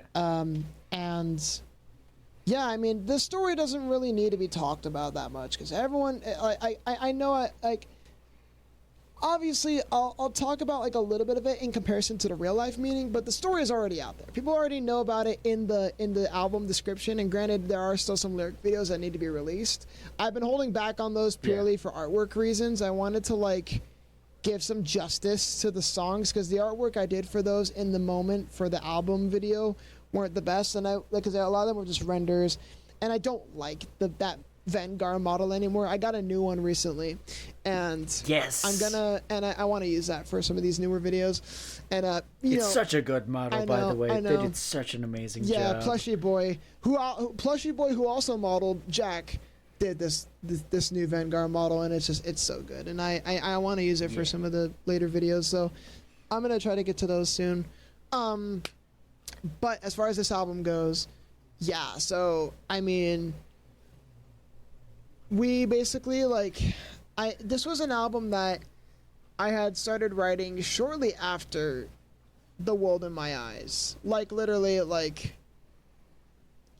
August, September, October, like 3 months after, because the very first song that had ever been written in this album was Through the Stars. And mind you, I wasn't even dating Mighty at this point. I think I wrote the instrumental for this because I had the idea for this song for a long time. But like I knew that after The World in My Eyes, I wanted to do a very much rock opera story based album. From the start, like I want to make these grand characters and all these this whole underlying story here. I don't know what it's gonna be about yet, and then I'm like, oh, this villain. Let's just have this be an outlet for everything that Liam has done, because what he has done had formed so many more traumas in just like a year of me dealing with everything he had done.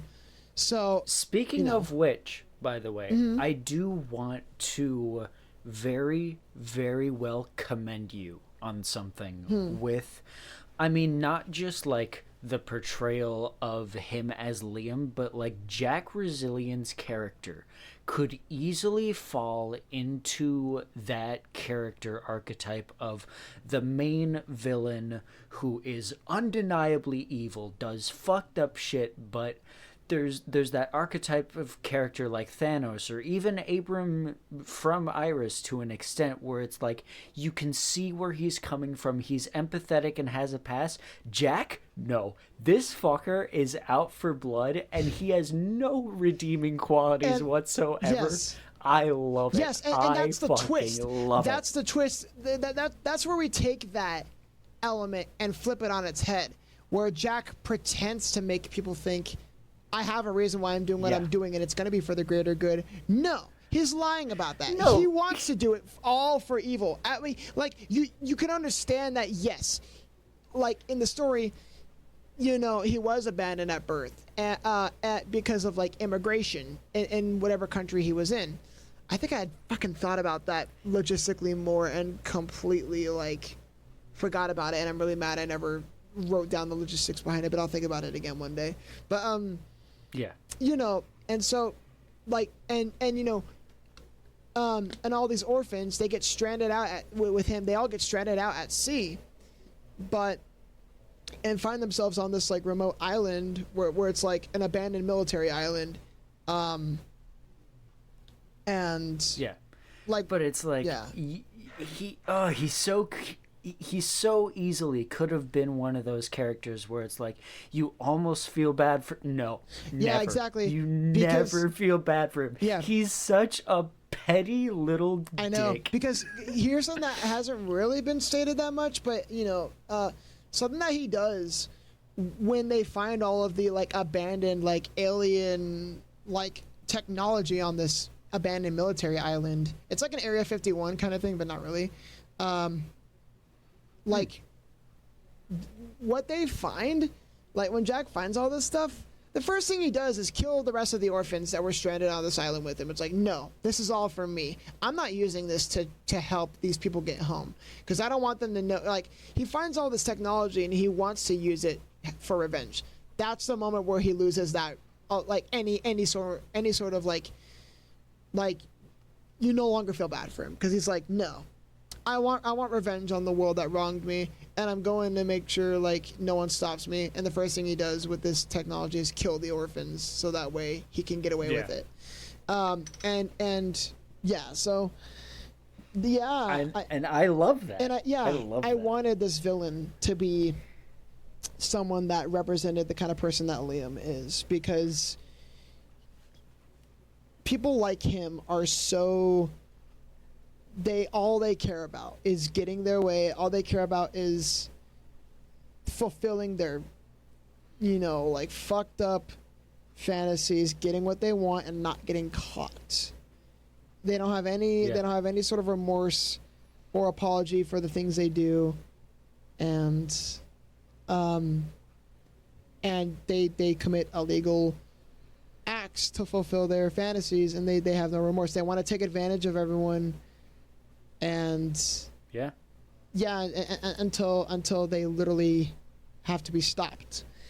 And Liam was someone that definitely kept trying to come back and do it over and over again. And it is just so morbid, the kind that people like that just exist. And so I wanted Jack to resemble that. I obviously didn't want the villain to be like a pedophile, but it's like I wanted, because that's just really fucking petty and dumb to just do that, and it's also narratively gross and stupid.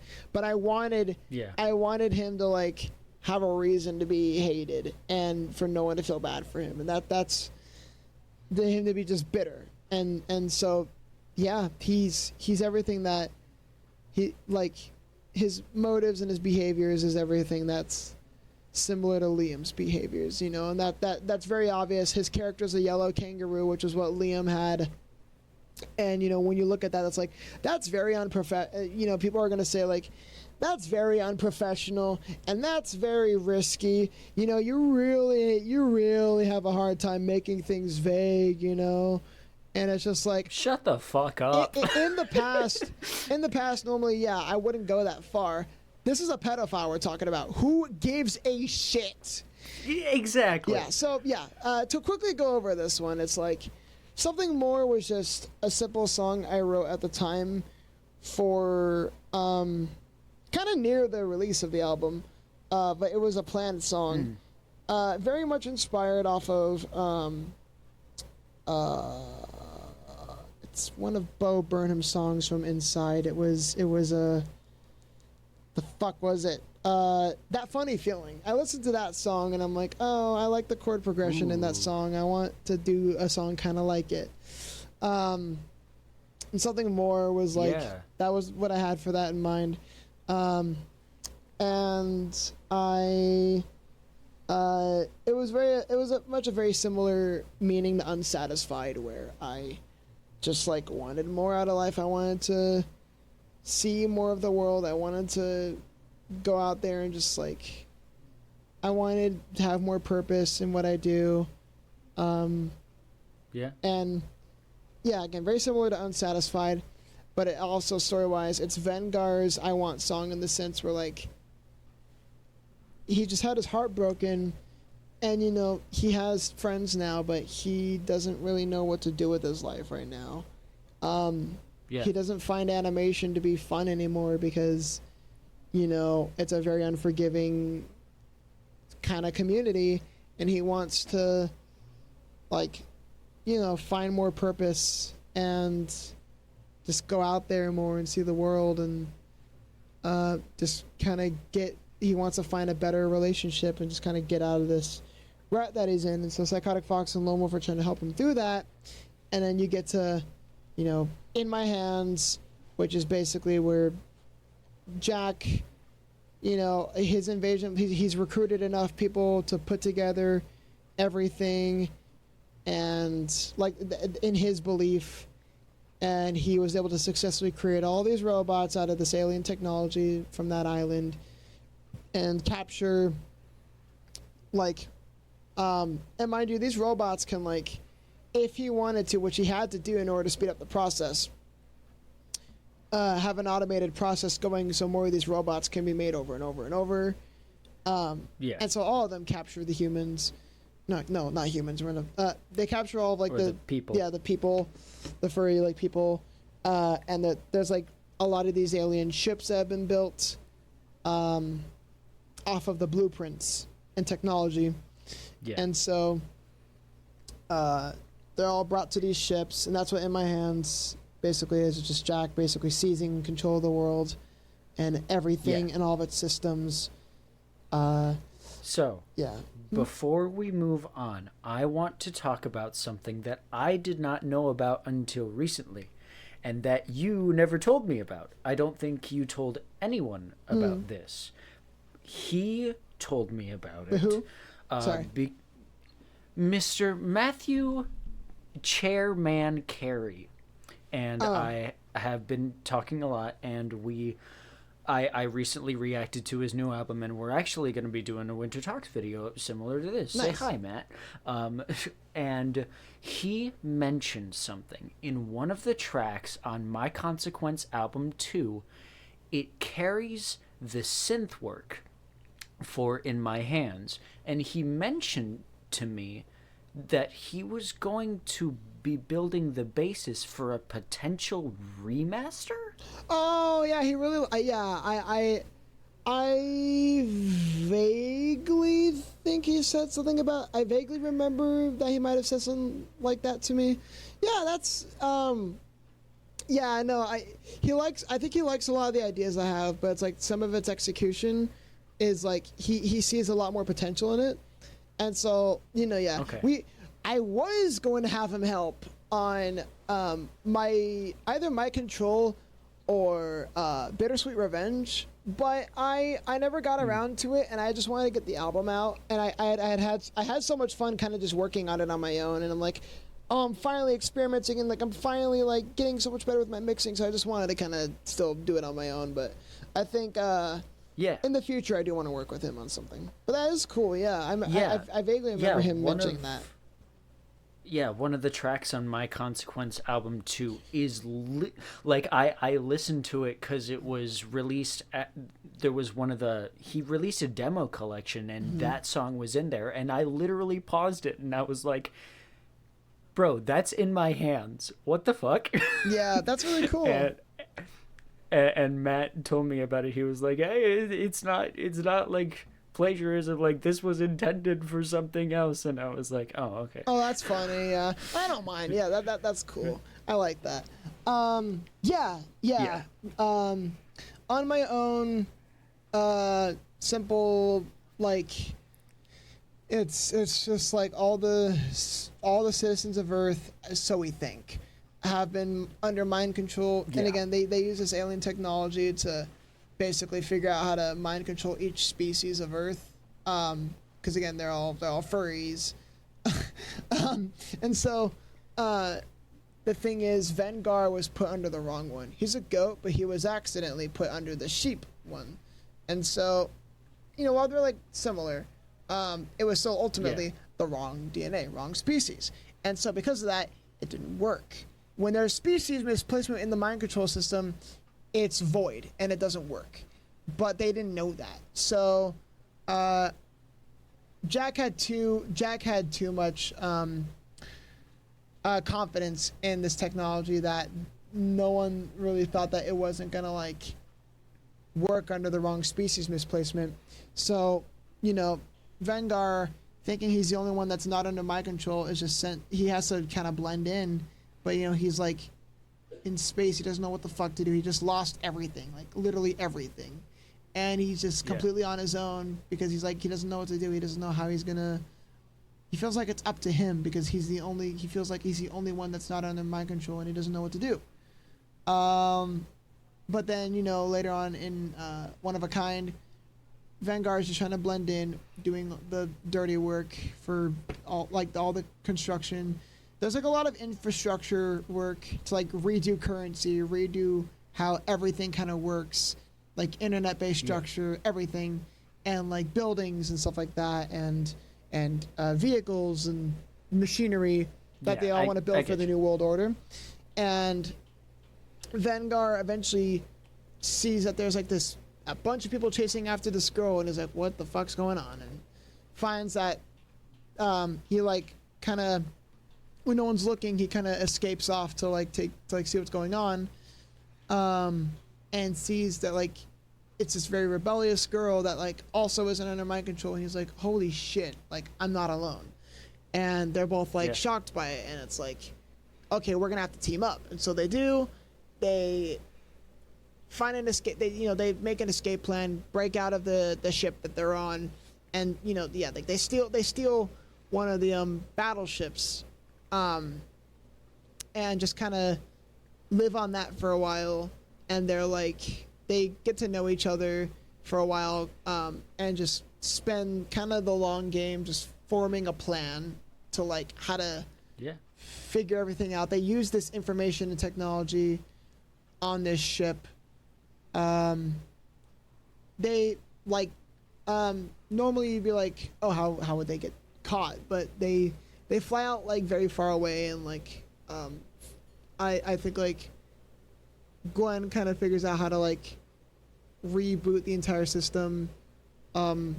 They like land on like a hidden area on Earth that still wasn't really affected, and figure out how to fix the whole system on it, and so that way they can't be tracked. It's basically hacked and stolen. Yeah. Oh no, actually no. That's what happens to the Defenders ships. This one they're just kind of hiding with. They're just kind of blending in. Okay. But yeah, so they do that for a while, and it's like, okay, how are we gonna figure this out? And then they get to know each other through that. I do want to say, before we move on to the Through the Stars context, I want to give the biggest fucking shout outs in the world to Sunshade. Yes. For her role as Gwen. Or their role as Gwen. I was gonna do that, but yeah. And specifically the opening line for One of a Kind, they're not gonna the bring voice us down acting anymore. Oh my god. When I first heard that, that gave me straight full body chills. I was like, holy shit, that's a good line. It's like, and delivered so well. Yeah, it's like, get ready, we're picking up the pace. Yeah, and so yeah. God, yeah, so they get to know each other. They go back to Earth, like on and off, kind of just sneaking resources to stay alive. You know, food, rations. The whole world's been abandoned, so they kind of just steal like precious technology, like I don't know, like whatever kind of entertainment technology they can use to like keep themselves entertained over time and space while they're hiding out. And you know, obviously oxygen, you know, resources like that, and they form a bond together, and eventually, you know, they fall in love. They realize they kind of click together better than they thought. And the thing with like Gwen in compared to Vengar is like Gwen was always someone that just like didn't really they were someone that was kind of just mistreated a lot by family and like friends and in like relationships, and was a very misunderstood person and was just kind of out there as an outcast. But they used that like inner energy to like and their outlet for it is a lot of like physical like self-defense that they learn how to do, and like a lot of exercise, and they're very like, you know, just that kind of stuff. They learn how to do a lot of fighting, and they just became very strong and very cunning and smart. And so what you're saying is Gwen gives mommy energy. That kind of Judy Hopps energy, funny enough. Obviously, I'm never original, I guess. But but you know, Vengar kind of opens up their like soft side again, and kind of helps them feel whole again. And so it's like with this, and you know, Vengar no longer feels as like scared or alone, and feels like he has someone that can understand him and be there for him to get him through all of this. And so that's where so you know, they form a bond together. And you know, sometime later, like not long after, I think like the entire story is like a few months apart, so it goes from like March to like September, I think, or maybe a bit longer, I don't remember. But they eventually find the rest of the Defenders of the Damned. The Defenders of the Damned discover them, and they're like, oh shit, we've been caught. But no, it's another group of vigilantes that are stepping up, and they're like, we're here to pick you up and get you, you know, like we're gonna fix, you know, they're like they all kind of get to know each other and become friends. Gwen discovers that one of the Defenders of the Damned was actually a longtime friend of hers, conveniently, and so they reconnect again, and they all kind of just form this alliance, and they find other people that have not been mind controlled, and you know, just like pick them up and get them off their feet, and help save them. And and that's like the whole song. And but then, you know, you gotta a little bit, time passes a little bit as they're like recruiting more people and just like saving more people, and Vengar becomes very homesick, and like everyone is, but Vengar especially becomes very homesick and regrets taking the life he had for granted, and the friends and family he had for granted, and just wants it all back. That's you know, take me back. But then, you know, over time, there's someone in the mix of all these people that they recruit, and it's actually a spy that we see come in from from Jack's order, and basically not only gives away the location of where they're at, but learn and everyone that's that they've been refuging, but also they learn about the main defenders, each and every one of them, and especially Vengar, and like kind of play flirts with him a little bit, and it's just like kind of making Gwen jealous. Mind you, this spy, I think their name is Nicole. Yeah, they're also a bunny. And so it's like, yeah, it makes Gwen very jealous, and but yeah, ultimately she gives away their location, and the main mothership, Reza ship, I think it is, is like found you, and like Nicole's just like, ha, fuck you guys, I was actually a spy.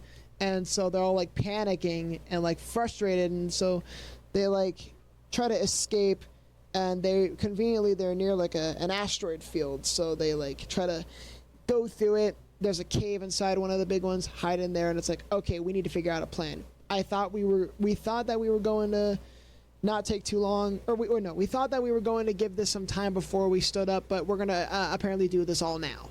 So now is the time where they finally infiltrate everything and just like, you know, finally take down Jack and his main order, his main henchmen, I guess. And so they do so. It kind of goes into a very Star Wars-esque thing where, you know, they still hold a lot of Residroid parts, and so they just disguise as them, go into the ship, and it's like, these are our hostages, but like leave them here, we'll take care of them. They like kind of go in, or maybe like the hostages are like hidden or something like that, I don't know, but they go in, they eventually find their way up to Jack's main headquarters, and then Jack, you know, at first he's very petty, and at first he's like very like cunning, but then he decides to fake let out his story, his fake story, you know, where the line, they'll all believe my story, where it's about, oh yeah, I was an orphan, I got separated from my parents at birth, and then was transported over to a different country, and then we were all separated, and then shipwreck happened, and then all the other orphans died, and I had to use this technology to pick up where I left off, and I was gonna try to make my way back, but I wanted to use this technology to fix the world, and the way he explains it and describes it is enough for the defenders to get convinced. Especially, actually, another thing too about Nicole, she had a conversation with Gwen's close friend, which I believe was this dog character. Their name was Uragiru. And so Iragu actually kind of becomes convinced about Jack's order a little bit. So manipulated into it. And then everyone else kind of follows. And Vengar's like, what the hell are you guys doing? This isn't like, he's lying. And they all kind of believe Jack. They turn on Vengar. Vengar gets, Vengar tries to escape. And he escapes. But unfortunately, all of the defenders. All the other refugees that were hiding in the ship were taken, and Vengar just barely escapes with himself, and he comes back. He's like panicked. He's like, he felt like he lost everything again, and now he's out for blood. This is like personal now, and he goes back full force, like blowing up the ships. And mind you, none of these like fighter ships are actually controlled by people. It's all, programmed with like the Residroid AI. I was gonna say like, just a regular protagonist massacre. Most of the order is all ran by like, I want to say a handful. It's more than that, like quite a few people, but we see the main ones in my control, obviously. So Bittersweet Revenge is where he just goes and just fucks shit up, and he goes straight to where Jack's, because he knows where it is on the ship. After being in it, he goes to where Jack's main headquarters is, blows it up, and it's like all on fire, and like, you know, like they and he's like about to kill Jack, but then Gwen's like, stop, this isn't you, like, and Vengar basically just surrenders and gets locked away. But then one of Jack's main henchmen, actually the second in command, gets tossed to the side because they're now starting to see that this is all a problem. This is actually not okay. And so what? Subjugation of Earth isn't okay? Wow. Yeah, like, who would have thought? Well, yeah, because like they had also thought it was for a cause, but they're you know, they're seeing the real bitter side of Jack. Yeah. And it's like, at first they were like on board with it, but then it's like they're realizing the humanity of all of it, and it's like this can't go on. This is kind of fucked. Yeah, like, so they ultimately decide to like turn against it, and then Jack's like, no, like, you betrayed me, you're getting locked up as well. And so now she's locked up with Okami, that's her name. Vengar. Yeah, she's locked up with Vengar, and they kind of form a bit of a friendship together and are like, okay, we need to get out of here. Like, but Vengar's like, I can't do this anymore. I don't want to do this anymore. Like, I tried so hard, but nothing's gonna work out. And like, you know, some of the defenders come and visit him, and Vengar's just really angry, and none of them can still get on the right page. But Okami is like, there's more you don't know about this. Please listen to us. And eventually I think eventually one of them, I forget who, discovers that Jack was actually lying. He killed the orphans, and he's not going to fix the world. He just wants to turn it into his own image. And they're like, we fucked up. And they break Vengar and Okami out, and eventually convince Gwen, thankfully. But then, and so, yeah, you know, that was the deep end. And then, yeah, so they try to convince Gwen in breaking you free, but then Gwen gets put under mind control the moment she realizes. And so, like, because Jack had a backup plan in case I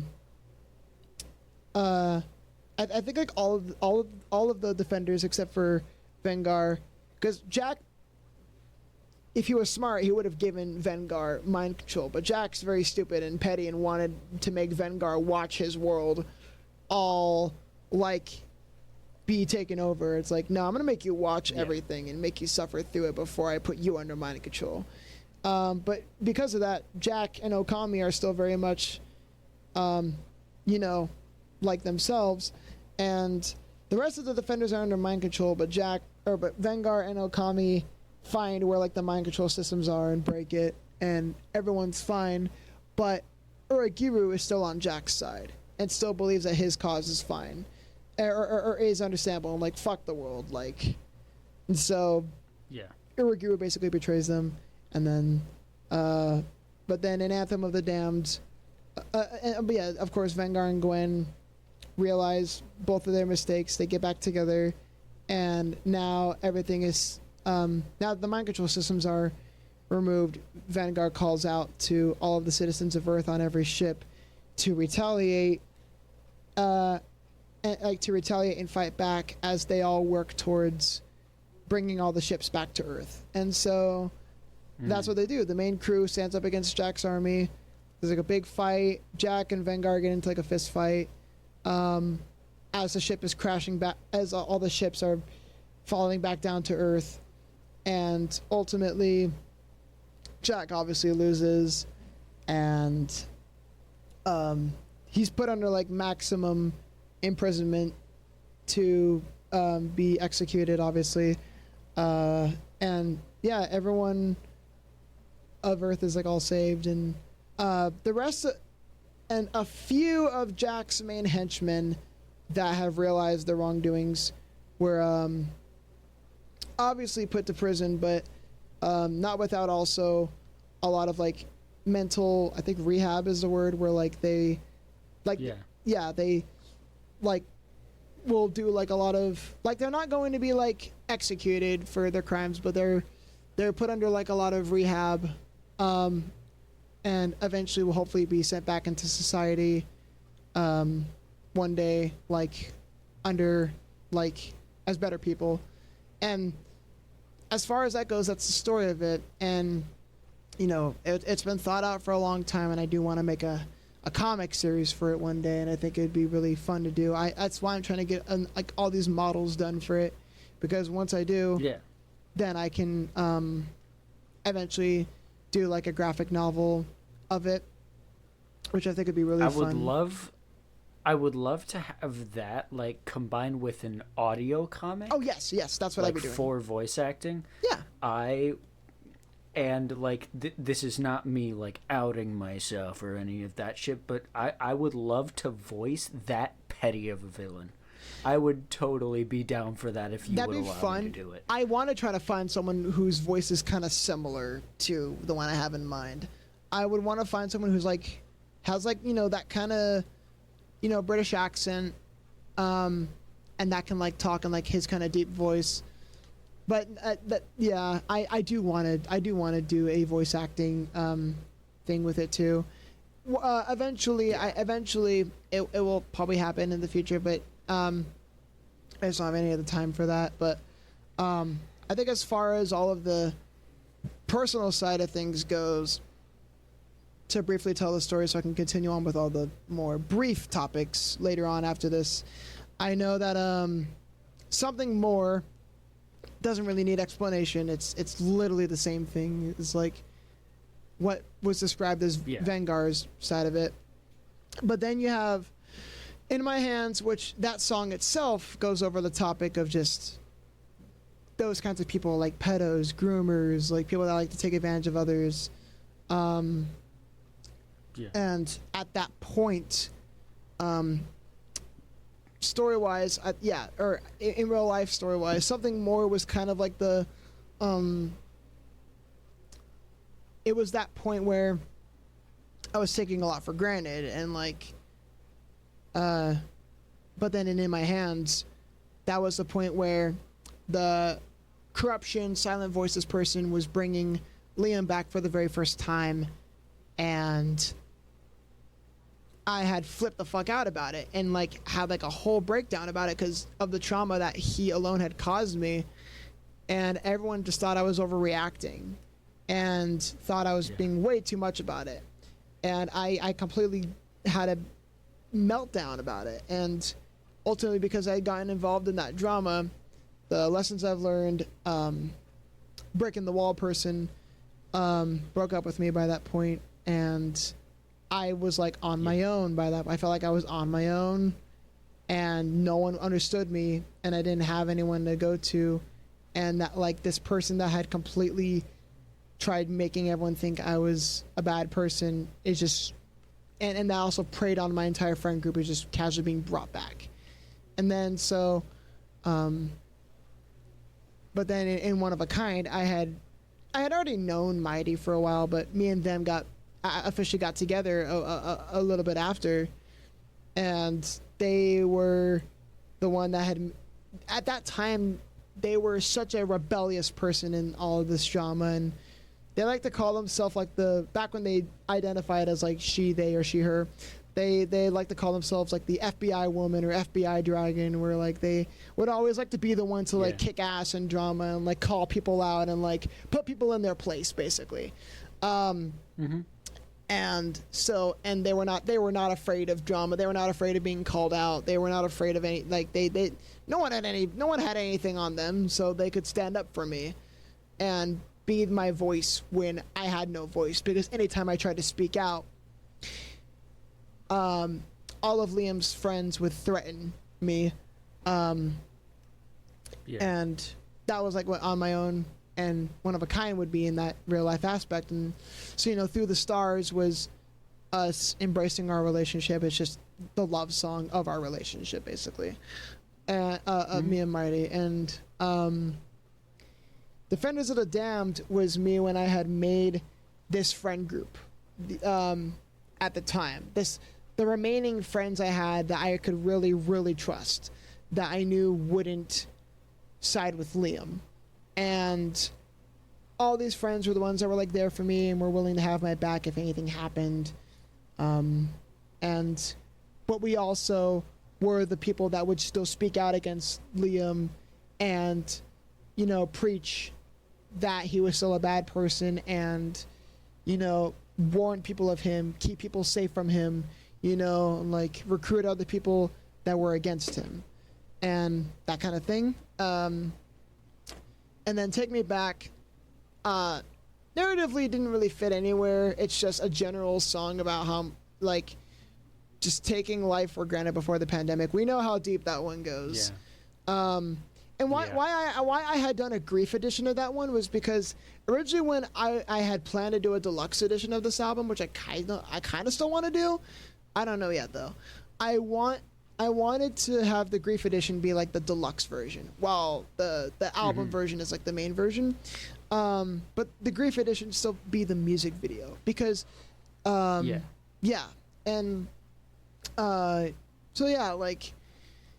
it's just a general song about taking life for granted, especially before the pandemic, and watching the pandemic take a lot of things from that life away. It could be a lot, like a family member. It could be a place. It could be a simple place that you loved going to all the time that closed down. Just something as simple as that to something as large as a family member or relationship that you lost during the pandemic, and you just want to be taken back to life before that and wish you didn't have to take it for granted. My Control was the point where Liam had successfully, unfortunately, manipulated a good chunk of my friend group at that point to believe that he had changed and that he was a good person again. And unfortunately, Mighty was one of them.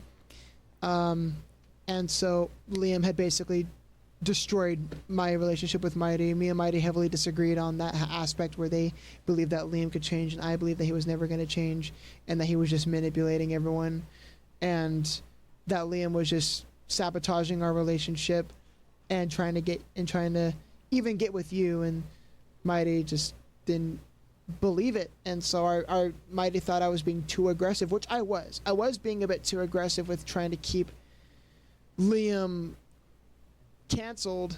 That's not the right word. No. Yeah. Make sure everyone believed that he was a bad person and know that he is. But I was being a bit aggressive with that, and so I can take accountability for me mishandling that situation, and that was where my faults went wrong, and But yeah, that was how our relationship split for a long time. That was My Control. Bittersweet Revenge was me wanting to step in and just simply me wanting to, call him out and have revenge for all of it. But it was like that side of me that's just I know I shouldn't, but I really wish you were fucking dead. And normally I don't wish that upon people, but it's just with someone so manipulative and someone so fucked up like him, it's just, it goes without saying. The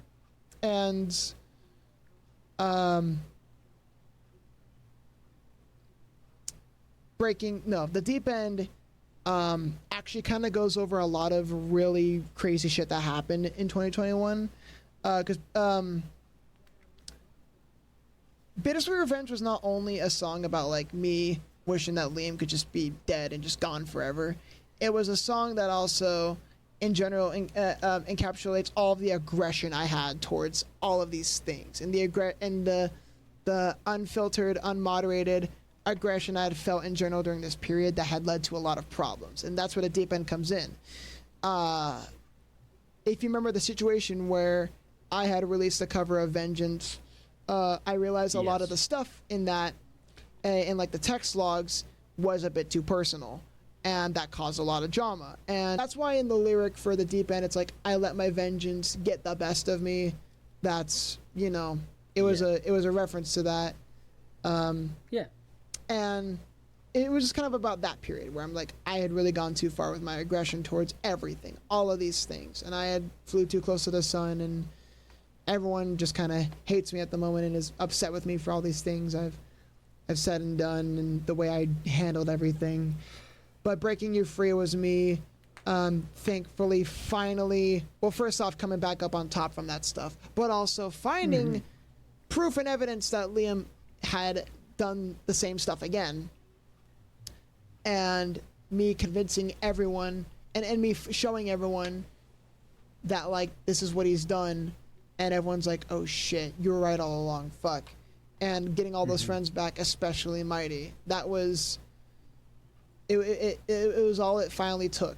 And Mighty cut off Liam for good, and we had settled our differences, and I had gone back with them, and I've been together with them since then. That's why Breaking You Free came out as an anniversary gift in 2023. That was 1 year since that had happened.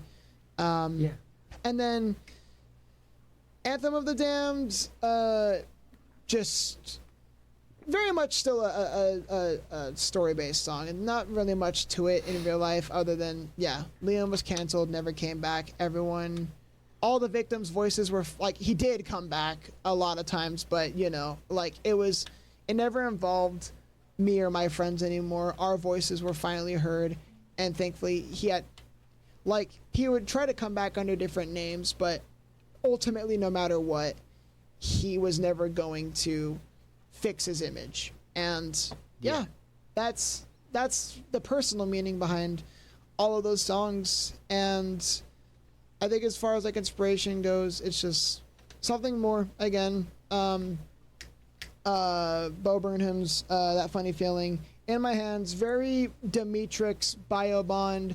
And I know you pointed this one out.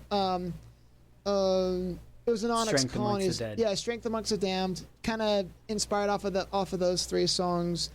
On My Own actually was an interesting one. This one was inspired off of the Fat Rat. What song was it? It was it's like a really, really popular song of theirs. Mayday. It was heavily inspired off of songs like Mayday, and it was these two in particular, Mayday, and it was a Starset song, bringing you down, I think it was, bringing it down. Those two songs combined, which is why you hear that like synthwave kind of chill, like spacey vibe at first, and then it goes boom, the genre changes and combines. It's because I couldn't decide on the two, and I'm like, fuck it, I'll just do both. As kind of reckless as that sounds, but it was still fun to do. It worked. And Through the Stars, you can tell there's like I'm sorry elements in there, but also actually it was a Skillet song as well called Watching for Comets, which is a very similar metaphor in terms of space and like the sound of it. So like definitely I'm sorry, Watching for Comets. The chorus had a little bit of Battle Cry by Juliet Riley in it, like at least as far as the chord progression, and a little bit of Rewrite the Stars, which has a similar name. All of those songs combined to create Through the Stars, which was really fun. Defenders of the Damned, definitely a bit of Into the Beyond, but also by Iris, but also funny enough, 100 Gex, for those who don't know, they're a very experimental, like, you know, music group, but their music is pretty good. A lot of their songs back then were like in like memes. You'd hear like Money Machine, things like that. But their recent album, that the 10,000 Gex, had a lot of like new stuff in it that was like really good. And for those who don't know, Laura Les from 100 Gex is actually my cousin. And so, like, you know, I would go to a lot of their concerts, and like their stuff is really good. I have a lot of fun with their music. And I remember during the early days of this album's production, I had heard the song Me, Me, Me by them at their concert, and I recorded it, and the chord progression of that song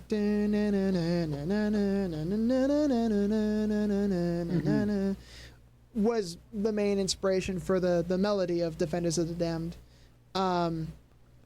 And it was also like, oh, another one, and you'll immediately hear it when I point it out. Diggy Diggy Hole. Mainly the rock version of it.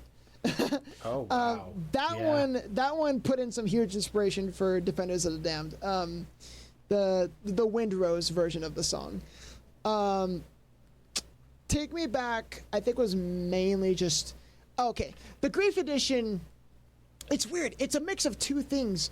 But it's like both versions of the song are like different in a way. So the normal version is heavily inspired off of A Grave Mistake by Ice Nine Kills, while the Grief Edition was heavily inspired off of Glimpse of Us by Joji. And they combined together. It's really weird. It was purely coincidence. No, I can see that. Yeah, but so Grief Edition was heavily inspired off of Glimpse of Us, especially in like the video aspect, but also like the piano, like that version's composition. But like they both worked together, and it was purely coincidence how those two worked out. My Control, oh god, once I point it out, everyone's gonna probably flip their shit and again unhear it. They won't be able to unhear it. My Control is definitely very much inspired off of what was the name of it? It was a Devil May Cry song. Yep. It was, I knew this one. I'm trying to remember the fucking name of it. Bury the Light. Yep. Definitely one of the biggest inspirations from it, but also a little bit of Hands of a Slayer. Actually, I can hear that in the guitar riffs. Yeah, very much Hands of a Slayer mixed with Bury the Light. Bittersweet Revenge, heavily inspired off of Ice Nine Kills' Farewell to Flesh, with Shivering by Elenium and Spirit Box. Those two songs. Oh yeah. Yeah. Those two songs created Bittersweet Revenge. I think like I also was a little bit inspired off of like some of I want to say a little bit of the final battle theme from New Super Mario Bros. Wii, like some of the chord progressions in it. Yeah. Like the final Bowser fight with like the key being in E minor, and that key change. I loved the key change for that one. Yeah. The Deep End was inspired off of this one specific... I don't remember where it came from. It was like a cinematic remix someone did of Lonely by Justin Bieber. Okay. I loved that song. I wanted to kind of create a similar vibe in that aspect. But it was like a cinematic version of it, and so like that one inspired The Deep End. Breaking You Free actually didn't really have... Its chord progression was slightly inspired off of some other song I don't remember the name of. But Breaking You Free was mostly kind of just formed on its own. But its instrument elements were similarly inspired off of Into the Beyond again. Some of the Serum synths in it. At least the pad that you hear in it, and like the filtered drums in the background, in like the soft verses, and Anthem of the Damned. Oh god, if it wasn't fucking obvious, Welcome to the Black Parade. But also ending. This one has a huge culmination. Welcome to the Black Parade Gold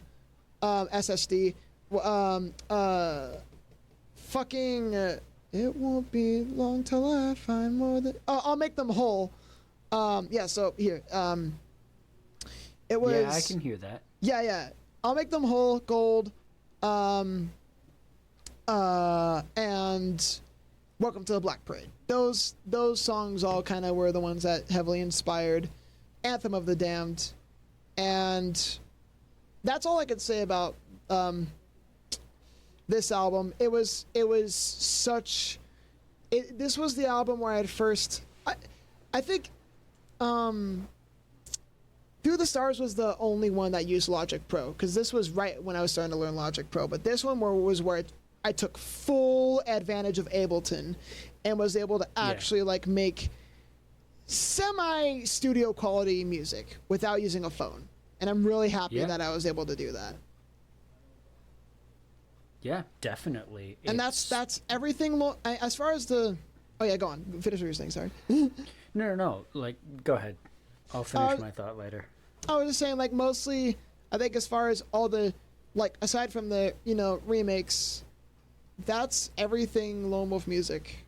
That's all of the venting process, and personal story from age 13 to age 19, and growing up, and so that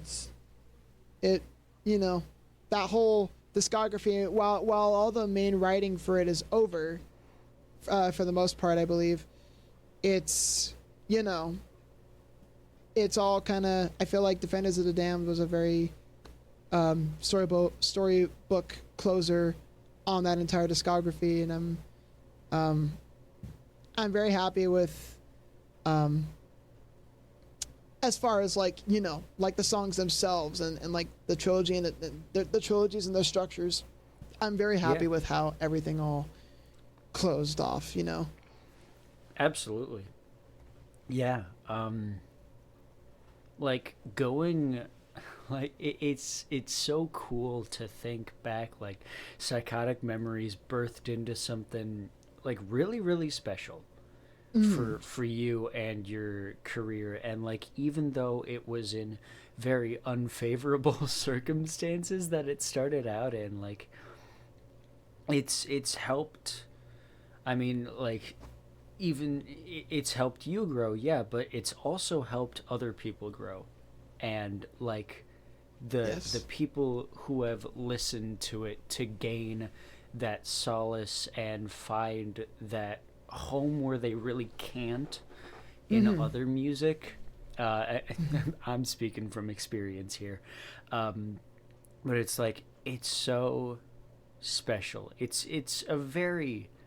very niche little community that you've got here, but the Lone Wolf music community is so cool. And I feel like the right choice has been made to end it with Vengar, because and it's like you've said that we'll talk about like the kind of concept that you have for the next album in the what's next section, but it's like, I have no idea how the fuck you're gonna top it.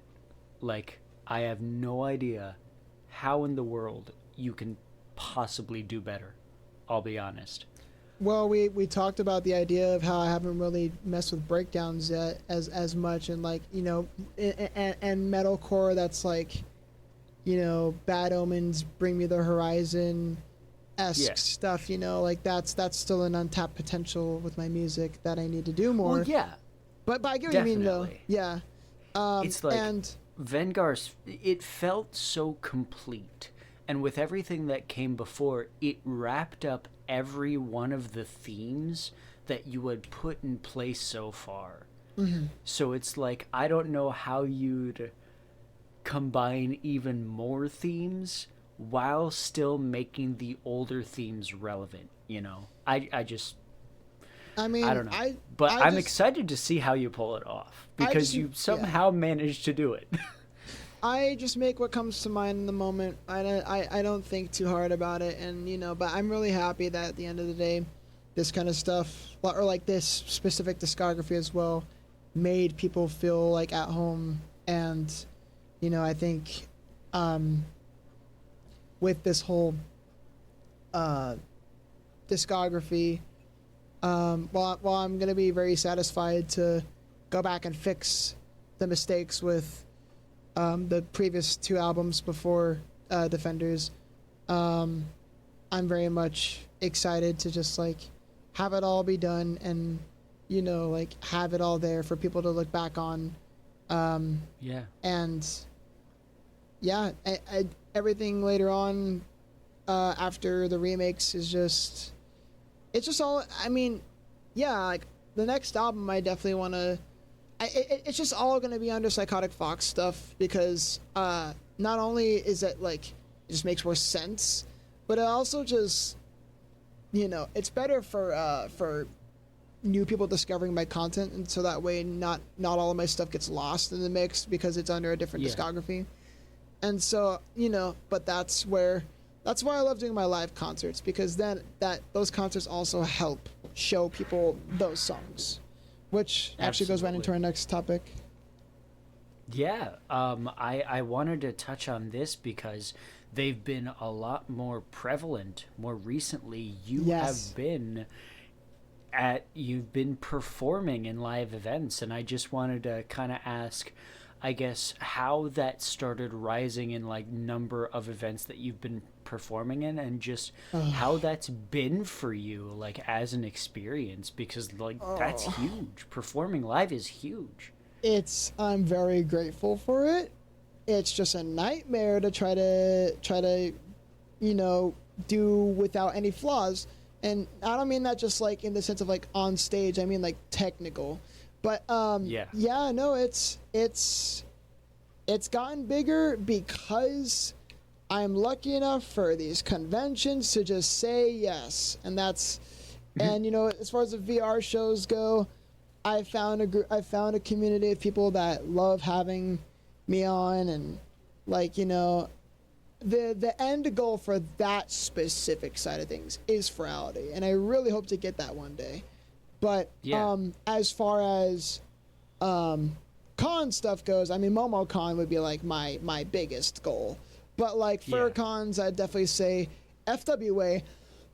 I'm really hoping to hear back from soon. That is a con that is beautiful. Like it's I mean it's chaotic, but I just mean like its venue is amazing. Like it has a beautiful, massive 1 atrium hotel venue where like all the floors, all the hotel rooms are all just like under one big atrium room, and the stage has like a fucking dance floor with visuals on it. So like, but that dance floor is used as a stage extension, kind of like at like some certain like concert venues. So I can like be leaning down to the audience and have like a visual on the floor I'm like performing on, and it's like, that's fucking cool. I want that.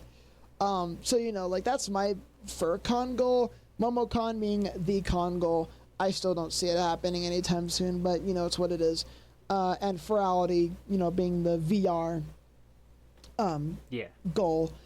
And I mean, it's been mostly great. I mean, 2023, how it all started was just simply I learned that a lot of friends of mine love going to TFF. And so I'm like, I gotta do that.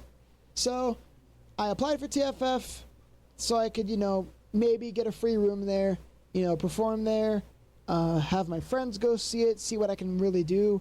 Got in out of nowhere, and that was like, I remember on New Year's, like a day or two after New Year's or something, I was freaking out when I saw the email that I got, and I'm like, I made a tweet because I couldn't say anything yet, but I'm like, I can't say anything yet, but one of my biggest dreams is finally happening, and that was it. And the preparation, I went overboard on the preparation. I ordered merch that was not gonna sell, unfortunately. I put a lot of money into it, but it was still just fun to prepare for, and the actual concert was fun. I mean, I did really bad with The World in My Eyes and some of the songs in the concert. It was my very first one. Thank God it never got recorded. I got snippets of it, but that was it. But you know, it was a great first experience. I did sell a few CDs and stickers, but you know, shirts didn't really sell, but I eventually got rid of all of them. But yeah, and then later on came I Wait for This, which was my first VR concert. That When Snakes Sing, bless him, he got me. He told the owner of that event about, and they reached out to me, and I was able to do that, and that was my first, you know, VR concert, and that opened the door for me to do Corbell's Music Festivals and Sessions, or CMFS. Used to be called Forcella, but they had to change it because of copyright reasons. And those events are what really blew me up. Again, like When Snakes Sing recommended, you know, told CMFS about me, and you know, brought Corbell about me, and you know, they all brought me on, and they loved my work, and yeah, again, like bless both When Snakes Sing and Chaotic CK9C for helping me, you know, helping get my name out there. CK9C, I'll get to him in a moment with all that. You know, so yeah, I did a lot of those VR shows for a while. And CK9C is the main guy behind Critter Kickback Festival, which is the like furry musician team for a lot of cons, or for like some, not a lot, but like for some of the cons. They like help sell merch and like get people, they like, you know, help set up convention lineups for certain fur cons. I can't do it justice. You just have to look it up. Like my brain's so scrambled, I can't really explain it well, but they're great people, especially CK9C, you know.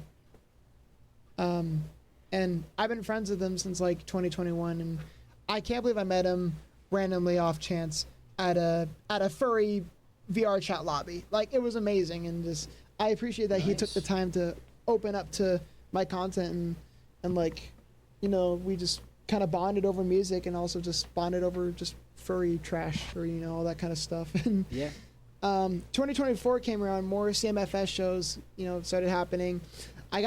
And then later in 2023, I got to do Megaplex, the FurCon in Orlando, which was a really fun one. They didn't reimburse me anything, unfortunately, except for my con ticket. No, actually, they didn't even do that. They gave me a discount for the following year's ticket. But hey, I got to at least perform, and that's all that mattered. And that venue space was way better. They actually gave me the main stage, so at that time, that was my largest, you know, audience. A lot of people really enjoyed that. And you know, I got to do that crowd interaction thing with Defenders of the Damned. I got to do like a lot of fun stuff with that. One thing I loved doing was engaging the audience with like a story-based part of it, you know, to promote Vengar and the Defenders of the Damned, and I had a lot of fun doing that. And yeah, Megaplex was a great show. I actually got the footage for that. And so, you know, I was happy to use that as my first real reference for convention performances. And so following that, tried to do TFF in 2024 last year, got canceled because my flight got fucked over, bad weather in the layover state, and last minute heartbreaking situation, followed by an even worse situation I won't get into. It was an awful weekend. But following that, I got to do Las Vegas for a con. Abysmal, like, turnout, no audience, but you know, it's there in my it's there in my portfolio, I guess. I got to do Denver shortly after, which is another huge fur con, really fun. However, that one was interesting. I was going to do Amen by Bring Me the Horizon for that one, but they had never asked in the application form what the fuck, like, the age rating was for that show. And because I had done the last two concerts I had done, Las Vegas FurCon and Megaplex, my brain kind of just immediately wired itself to concert age rating. Or my brain immediately wired it to it just being like I can say fuck or whatever. No, they shut down the show halfway through to like see if I could get rid of any of the swear word stuff in it and like completely cut out amen. And I'm just like, oh my God. And the worst part That's crazy. Yeah, by the time What Is Real came on, that was the biggest, most engaged audience I had yet. And then some of it had to go because the show was put on hold to fix those issues. And I'm really mad about that because they also could have just scanned through some of it. And granted, I did have to fix some of the visuals. Something happened last minute and I had to fix something on my MacBook last minute. But they could have scanned through what they had and be like, hey, this isn't allowed. I'm like, oh shit, okay, let me fix that real quick. Didn't happen. So whatever. Denver was a bit of a bust, but it was still a great show. And it had a good audience regardless. It had some really good shots. BLFC. Oh yeah, one of the VR concerts I did, my internet like in my entire county went out, and it didn't go back on until way later in the night. And they had specifically put me in between other bigger nerdcore artists. So CK9C, Chi-Chi, Silverhound were all at this specific one I was going to perform at. And I was going to perform in between their slots. And I'm really mad that was for the Psychotic Memories novel reveal concert. And I'm really mad that didn't work out the way it had been planned. And I had to do my slot way later at night where there wasn't that many people watching, and it sucked, but it's just what it is. So, luck with a lot of my VR shows was all over the place. But, BLFC had a great show. I'll eventually upload that one soon. Biggest Little Fur Con, that one. And then MFF, I don't have clear footage of. I just have iPhone recorded footage, but I will probably upload that at some point just for portfolio reasons. Midwest Fur Fest was the largest fur con for a long time, so being able to do MFF was actually huge. It was like one of my biggest concerts in terms of con scale and performance, audience scale. And I do have TFF coming up again, and I am excited for that. And, again, I hope I can get into some of the other ones like FWA, maybe AnthroCon, but, I'm not holding my breath on that one. But yeah, all the live performances have been really fun, and I love doing those, and it's always fun to save up for and do trips for. I have to do it a lot less this year because I am moving out, but, I'm thankful that my parents as well have been able to help me do some of these shows, like help me get to these concerts, because they want me to do this stuff. They know it's good for me and good for recognition and just to see friends, get out of town and see friends. So it's been like a complete blast. Yeah, awesome. We did talk a lot about remembrance stuff. And given the length of the runtime that we're at right now, I do feel it would be good to kind of skip through that kind of topic to forward, like... We'll just combine Rematch and Remembrance a little bit. Like, I'll just talk about the remasters and then mostly focus on Safe Haven. Yeah. So... the floor is yours with that one. Yeah, so, God, I knew that, throughout a lot of 2022, I really wanted to get into Logic Pro, but unfortunately, it's coincidental timing because I know Will had switched to Logic Pro by that point as well, but also my, one of the colleges I was going to, was teaching stuff with Logic Pro. And something I learned about Logic Pro was you could take any GarageBand project file and even the ones made on iPhone and convert it to Logic Pro, and completely keep working on everything in there. And I'm like, that is amazing. I have to get this. And so that year I knew I needed a MacBook. And so I got one at the end of 2022, and my biggest goal throughout 2023, I'm going to use this to remake all of the Psychotic Memories albums. And I am so happy that I was able to do so. With Psychotic Memories Remembrance throughout that year, it was so fun revisiting all of the songs and just making them sound to their fullest potential, adding all the new synths, adding all the new mixing, re-recording every vocal to have that rock voice and just be there and just sound really good. And oh man, it was so like I so much weight was lifted off my shoulders each time I would each one I did. So like with especially with things like Dream On or Breaking Point, you know, things that just had poor execution. Monster and Me, all those songs like that just had poor execution. They were able to be lived up to their and even I Can Never Change. All those were lived up to their fullest potential, and the same goes for like A Lover and a Fighter rematch, where like especially that one, Invisible Wall was so fun to go back and remake and just have that one live to its full potential of just like the raw power, kind of combining the Rock Edition with the main one. I may still do Rock Edition in the future, but as of right now, I love how Invisible Wall has evolved from the elements of Rock Edition, and you know, kind of like, just adding all the new synth elements and everything, and rectifying the problems I had with stuff like the Kingsland, was just great, and adding real acoustic guitar this time to Unsatisfied, which was always the vision I had for that song, but never could, do that because I didn't have an acoustic guitar. And, I wasn't really good with guitar back in those days. And I had a ukulele for a while, and that's what the CD remasters had. But this, it needed that acoustic guitar to follow with it, and I'm happy it has that. Judgment Day sounding to its full potential, A Lover and a Fighter having all those having the better drums and the synths and everything, and Good Riddance just really actually having that real punk rock sound to it, and of course more than anything, making Safe Haven actually a good song. Which I want to talk about more here, because that fucking ending, I said it in my reaction, and I've said it multiple times since. Fuck you for making me cry so goddamn much. Yeah, I knew you were going to love the key change. I was specifically waiting for your reaction.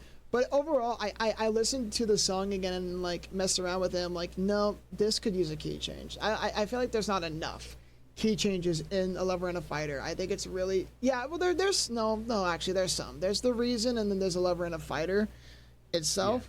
Yeah. But it's I think one more was justified for something like Safe Haven. There was more I think I wanted to do with it that I had forgotten about till after the production had ended. But I'm like, it sounds great as is. And that one I was blowing my voice trying to finish. That was, I think, the last song I recorded, and my throat was going through a lot during the ending of that. But I had the tuning software to make it work, and I'm really happy that it all worked out at the end. And Safe Haven again, I'm so glad I was able to rewrite a lot of it and just make it just all sound perfect as is, with the new ending and with, just its meaning of just holding those close to you and realizing that there are people that are there for you even at your lowest point, and creating your safe haven. I can't even really do it justice right now with how scattered my brain is, but I think you put it best in your reaction of what safe haven is. Yeah, I mean, that song, I've said it once, I'll say it again, I'll say it as many times as it takes. This is without bias of you being a friend now. That is genuinely probably my favorite song of all time, because it's helped me so much. And I really, I know that this might get into parasocial territory. At this point, I don't care. That song is so important. So thank you so much for creating it in the first place. It's so, of course, so special. Yeah. I don't see that as parasocial. It's I totally get it. It's people really, it's songs like that. Other people have, I think definitely like with Nath, I think songs like Invisible Wall and The Ghost connect with them a lot from their experiences, and so it's like I totally get how much people can connect with these songs, and that right there with Safe Haven, with how you felt with it, or how like Nath felt with like Invisible Wall, and by the way, check the recording. Yeah, I restarted it. Oh, okay. Like songs like Invisible Wall, how it connected with them, just in general. That's why I go back to these songs and remake them one more time, because I want people to remember these songs the way they were meant to be executed and told. And that was ultimately the long run goal with these album remakes, and that's why I have fun doing it. Speaking of the reactions, Nath put out his reaction a couple days after mine, and I remember when he got to the key change, it was, Winter is gonna die with this. I saw that, and I found that so funny, because it's like, like I think that's like a known thing about you, is just like how much like you are with like key changes, and like how it's like one of your favorite elements. Yeah. Which I don't blame you. I've said, my favorite thing in all of music, and how much I freaked out when Vengar had the key changes, because World in My Eyes didn't have any. Had none. I swear to God. I may consider that. I may consider that in the future. I may consider that for one of the songs. I don't know. We'll see. Yeah. Actually, also hot take. I feel like Unfixable should have kept its C minor key. And it had a C sharp minor key change, but you know what, the song's so good. Anyway, But so that's ultimately the goal with these album remakes, is just to, as much as I hate going back to old material, I do it because I want to lift the weight off my shoulders of how the old version sounds and how it stains my discography. And because I know people really do hold these songs near and dear to them, but it's hard for some people to listen to them because of how old they are. Yeah. And I want people to form new, fresh takes on these songs as they're redone. And so, and that's going to especially be important in Downfall in Disguise when we get to that later. But that's going to be the ultimate goal for these projects. So with this next project, this next thing on our list here, I added this subtitle of Playing the Long Game, because this, I want to say, from like the first song that was put out to the actual album releasing, was the single longest like time frame from first single to album release, that being Stay Determined, because holy shit, this album took a long time to come out, and damn, honestly, it was worth it, I think. I mean, I never like really announced that it was going to be an album until like 2020, but I know like Lament of a Hyper God was like sometime in November. I don't even really remember when. It was like November 2020. No, God, 2018. Yeah. I believe, actually, I am approaching it. Yeah, here we go. Yeah, that was October 13th, 2018, all the way up to March, all the way up to God, it's on my phone. Yeah, all the way up to March 16th. Wait, what? That doesn't seem right. Like March 2024. So yeah, October 13th, 2018, all the way to March 5th. Yeah, no, March 16th.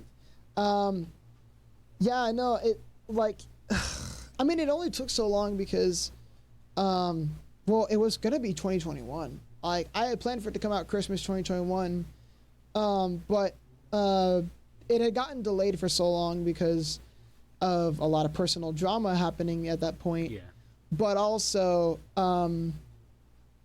the yeah, it was like a lot of personal drama, but also just I wasn't satisfied with the track list, and I wasn't satisfied with the nerdcore tie-ins with these songs. So like it had shifted so much. It was like FNAF with like Portal. There was gonna be like a Portal song at one point. There was gonna be like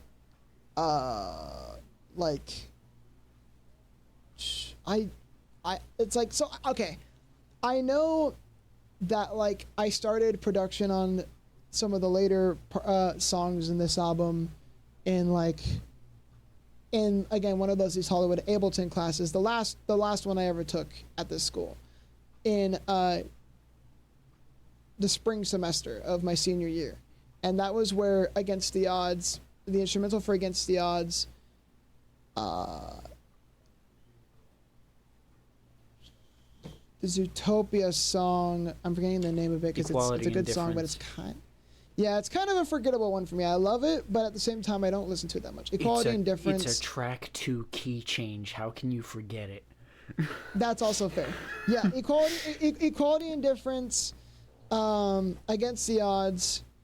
It was when I was working on those ones. Yeah, I remember reacting to that thing, and I remember when Equality and Difference had the key change. What are we, back in the OG Psychotic Memories days? What are we doing?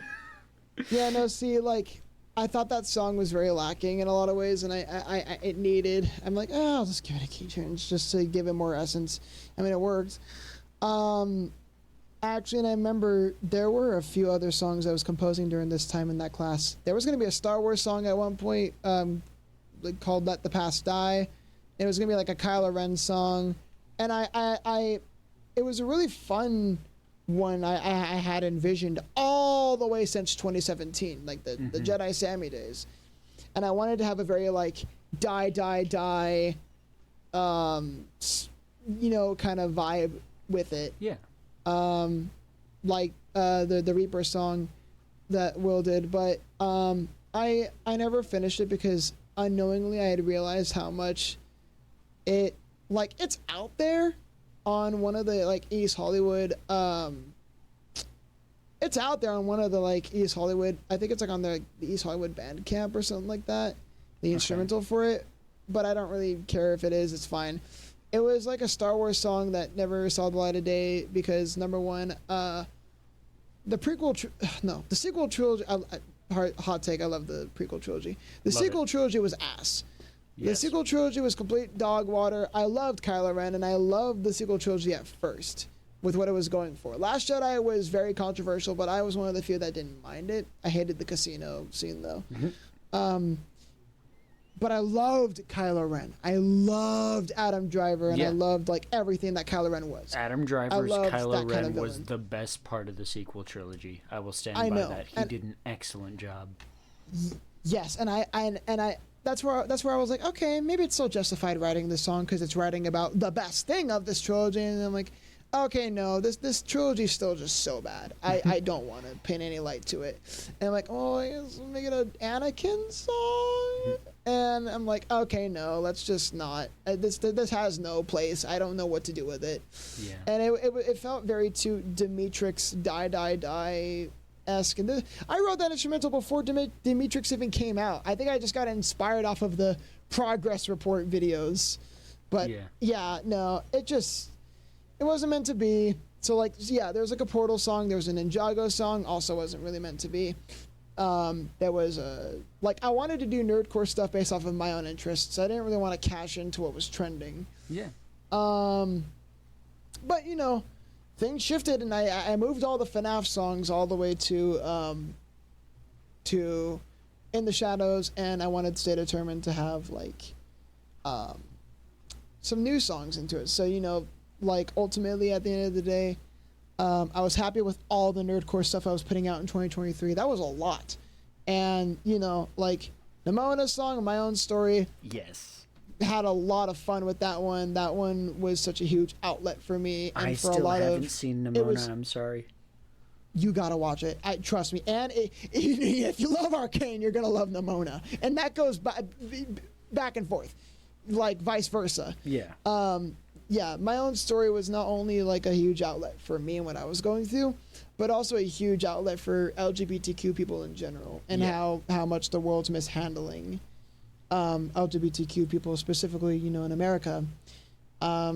Equality and Difference was just a simple song about, you know, putting yourself out there and, you know, kind of like try everything, where it's like, you know, because it references that song, putting yourself out there, trying everything, and also, you know, just kind of, it's very heavily reliant on Zootopia's story, but, you know, just about like you know, like teaming up and forming a bond through an important cause, and finding purpose through that, which is like where the bridge comes from. Against the Odds, I don't have anything it's just a My Hero Academia song, which I had a lot of fun doing.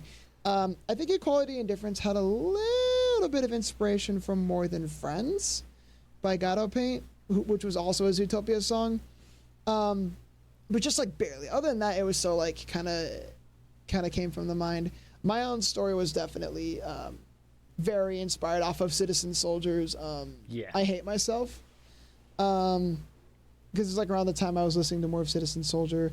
Against the Odds, very oh god, there's another Onyx Colony song that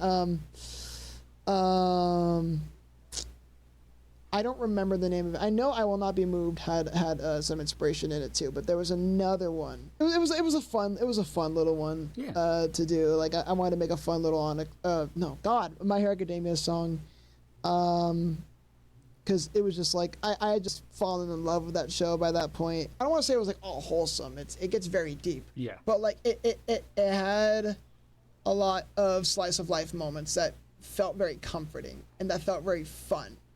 And I definitely felt like, you know, that one, like My Hero Academia, with how much I was getting into it at the time, it definitely deserved a spot in this album.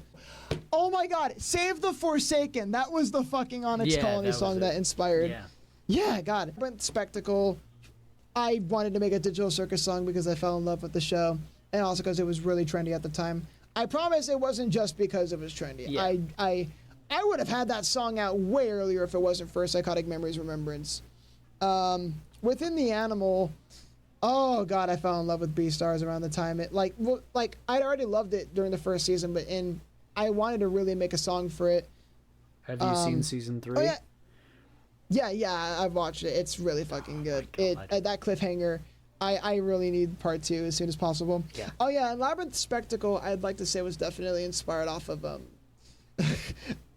it was kind of inspired off of Know Your Place, but also I think I just wanted to like make a very like, at the time it was also just like, okay, you know, can't go wrong with F minor, circusy kind of song. I don't remember what other inspirations I had for it, but I know Your Place was kind of there. Yeah, and let's see. Yeah, and then Within the Animal, very much Beastars. Like I loved like how much it took some of the elements that Zootopia has, and it like emphasized a lot of it and made you question so much more of what kind of world it'd be with just all those with like a world full of like anthro animals. So, you know, had a lot of fun doing that one. That one was, I think, inspired off of My Decree, which I had done an animation for actually as well. Yeah. Addict, I had to throw it in there because it was another like really popular cover of mine that had like its own original spin on things. Mary really wanted it in there as well. I remember like Love Light really wanted it in there, and I like at first I was against it because of all the controversy with season 1, and I still kind of stand by that controversy, where I think a lot of the decisions made at that period on Vivzi's end was really messed up, but I still love the song, and I'm like, fuck it, I'll still put it in there. Make Yourself at Home. This one had a lot of drama surrounding it because it was inspired off of a canceled song demo of Will's. Yeah, you told me about this one actually the last time we were talking. that's all I'll say about it. But it was a very fun one to still do, because Welcome Home was it was a bit unique. It wasn't a game, but it was like still like very much like a horror scene that's like inspired off of Sesame Street. And I'm like, ooh, I like that. And I loved the little like story it had to tell, and I loved like its themes, and it's still like going, I think. I haven't checked it out in a while though, but it was just such a cool concept. I'm like, okay, this is something I definitely want to. This is something that's trendy that I still definitely want to make a song for. But I wanted to wait until the website update in summer, because a lot of people weren't really respecting that. Like, Clown wanted this to be successful, but I could tell they didn't really want it to blow up as much as it did. Yeah. And that was putting a lot of stress on them. So I wanted to be respectful and wait until the website update released to release the song, and that's why I included that important message. But very fun song. I loved singing in Wally Darling's voice. Yeah. Trying to like do his voice and everything. It's a very easy voice for me to mimic. Learn to Let Go was one that came way later, but was supposed to be planned to be made around the same time as that My Own Story, where so good. Yes, that one I loved doing because, oh god, Guardians of the Galaxy Volume 3 just hit so hard. And Rocket Raccoon was already like my favorite MCU character, or like Marvel character in general. That was what solidified it though. That movie was just heart-wrenchingly great. And it had a lot of themes in it, a lot of messages in it that I wanted to be incorporated into that, of just wanting to, like that one's another one where it's a vague thing where you can still listen to that song and take personal meaning into it, of just like wishing to be free from how cruel the world is, and how much like, the ringmaster of everything, of all your trauma, has taken control of you, and just wishing to break free from this cruel world and wanting to be freed from it and being with loved ones up in the sky. But people still need you here. People still want you to live here. And like, you still have a purpose in that world. And that's those messages have definitely been emphasized with Rocket. And so it's like, that one needed to be done. That one went through quite a few rewrites in the instrumental. Okay. Definitely Citizen Soldier inspired with Without You, that song. Yeah. I kind of want to, like, with that song specifically, I almost feel like that is akin to like a Keep Moving On 2.0, Yeah, well, yeah, it's almost like kind of the response to it. Yeah. It's like the response to it. And which I didn't think about, but that's cool, yeah. Yeah, and, that one was definitely a song that, like, I definitely needed to do in terms of personal experience, much like My Own Story. Those two are like, it's always the fucking Citizen Soldier inspired ones. Yeah. But yeah, those two especially. We Will Meet Again, I already talked about before with the Undertale stuff. It's just a fun Deltarune wholesome song that I wanted to do for Deltarune Chapter 2. And I'll probably release the video for that again when Chapter 3 drops, just so it's there. Like, here's the remaster. Lament of a Hybrid God we already talked about in great detail, and Stay Determined, the song itself. This one I thought a lot more people would have recognized, but I guess not. I recognized it. Okay, yeah.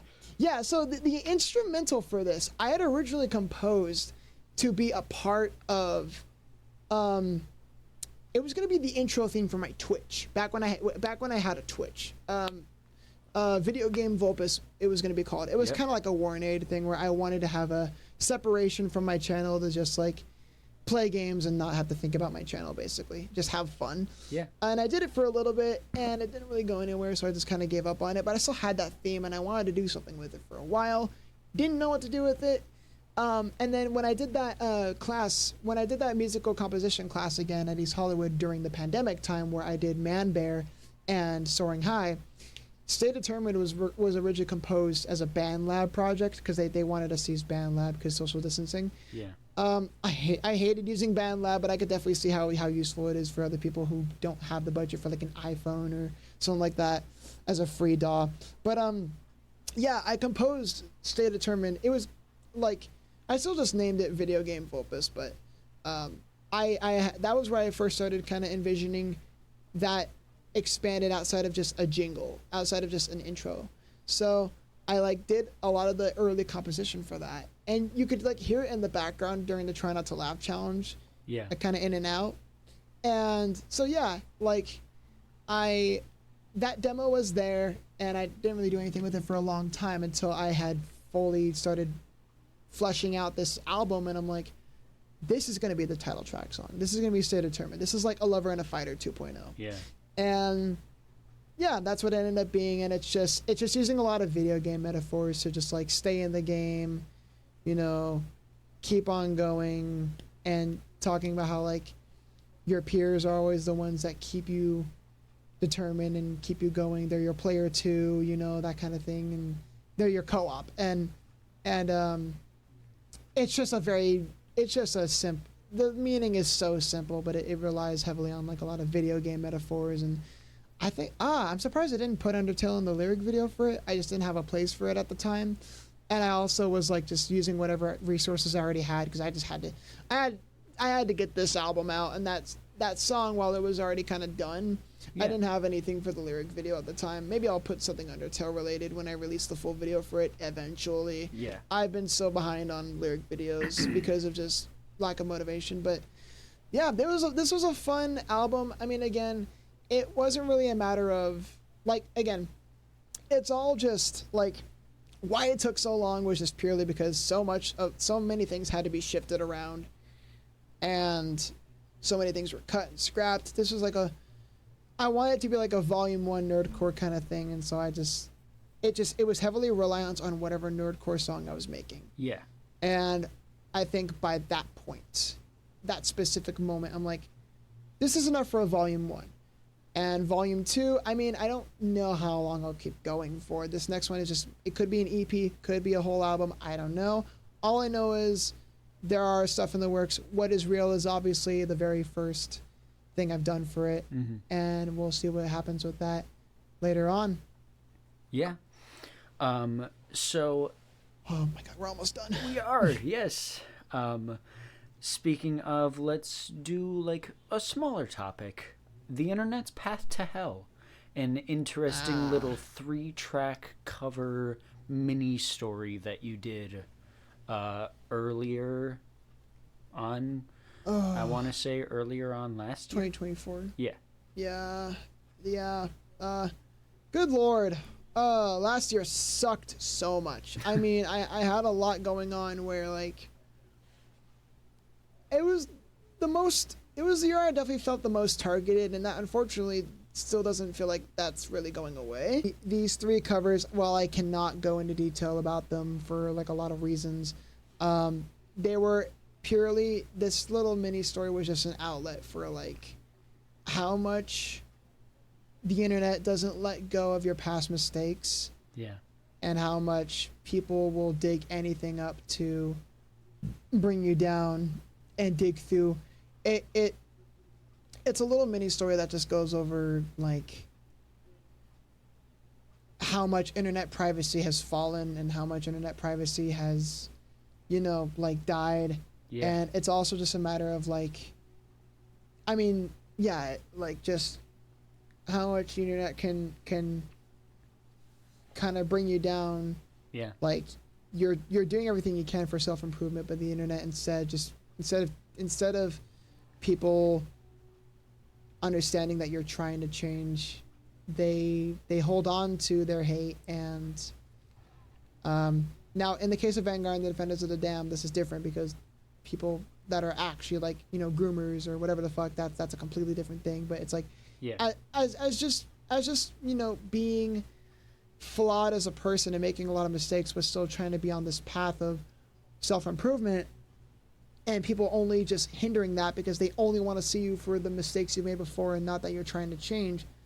Yeah, that's where this goes, where the internet will dig everything up instead of letting go of what was in the past, and you're trying to make amends with those mistakes and make amends with those people that you've lost, and trying to make things right, and settling everything. And putting everything at peace, and instead everyone just wants to, you know, they only want to see you disappear, and they only want to out you as the worst person in their narrative. So as each cover goes, Just Pretend by Bad Omens just goes over wanting to make amends and wanting to make things right with these people that you've wronged or that have wronged you, even just wishing to go back to that time where things were mutually healthy and okay. Yeah. But, you know, unfortunately that just doesn't work like that, and they instead seek out war, not forgiveness, or at least base level forgiveness to where they could just leave you alone. Biobond, we know what that by Iris. Yeah. I mean, and the meaning Will had for it was different as far as I remembered from the Twitter transmissions. I don't remember at the moment, but I know my personal meaning with it is being tied to the internet like a torture device, and just the internet completely going through everything, like, you know, the internet just like, you know, completely tearing you down and constantly being this screaming, searing pain reminder of the mistakes you made and what you're not anymore, but what the internet still wants to see you as. Yeah. And every time you're reminded of it, it inflicts pain on you. And it's kind of like the Bo Burnham quote, "Anything and everything all the time." Yeah, and yeah, it was definitely like a very heavy one in that case, and just wanting to be released from it, wanting to be free from it. And then Amen by Bring Me the Horizon is the acceptance of that. Maybe I am this shitty person. Maybe I do deserve to burn in hell for all the mistakes I've done. And it's the perspective of everyone, like, send this cursed person, this possessed cursed person to hell for his sins, you know, and that's ultimately what it is. Definitely one of the most morbid things I've put on the channel, in the sense of me being tied to like the stake and being burned at the stake, nearly naked, like with like nothing but like a rope censoring it.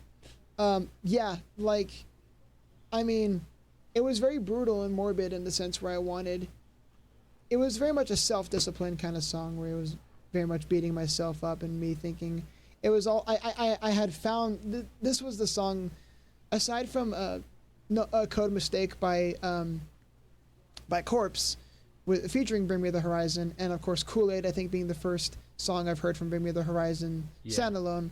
Amen was the second, and I think that was definitely just like a song at the time that, like, I had thought about, and I had questioned my entire existence. I'm like, is there a God right now? And if so, why isn't he helping me? And it's because I deserve to burn in hell. Maybe I've gone too far and I can't go back. And maybe this is the path I shall go. And like, it was at a point where, trigger warning, I was very, very suicidal, and was thinking, like, if I knew there was a heaven, I would just do it right now. If I had known that I'd go to heaven and that it exists, I would do it right now. And like, so, you know, Amen was very relevant to that thought process, and was the song that's like, this is where I'm going to land because of the way the world sees me and the way the internet sees me.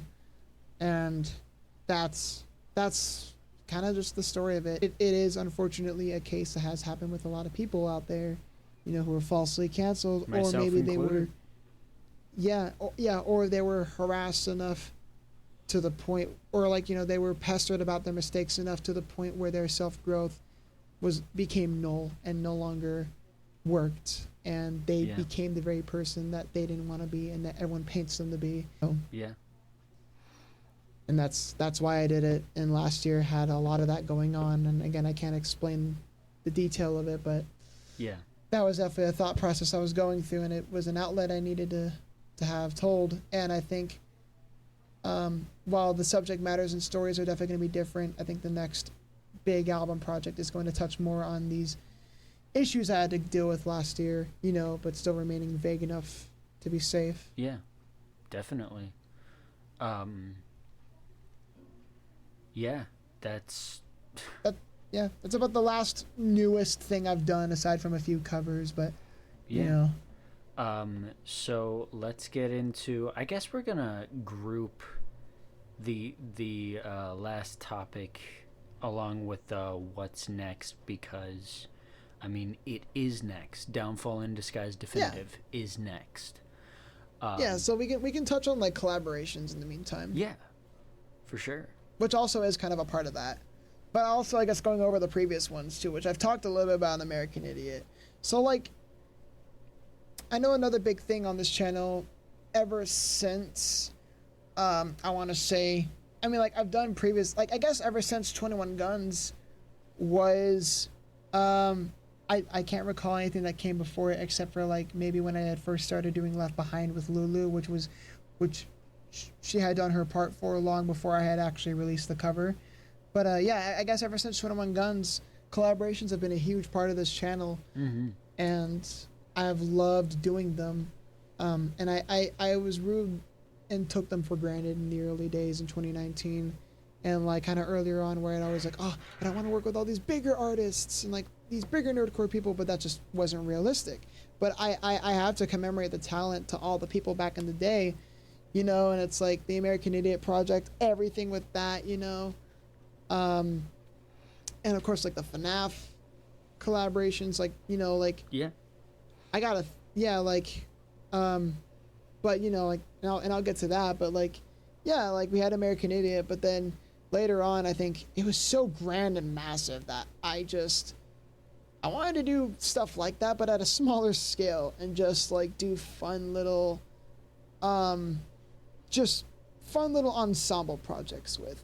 And I think the next one on that list being, well, technically, The Rabbit Hole was kind of one. It was me, Lunatic, Hugo, and Sunchi, and they all did such a wonderful job. And Sunchi really just knocked it out of the park as Gwen in Defenders of the Damned. Yeah.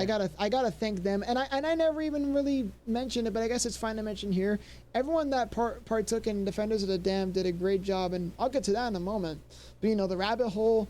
That was a fun kind of bigger collab on a more standalone side of things. And I think I knew throughout 2022 I had a huge plan to bring a lot of these people back and some new ones to do a big end of year project. And I'm like, you know what? Spirit Divine sounds like a song that would really fit a lot more people in it. Not just in that one little small bridge segment, but the entire song. Yeah. I feel like it's a very fun get together kind of holiday song, and so I wanted to do that. And I always envisioned Sam would go for songs like Diamond in the Rough. Like I would always envision these as group songs, like songs that would have multiple people in it. And so, you know, I did that with the Spirit Divine and had the whole bridge. So like, you know, and in that one, it was so fun just grouping everyone up together, and everyone did such a good job. We had, you know, again, we had like Mighty having their first singing feature in it, because they're a good singer. Like they really do, like they are held back by their like throat disabilities a little bit, but they are great, which can be fixed with the right treatment done with it, with the right procedure.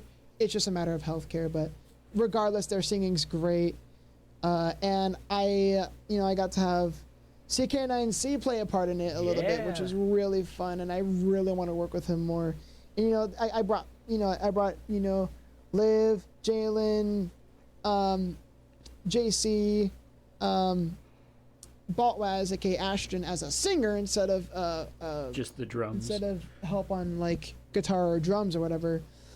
So like JC again and Jyra, like it was fun bringing all of them back again for this, but then also bringing in some new faces like Plexi and Loud, and you know, I had already collabed with Windsnake Sing prior, but you know, bringing him on for my thing here was great. Chispy, Hyena, all the and Cookie, Vexy. Cookie and Vexy weren't, and Chispy aren't like actually like, you know, regular singers. They were all purely for the VR chat I wanted the little like bridge segment where like normally the DA crew was singing in that one. I wanted that to be for like all my VR chat friends. Give them a spot to shine because those people were really there for me and were like an escape for me from everything I had dealt with previously, and were just great people to have around, and like are kind of like part of that experience where like I could feel like I have online friends without the toxicity. Nerdcore has that too, but especially like all my VR chat friends, or like furry friends. They're also just like furry friends in general. And when I had started diving more into the general furry fandom through VR chat in late 2020 and 2021, meeting all these people, it was such a huge benefit to me because I had just formed a better group of close friends that I get to talk to every day, like see on VR and meet at cons, and having some of them in this little project as like a little segment was really fun, and expanding on that too later on. But the next big ensemble being, Defenders of the Damned as a song. That one was just so fun to put together. Having it finally be for an original song, was just really like fun and fulfilling, and like having, obviously Sunshi, who was already a big part of the album, but also a friend of mine. I forgot if I met him through VR chat or through other means. I think I'd also met him through like just music and collabs and stuff. Liam Flunch, he is so nice. He is such a sweetheart, and I miss talking to him, and I hope he's been doing well. And he was great in the song Muscape, and I had been wanting to collab for a while, and so I was glad that like I was able to bring him on for something really fun. He has a really I think he has a pretty voice. It's like pretty soothing. I like the accent. Like especially like with his singing. JC again, always happy to have him on. Sly Shy, who I hadn't worked with before, but I had finally needed to, like, I'd known them for a little bit, and I needed to get them on something. I met them at MomoCon, and they were so nice, and I didn't know what to have them on, and this was like the perfect one, and like their voice was like really fun, like fit the song well, and of course having Love Light back for this song, as well, like like their new mic they had for it just sounded so good, and it was it was like just such an upgrade, and their voice was really great in it. I remember I remembered in the album reaction you had gotten Sunshi and Love Light's voices mixed up a little bit at one part, and that is fair because in the album version you couldn't really tell who was who at some moments. But thankfully the lyric video fixed that issue for anyone who would get confused, and so then we had Diamond in the Rough later on, and that was another song much like The Spirit Divine where I'm like, I really wish this was a group song. This should have been a group ensemble song. You all really made that one work. Yes, I loved animating it, and I love it. Granted, the animation was like a month in last minute because I was so busy in 2023, but bringing again all the Spirit Divine people, pretty much all of them. Liv wanted to step out, which was fair, but like having like pretty much all of the Diamond in the Rough, or all of the Spirit Divine people, so Jalen, Ashton, Love Light, actually Love Light was a new addition, Loud, JC, Plexi, Gyra, having all of them come back again was really fun, and bringing in Love Light into the mix of it, and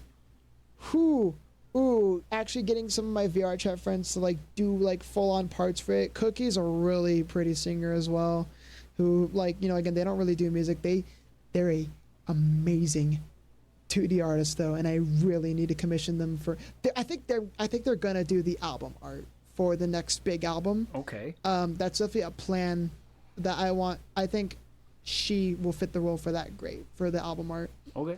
For those. Yeah, like they like those, their artwork is just amazing, and Mighty having more of a role in it, Chispy,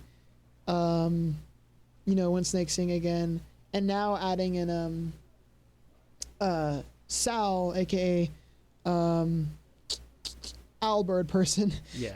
They have a different label that they go by, but I don't know if they want them connected. But they are definitely very prominent in the furry music scene under a different name, and okay. very, very much, very much a great singer.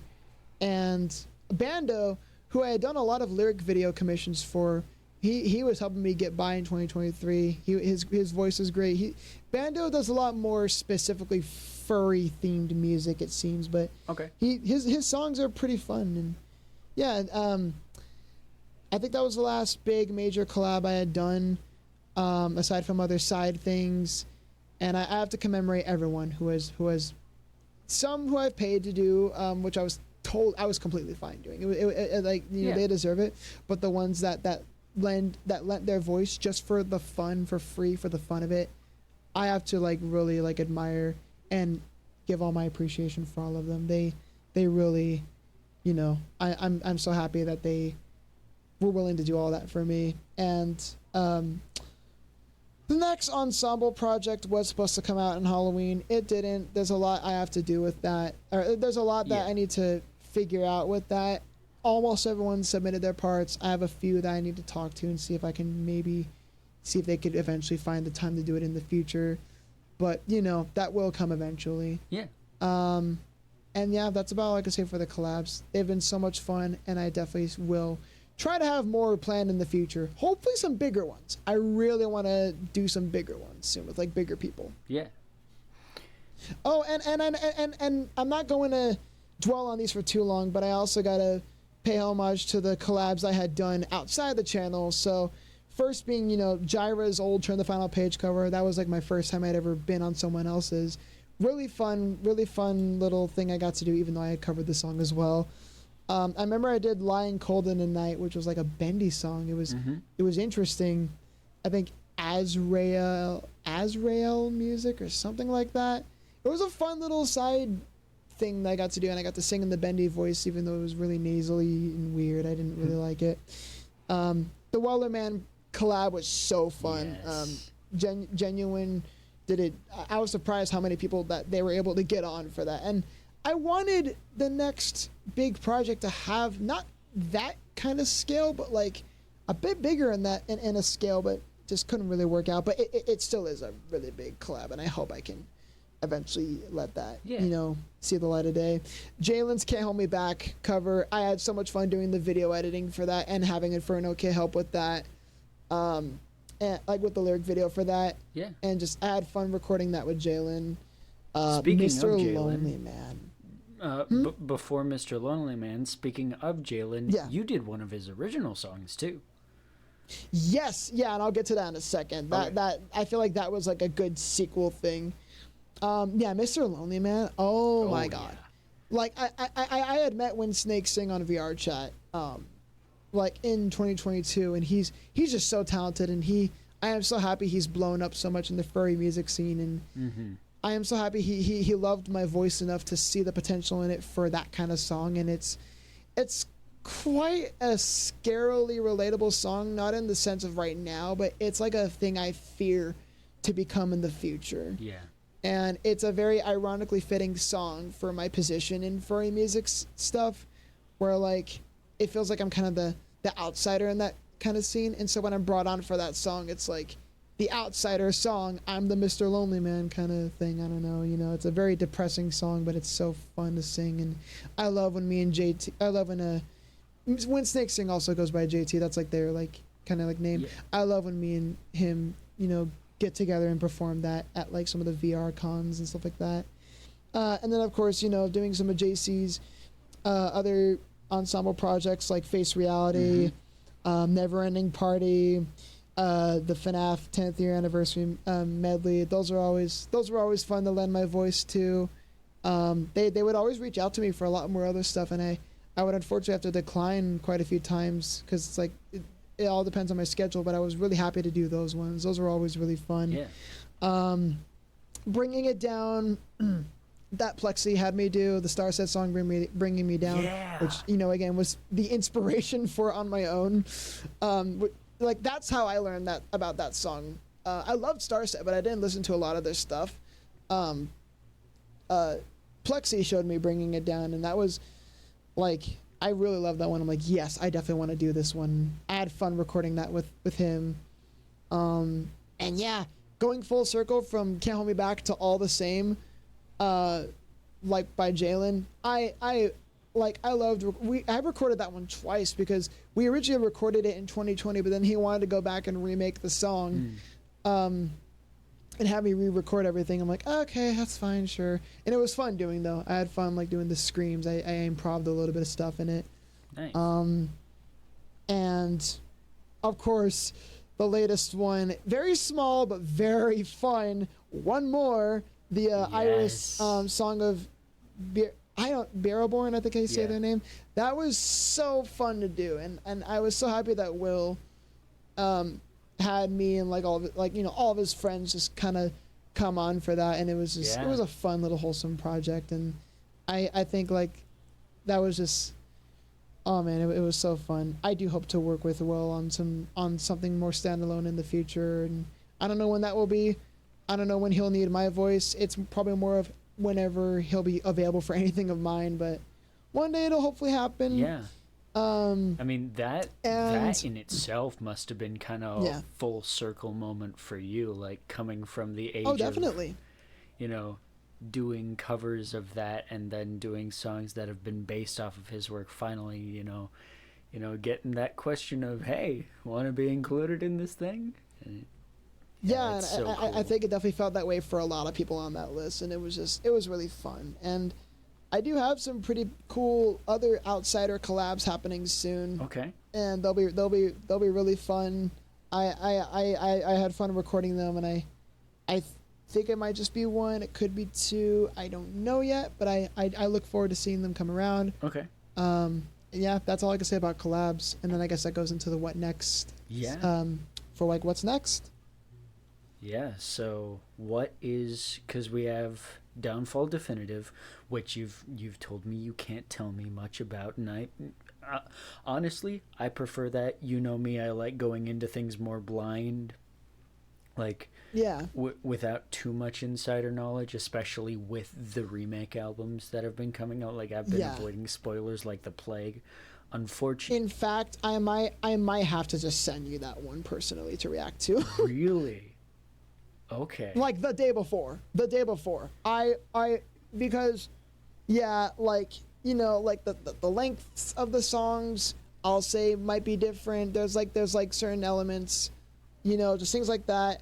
And I don't want you to look at those and like look at other spoilers and, you know, have that kind of give away a few things. Yeah. Because again, some songs definitely needed to be fixed up. Yeah. And so, you know, I will tell you that what Matt did with the most recent My Consequence album, which is what we're going to be talking about a lot in our interview session, he sent me the album 1 week early. I don't know if that's something that you would do, because you normally tend to go up right until release day, but I'll probably, well, not right up until release. Yeah, well, sometimes I have, unfortunately, that where that's happened. I was going to say, don't lie to me.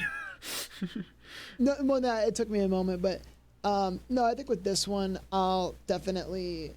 Well, yeah, no, Lover and the Fighter got delayed because of the amount of, like, the remake got delayed because of a lot of the stuff happening last year. Yeah. But you know, it, like, yeah, I definitely, yeah, I think a day prior will be fine. Okay. Yeah, because like that should. Yeah, because Matt gave me a week, and he was like, "You probably, he gave me it the previous Friday before it dropped, and he was like, yeah, it'll probably take you about a week." I reacted to it the same night. I recorded, edited, and processed that reaction all in the same night. So. Well then, yeah, I'll definitely just send you, and probably Nath too. I think you two specifically, I don't want anything like spoiled. Yeah. So And Nath deserves it because, you know, with all the art that they've done. Oh yeah. For that's another thing I forgot to touch on in Remembrance, like and Rematch. Nath is another so huge fucking reason. good. Yeah, another huge reason why I even wanted to go back and remake these was also the artwork. I'd argue that Nath's artwork for these albums, which was fan art at the time, I argue that those. I looked at those and I'm like, these alone make me want to do a remake, and I'm really happy that I didn't. I gotta thank Nath. You know, I wanted to pay him a lot, and you know, every time I had asked. You know, he would always decline. It's like, dude, I don't care. I want to do it for the exposure. I want to do it for like, and because I believe that was one of them. But the most important one being because he was just a fan of mine for so long, and you know, it's an honor for him to work with me. And I'm like, okay, I understand that. I appreciate it. But you know, like, whenever I have the capability to and like the budget to. For everything that he's done, you know, when I'm in a better money situation, I think at some point I do want to give back to him, regardless of what he says. You know, like because you know he does deserve it. Absolutely. Yeah, his artwork. I don't think anything I could. I know, like especially in like the anime style, because that was always and funny enough, Psychotic Memories and all of the artworks. I've always wanted them to have like an anime art style, but I could never execute that. Goji did execute it a little bit. But not, but it's like it wasn't entirely there. But like Nath was able to really, like, for the human characters at least, was able to just really knock it out of the park with the anime style, and I really appreciated that of him. And like some of his drawings, I literally will use as like status vent pictures, like if I need to on like my stories or in my profile picture if I'm like going through it, you know. And so you know, with all the work Nath has done, you know, I definitely got to let them react to the album early so that way they don't get spoilers, and because you know they deserve it. And so with Downfall in Disguise Definitive Edition, I can't say much about it right now. I can't say what I'm going to do differently. Other than, a lot of the same treatments that specifically Remembrance had. Remembrance had rewrite stuff that had to be done in a lot of places, and that's going to happen here. At least with like lyrically and instrumental wise with whatever I have the instrumental projects for. And so that's definitely something I can say. How it's going to be done, I can't really say. How I'm going to fix some of the story elements, I can't really say, but it's going to be done pretty well. Mm-hmm. And I think it'll be good enough. It's gonna be. I know that sounds concerning, but it's like I don't mean that I'm like it's lazy. It's like it'll be satisfying. It'll be definitely satisfying, to where I can just let it go. Yeah. And I'm excited to be done with that soon because this trilogy, unfortunately, does have a bit of a bad taste in my mouth because. It is such a childish thing for also how serious it is. Yeah. A lot of people view it in the same sense as the Jedi Sammy stuff as a whole, where it's very childish. And that's unfortunate, you know, but it's just the way it is. It is kind of, you know, insulting that something that came out of a lot of depression kind of ended up being viewed as this joke, unfortunately. Yeah. And at first I was fine with that, and it didn't really, you know, but then it became malicious. And so you know, it'll be freeing to just be done with this trilogy. I'll be down to still work on the novel later on in the future, but musically, I'll be excited to be done with this. Yeah. Finally. Yeah. And my grade depends on it too. So for this semester, so you know, that's I'm so happy I get to do that. That aside, I mean, with other stuff that's next. For the next Nerdcore album, I mean, I got like, you know, What Is Real is already done, but I got a Hell of a Boss song. I got a Security Breach Ruins song. I got you talked about the Murder Drone song. Murder Drone song, which already has, you know, a good amount of work put into it. I think I just need to write lyrics and record it, which I've already done some of that. So Murder Drone song definitely. believe I was gonna do a Poppy song, but I'm getting a worse and worse taste in my mouth about Poppy. Yeah, the more I see not. it, and I just don't really care. I had a really fun Ice Nine Kills. It was their Silence of the Lambs song. That they did. It was meet and greet. It was gonna be like in the style of that. But I had to scrap it because I don't know. I just have a bad taste in my mouth about all of that. So I it, but yeah. So it's like that one's not really something I really want to mess with. But I know that I think that's basically all of them. It's a very small thing. It's just Hell of a Boss. It's Murder Drones, Security Breach, Digital Circus. I may do. I think I said I wanted to write a song about the fast food episode, because that one has a lot of themes in it that I could relate to. Specifically, yeah. Them putting on a face, and I think I might do that. But it really depends on my motivation and time schedule. Arcane song, and then an original one in there. Oh, you are doing an Arcane song. Let's go. Me too. Yes, it needs to happen. And I might throw Gangsta's Paradise in there because Sonic. It's a very shadow themed. Yeah. I would understand if you did that. Yeah, it's because Sonic. It's just like a filler track. But that's kind of all I have planned on the nerdcore side of things. I'm very behind on releasing covers, but I have a lot of covers that are just kind of sitting around that I will eventually get to and make videos for and release. Okay. And lyric videos for all the backlog stuff in the previous albums will eventually come around. I am also kind of waiting for some of my concerts to happen. If I get into some of the bigger ones, I'm waiting for those to happen.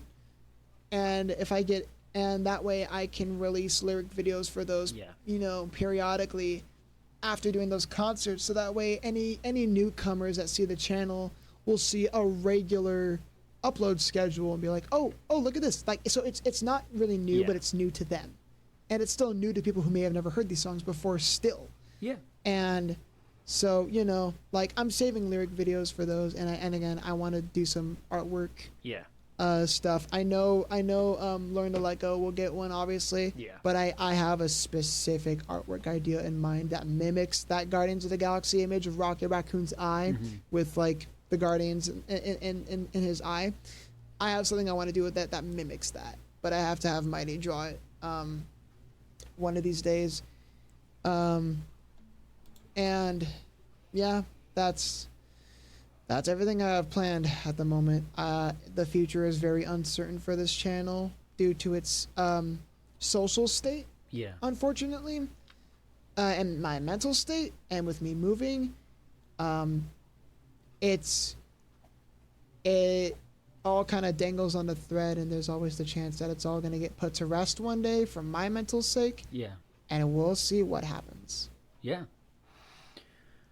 Well, all right. This has been the 2-part, now running about 12 or 11 or 12 hour total interview. Oh well. No, it's fine. I had a lot to cover. The algorithm actually loves videos like this, so maybe. I know. Yeah. But yeah, this has been a lot, and it was fantastic to do this with you. This is really good stuff. It was oddly therapeutic going back and kind of just from at least a mental perspective, going back and reliving everything over the years, and seeing how everything's come now. And it's bittersweet. It's sweet because of seeing how much things have improved and all the stuff I've done. Bitter because of the state of the channel, I guess. Yeah. But, it's in the state of things. But, I also over exaggerate a lot of it. A lot of it's in my head. A lot of it is very, very much disconnected. Yeah, that's fair. But you know, it's just that trauma that kicks in. Yeah. But you know, ultimately, the channel itself is still doing okay, and I just hope to still keep things going and keep things trucking. Absolutely. Yeah. So, for all those of you still listening, if you're still listening and not having the attention span of a fucking goldfish, thank you very much. And go sub to Sammy's channel, sub to this channel, Winter Does Stuff. There's going to be a lot more coming in Season 3 of Winter Talks. And I think that's going to be about it from us. That's about it. Peace. In due time. Stay determined. Stay determined.